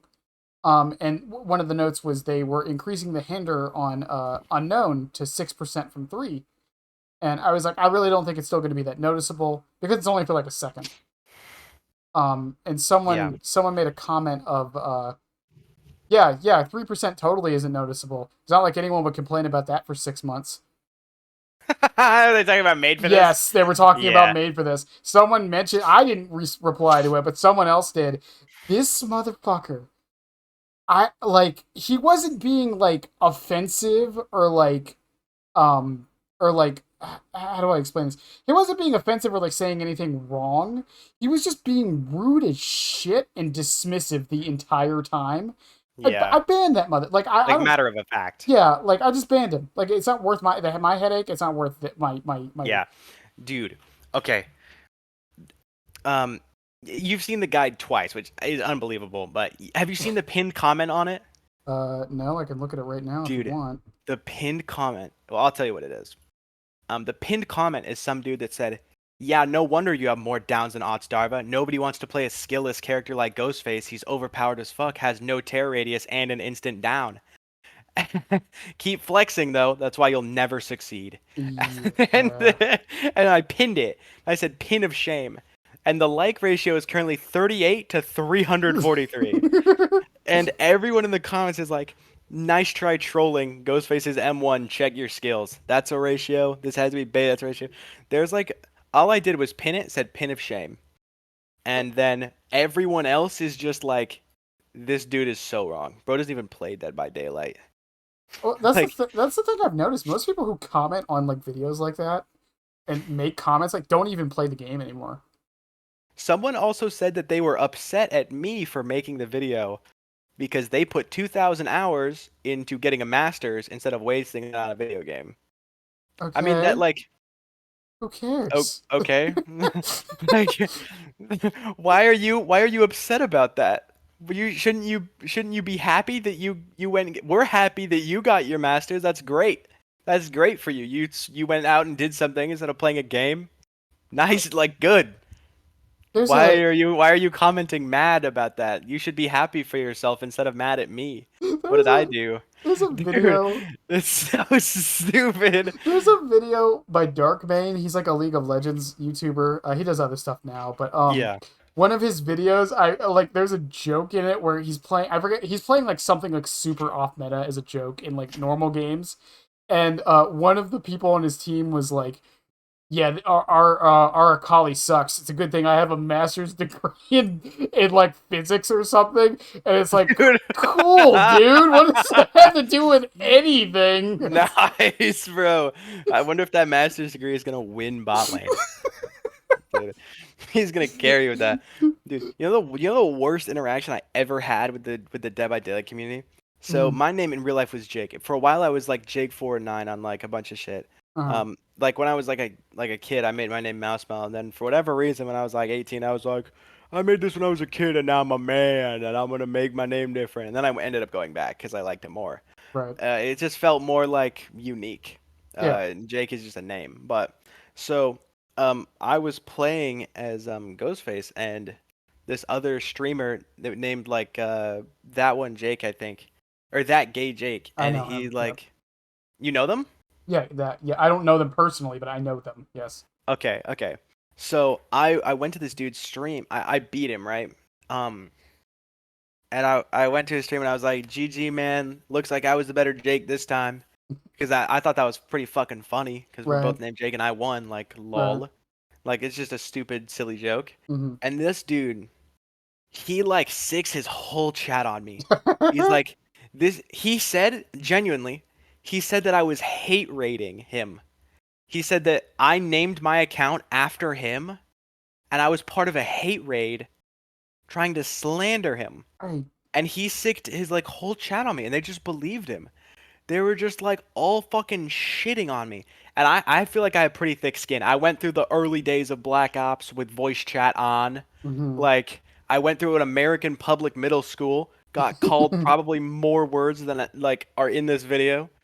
It is like I'm not like a soft guy, but Right. like having everyone fucking dogpiling me for something so arbitrary and like, dude, I just said good game. Like I just said a silly joke because we have the same name.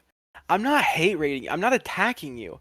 Why am I being attacked? Why do I have people digging through my shit to try and make fun of me over this? What did I fucking do? Like, I seriously had to hurt this guy so bad. It was crazy. And then like months later, I queued with him again and I beat him again, and I was like, I remember last time I beat you, you fucking hate rated me. And he was like, "I'll do it again." He fucking banned me out of his chat. He was like, "You accused me of hate rating," and he was like, "Yeah, you were fucking hate rating me. I'm gonna dogpile you again." And I was like, "Okay." I Well, I guess remember. it's just not worth it. But it was so crazy. I can't imagine that anyone who has like because he's not like a small streamer. No. Like people know of him. Hmm. Like that's just so that's just so weird that there are people who watch like a streamer do something like that and it doesn't click with them. I had a fucking uh hillbilly who like chased me around for a little bit. It was like 1 or 2 gens. And then at the end I was like, GG, kind of unfortunate that you had to camp at the end. I mean, they did camp at the end. It's not like I'm not like mad about it, but it is unfortunate because that's one person we could have got out. Hmm. I think someone made an unlucky mistake and someone died that was unnecessary. And she was like, "I never chased you the whole game. You're terrible." And I was like, "Well, your chat just watched you chase me for like it wasn't like a long chase. It was like 1 gen and then she dropped me and then I left." Hmm. It's like, um, your chat just watched you do it, and she banned me for that. I was like, "Okay, I remember. you can't just lie to your chat. They have to know." This was a very long. I don't remember the name of the streamer, but and I wouldn't say it regardless. But I remember I was playing. This is when I first started playing the game. This is when old Haddonfield was in the game. Oh Uh, yeah, there classic. was I was playing Bubba, on old Haddonfield. I killed three of them, and it was the last person, and I was being nice with them because I was like, you know what, I'll let them go, whatever. They lost at like 4 gens, whatever. I'll let them go. So I like pointed to a totem and I let him do it. And then I went to the gate and I forgot I had no way out on. Um 'Cause Dude, I do that all the time. It's part of the reason I don't run that perk anymore. did you close the hatch already? Did he die over that? Yeah, he died. But the thing is I went over I was gonna but he was streaming, so I was gonna go over to his chat and apologize. I was gonna be like, listen, man, I forgot I had no way out on. I was banned before I even got over there.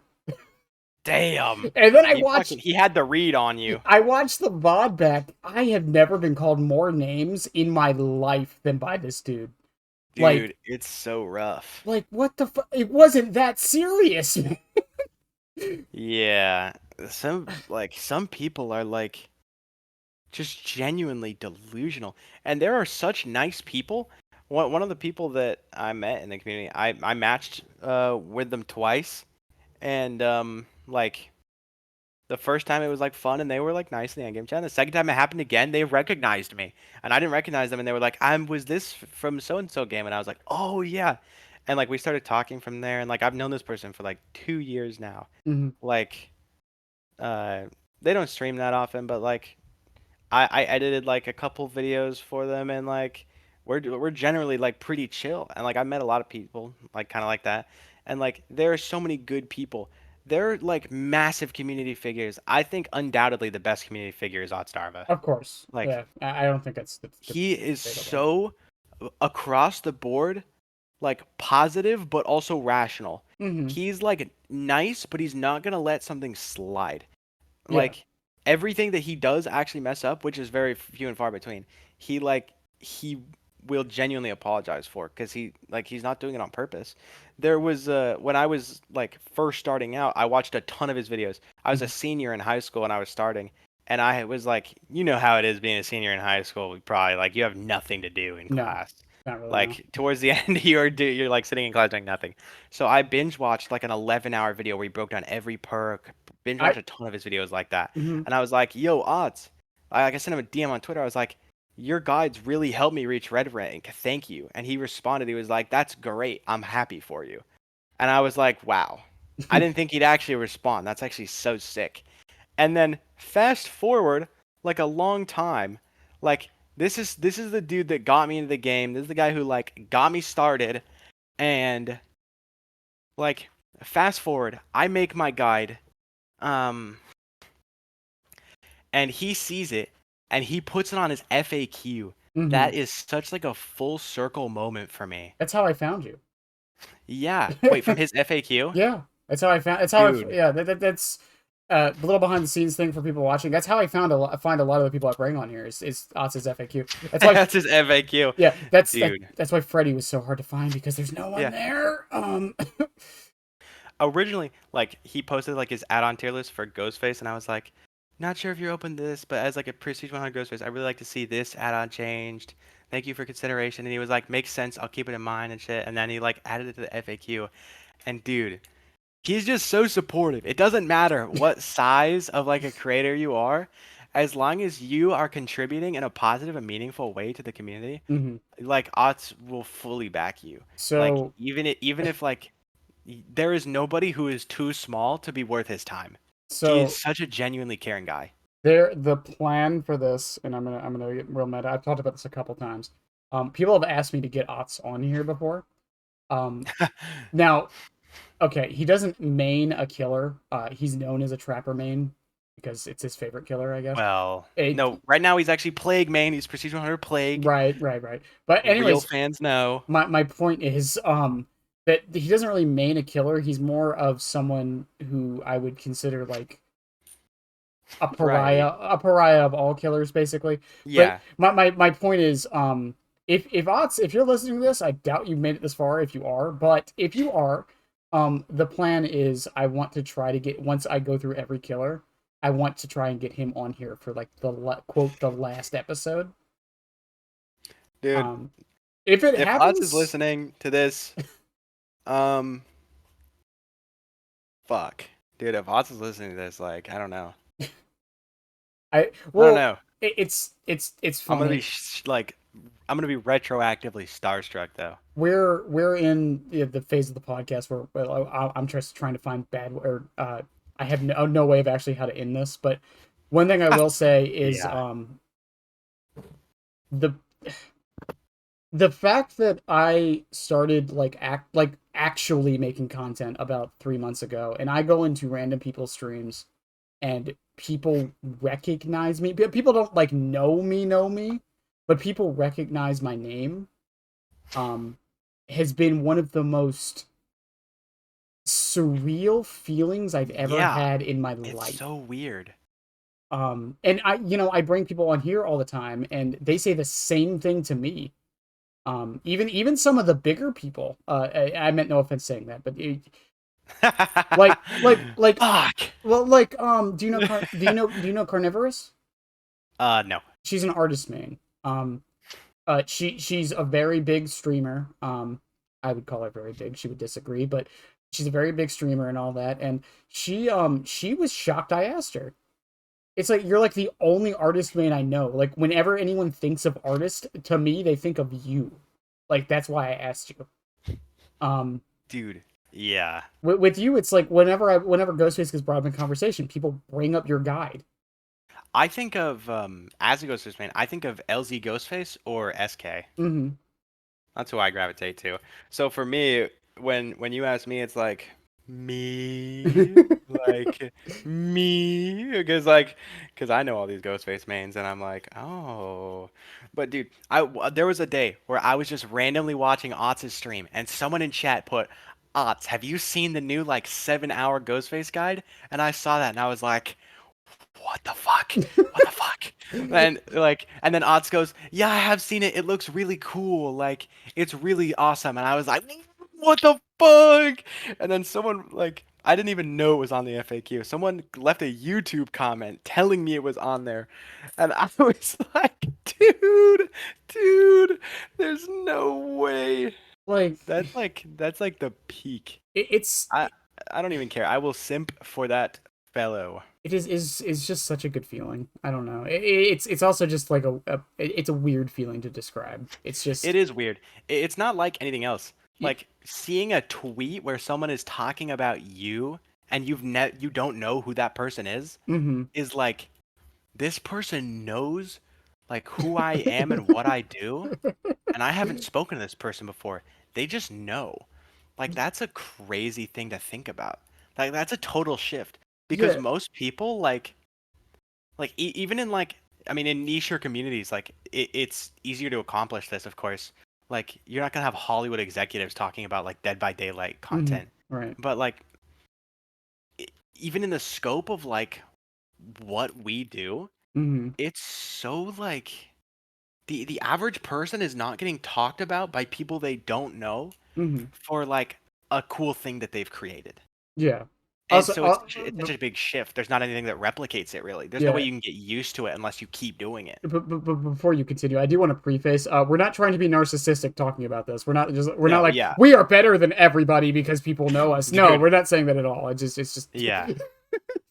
It's not a matter of like who is better than anyone else because Otz is better than all of us anyways. Mhm. But so so Put it like on a t-shirt. All right. but dude, we all lost to Otz anyways. So there's no point in trying to be the best. Uh, Second best is me though. If you were wondering, I do have a Patreon that you can send your true talent canceled subscriptions to. Um, that's where the budget for this episode comes from, by the yeah, way. and like with this series, it's like I've made it a point because people like one of the most disheartening comments I get on these is always people who are like, "Why didn't you ask me?" I hate it when people give me those comments. Dude. There's a lot of reasons I don't ask certain people. On top of that, and I don't mean any vitriol to say when I say this, if Yeah. I have no idea who you are, how the fuck was I supposed to ask you? Yeah, it's also like some people just might not make for a good episode. Like you probably saw the guide, you probably saw me like fucking yap my ass off. Mm-hmm. And like even if LZ Ghostface is a better Ghostface, I might be a better yapper than him. Yeah, And that might make me more suitable even if he's a better player. yeah, and I didn't ask him. But the other thing Yeah. is like if he I said also think no, he's like Portuguese, I think. yeah, but if he said no, and I hate telling people that sometimes like you were my second choice. I hate saying that because I don't mean it in a bad way. I'm just saying like I think like the singularity video is a good example of that. Like I said, I wanted to get Yeah. Coca Latte. The person I brought on knew I wanted to get Coca Latte, but he said yes, and then I haven't heard from him in like a month, so I said fuck it and got somebody else. But it's like I don't want people to feel like I'm like they're my second choice because like it, I don't mean anything rude by it. Is basically what I'm saying. Yeah, yeah. Dude, when I was in Oh, junior year of high shit. school,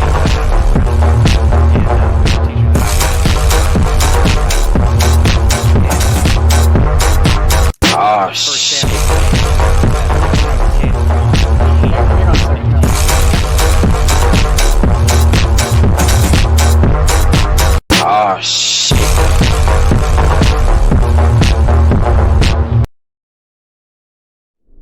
Okay, go ahead. Someone followed me off stream and it kept looping. Dude, the offline chat go crazy. Uh, Hello, offline chatter, whoever that is. If it's in the budget, it'll be on screen right now. You're a I real one. I gotta mute it because my follower notification is loud as shit. But Um, I was in the front office and it was so boring. You would just like pick up the phone and like tell someone no every like 30 minutes. Mhm. You just sit still. And she didn't have a TA, but she needed one. And so I went up and she like handpicked me to be her TA because she knew me. And she was like, "Yeah, I wanted to get Jeff, but he was in the library." It's like, okay. Yeah, I mean, I didn't really care. I thought it was kind of funny that that's like the first thing she said to me. I mean, Thought like that was like yeah, hilarious. like I don't She got me a Christmas gift as well as like a student. yeah, like I don't tell people that like for the singularity one. Like I didn't tell the person I brought on that. They kind of assumed. Yeah. Like that's I the mean, I it's, don't have a problem with being a second choice you weren't, just because I but don't feel any pressure to be the best. yeah, yeah, fair enough. That's one way to look at it. Um, Like, I'm not the best, and I'm very comfortable with that. So I don't feel like, yeah, I like it. Am the first choice. I'm like honored. Like I felt great. Like it felt surreal that anyone is like, yeah, can you like talk to me for a couple hours for a video? I think that'd be awesome. a couple. And then like, Um, um, yeah, this is like many. Um, but like, and then in comparison, like if you were like, yeah, so SK said no, but can you come on? I would be like, holy shit, I'm on the same like about the same I'm in the level. same conversation. I'm on the board. Like he might be like fucking dunking like but I got the layup. I'm right Like here behind him. Yeah, and it's like, how do it's like, even if like I do tell people like you were my second choice, it's like you were still, like you said, you were still in the conversation. Like I had Yeah, you as a I'm backup. on the board. Let's fucking go. Um, it's just, yeah, it's just funny, and I know some people might not take it that way, but it's like, especially for certain killers, like Huntress, I think is going to be. I've said this so many times. Huntress, Nurse, Blight, and Wesker are the four killers I am terrified to do a video on. Because Why? There's there's just so many. there's so many. So Yep. no matter who I pick, someone's gonna get mad. And not even Yo, necessarily the creators, but their fans. I Um, got an idea. get them all on. Give me a little bit. I'll grind out all of them. I'll grind out all of them. I'll just come back. Dude, imagine you go to the next like episode. The next episode is like fucking Myers, and it's like, so we got this Myers main. And I come on, like my whole life story is just different.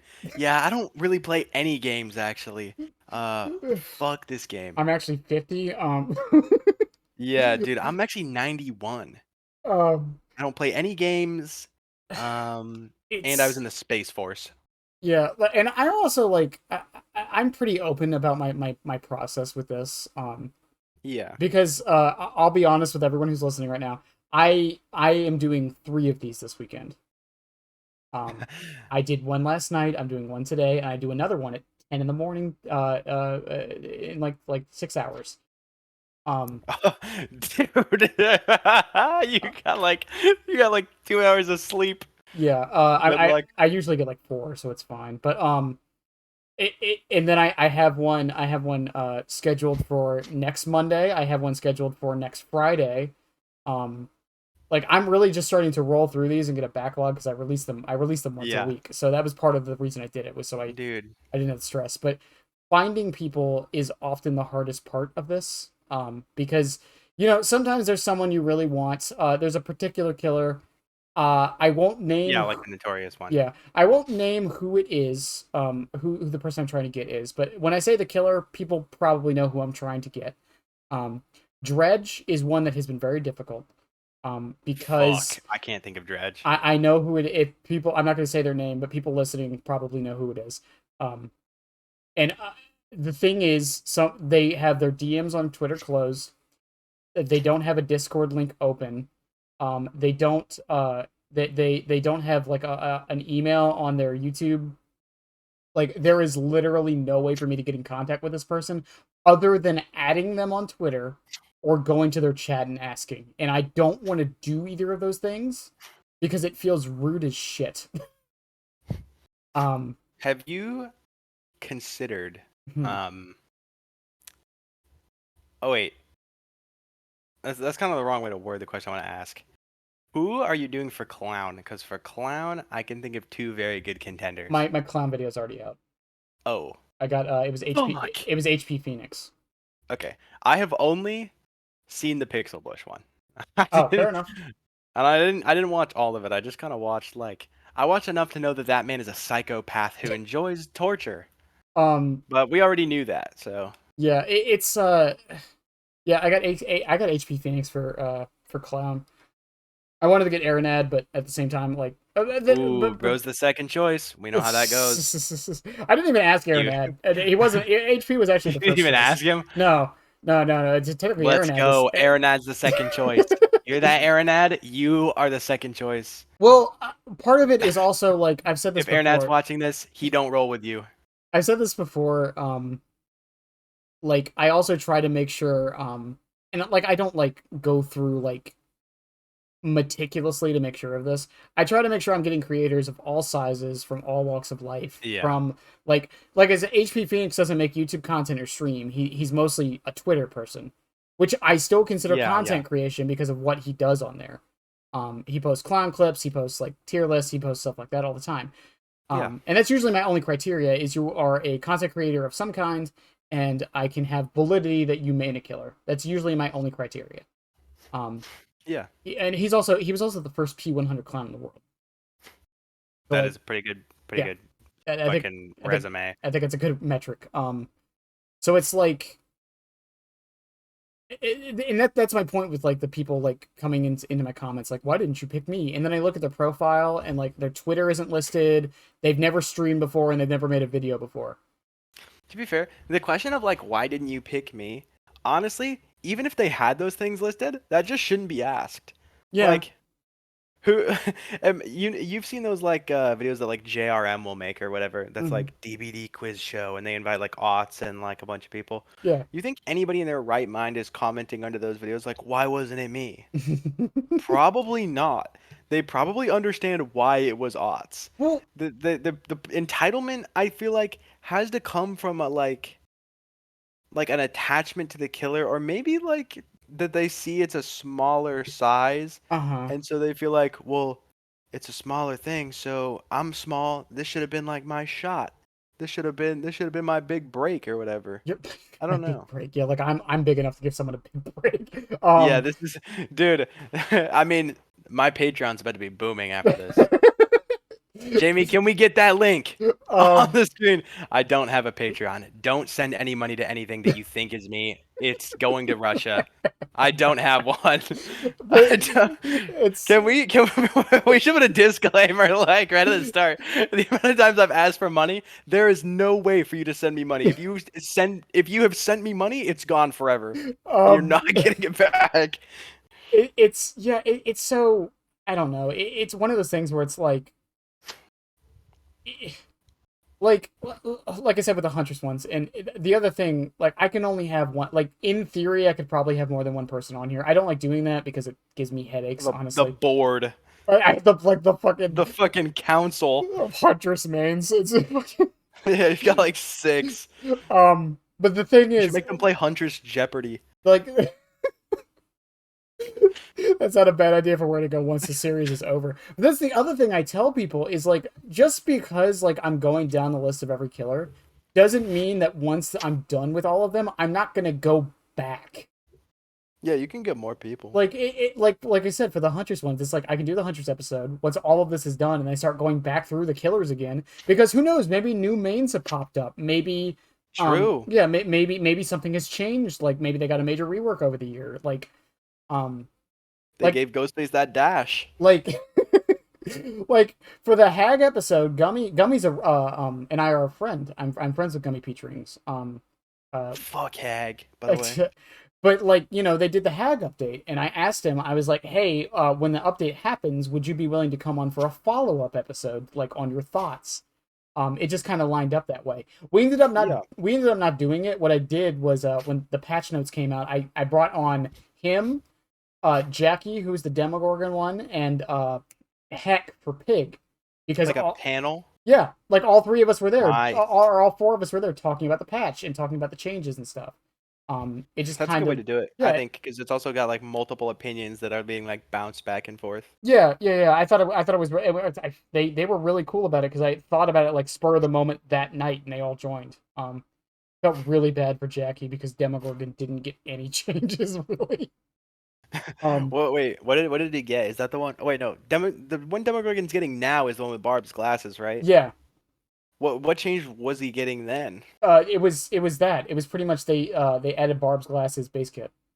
It was the Oh, okay. that was They added Barb's glasses to base kit again? no, pretty much like so when they did the changes to palette breaking a couple Yeah. years ago, they overlooked the fact that Demogorgon shred Ah, yes. I remember this one now. Okay. yeah, they fixed it in this patch. They put it in line. Yeah, that was the only thing they did.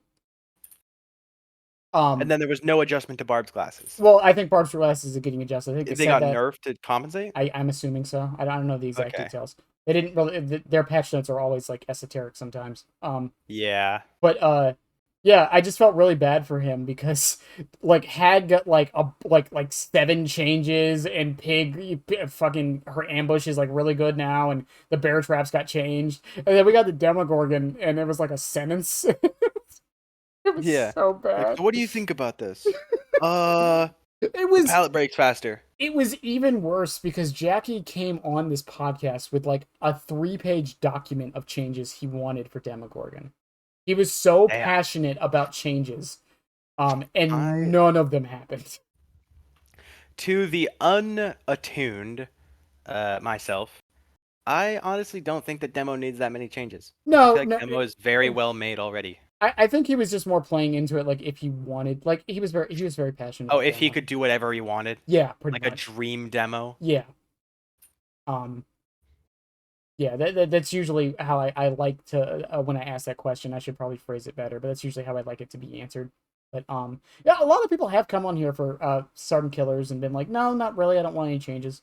And I'm Yeah, like, I'm very happy with Ghostface. I yeah. got my dream Ghostface. Like Clown, Phoenix said the only change he wanted was making the bottles like separate ammo counts. That would be cool. That was like the That only would give you a good use for the yellow. yeah, that was really the only change he wanted personally. For Pig, like we like me and Heck kind of like bounced off ideas. Like we didn't really want anything changed other than making ambush better. That was really about it, and that happened. So we're both happy with that. There was a couple add-ons we wanted changed. That didn't happen. Amanda's. Do you know what Amanda's letter does? Yeah, it's the one with the crouch, Yeah, -2 traps, that auras. yeah, auras. My suggestion for it was make it like rat poison on Chucky, where you get the aura reading during the dash too.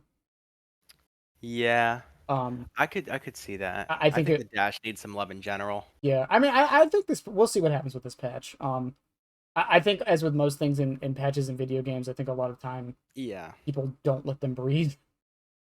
I'm Um, actually very glad about this PTB. There were a lot of changes that people did not like, and they thankfully all got walked back. yeah, That change to Huntress was about to be nasty. That yeah. was such a bad Yeah, idea. I went on record. I did a video the day before.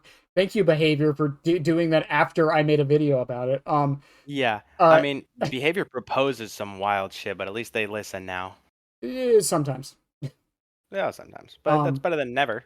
yeah, and I've always said this before. Like, I don't care what, like, even if they do something insane, as long as they give a reason, Yeah, it's usually my only criteria. I And gotta justify it. yeah, like if it's a justifiable change or like I can understand why they did it, it's like okay, all right, Yeah, that's fine. Even if I it's can something, stomach it at least. yeah, even if it's something ridiculous, like the Unbreakable Mori thing they did a couple years ago. Yeah, Like I thought it was very cool, but I don't like. I like that it did not go live.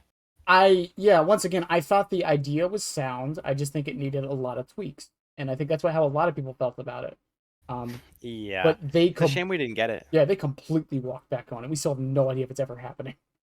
Um, I also liked my favorite thing about that was they were making Moris like an actual part of the game. Yeah, I still think that Yellow Mori should be base kit. Yeah, 100%. Like regardless of if that system is even in place, there's nothing stopping Yellow Mori from being base kit realistically. Yeah, it's really Like funny who is because arguing against that? What is the argument against Yellow Mori being base kit? like they like put so much work and effort into Moris, and I very rarely see them Yeah. honestly. It's just I don't know. It just seems like a waste of development time if they're not going to make it an actual part of the game. Dude, speaking of Moris, I'm not gonna say who this was, but for obvious reasons. But there was a creator, like a very large creator, who is now a fog whisperer, and they were like absolutely shilling behavior so hard. They were like the biggest yes man ever. Hmm. You remember when do you remember when Skull Merchant came out Hmm. and her Mori was fucking terrible? It was literally just like she walks up, touches him on the shoulder, stabs in the back like fucking Freddy. Yeah. Like an exact, and nobody liked it. Everybody hated it. And they eventually adjusted it and it's still not much better. But this dude, he sees the Mori and he goes, "Oh my god, that's really good. That's so good." And he's obviously just, and he's like, the tweet is captioned like, "This new Mori is really, really good. I love it so much. Hashtag sure my survivor. Hashtag like fog whisper." And like, he made tweets like that for like a month. I And it was think just so like, bro, you gotta be self-aware. I think I get what they were trying to do with Skull Merchant's Mori, but it is so bland. I think that's the word I use for it.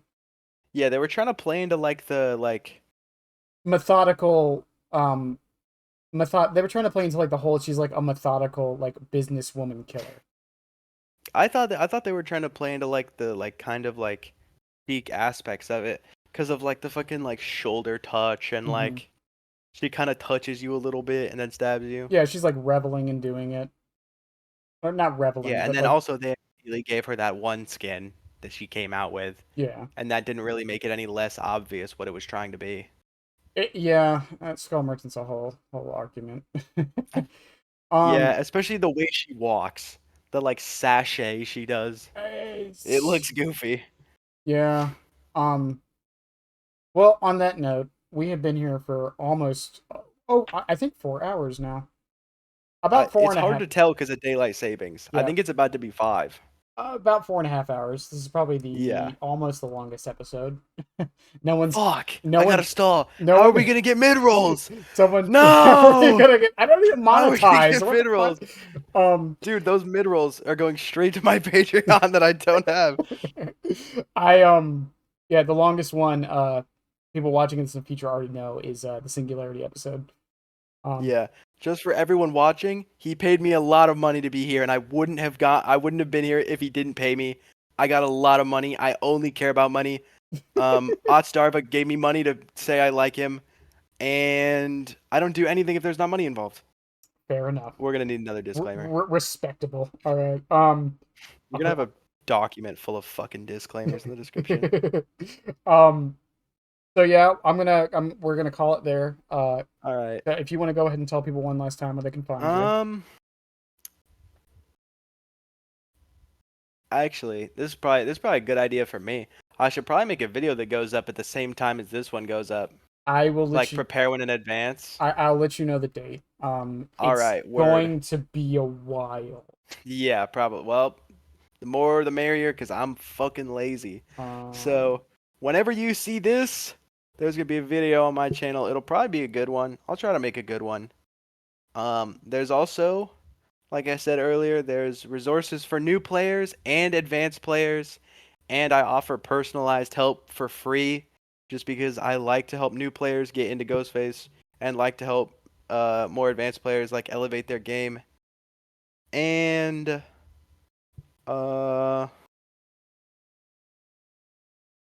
yeah, once again, don't send me money. If you send me money, it's gone.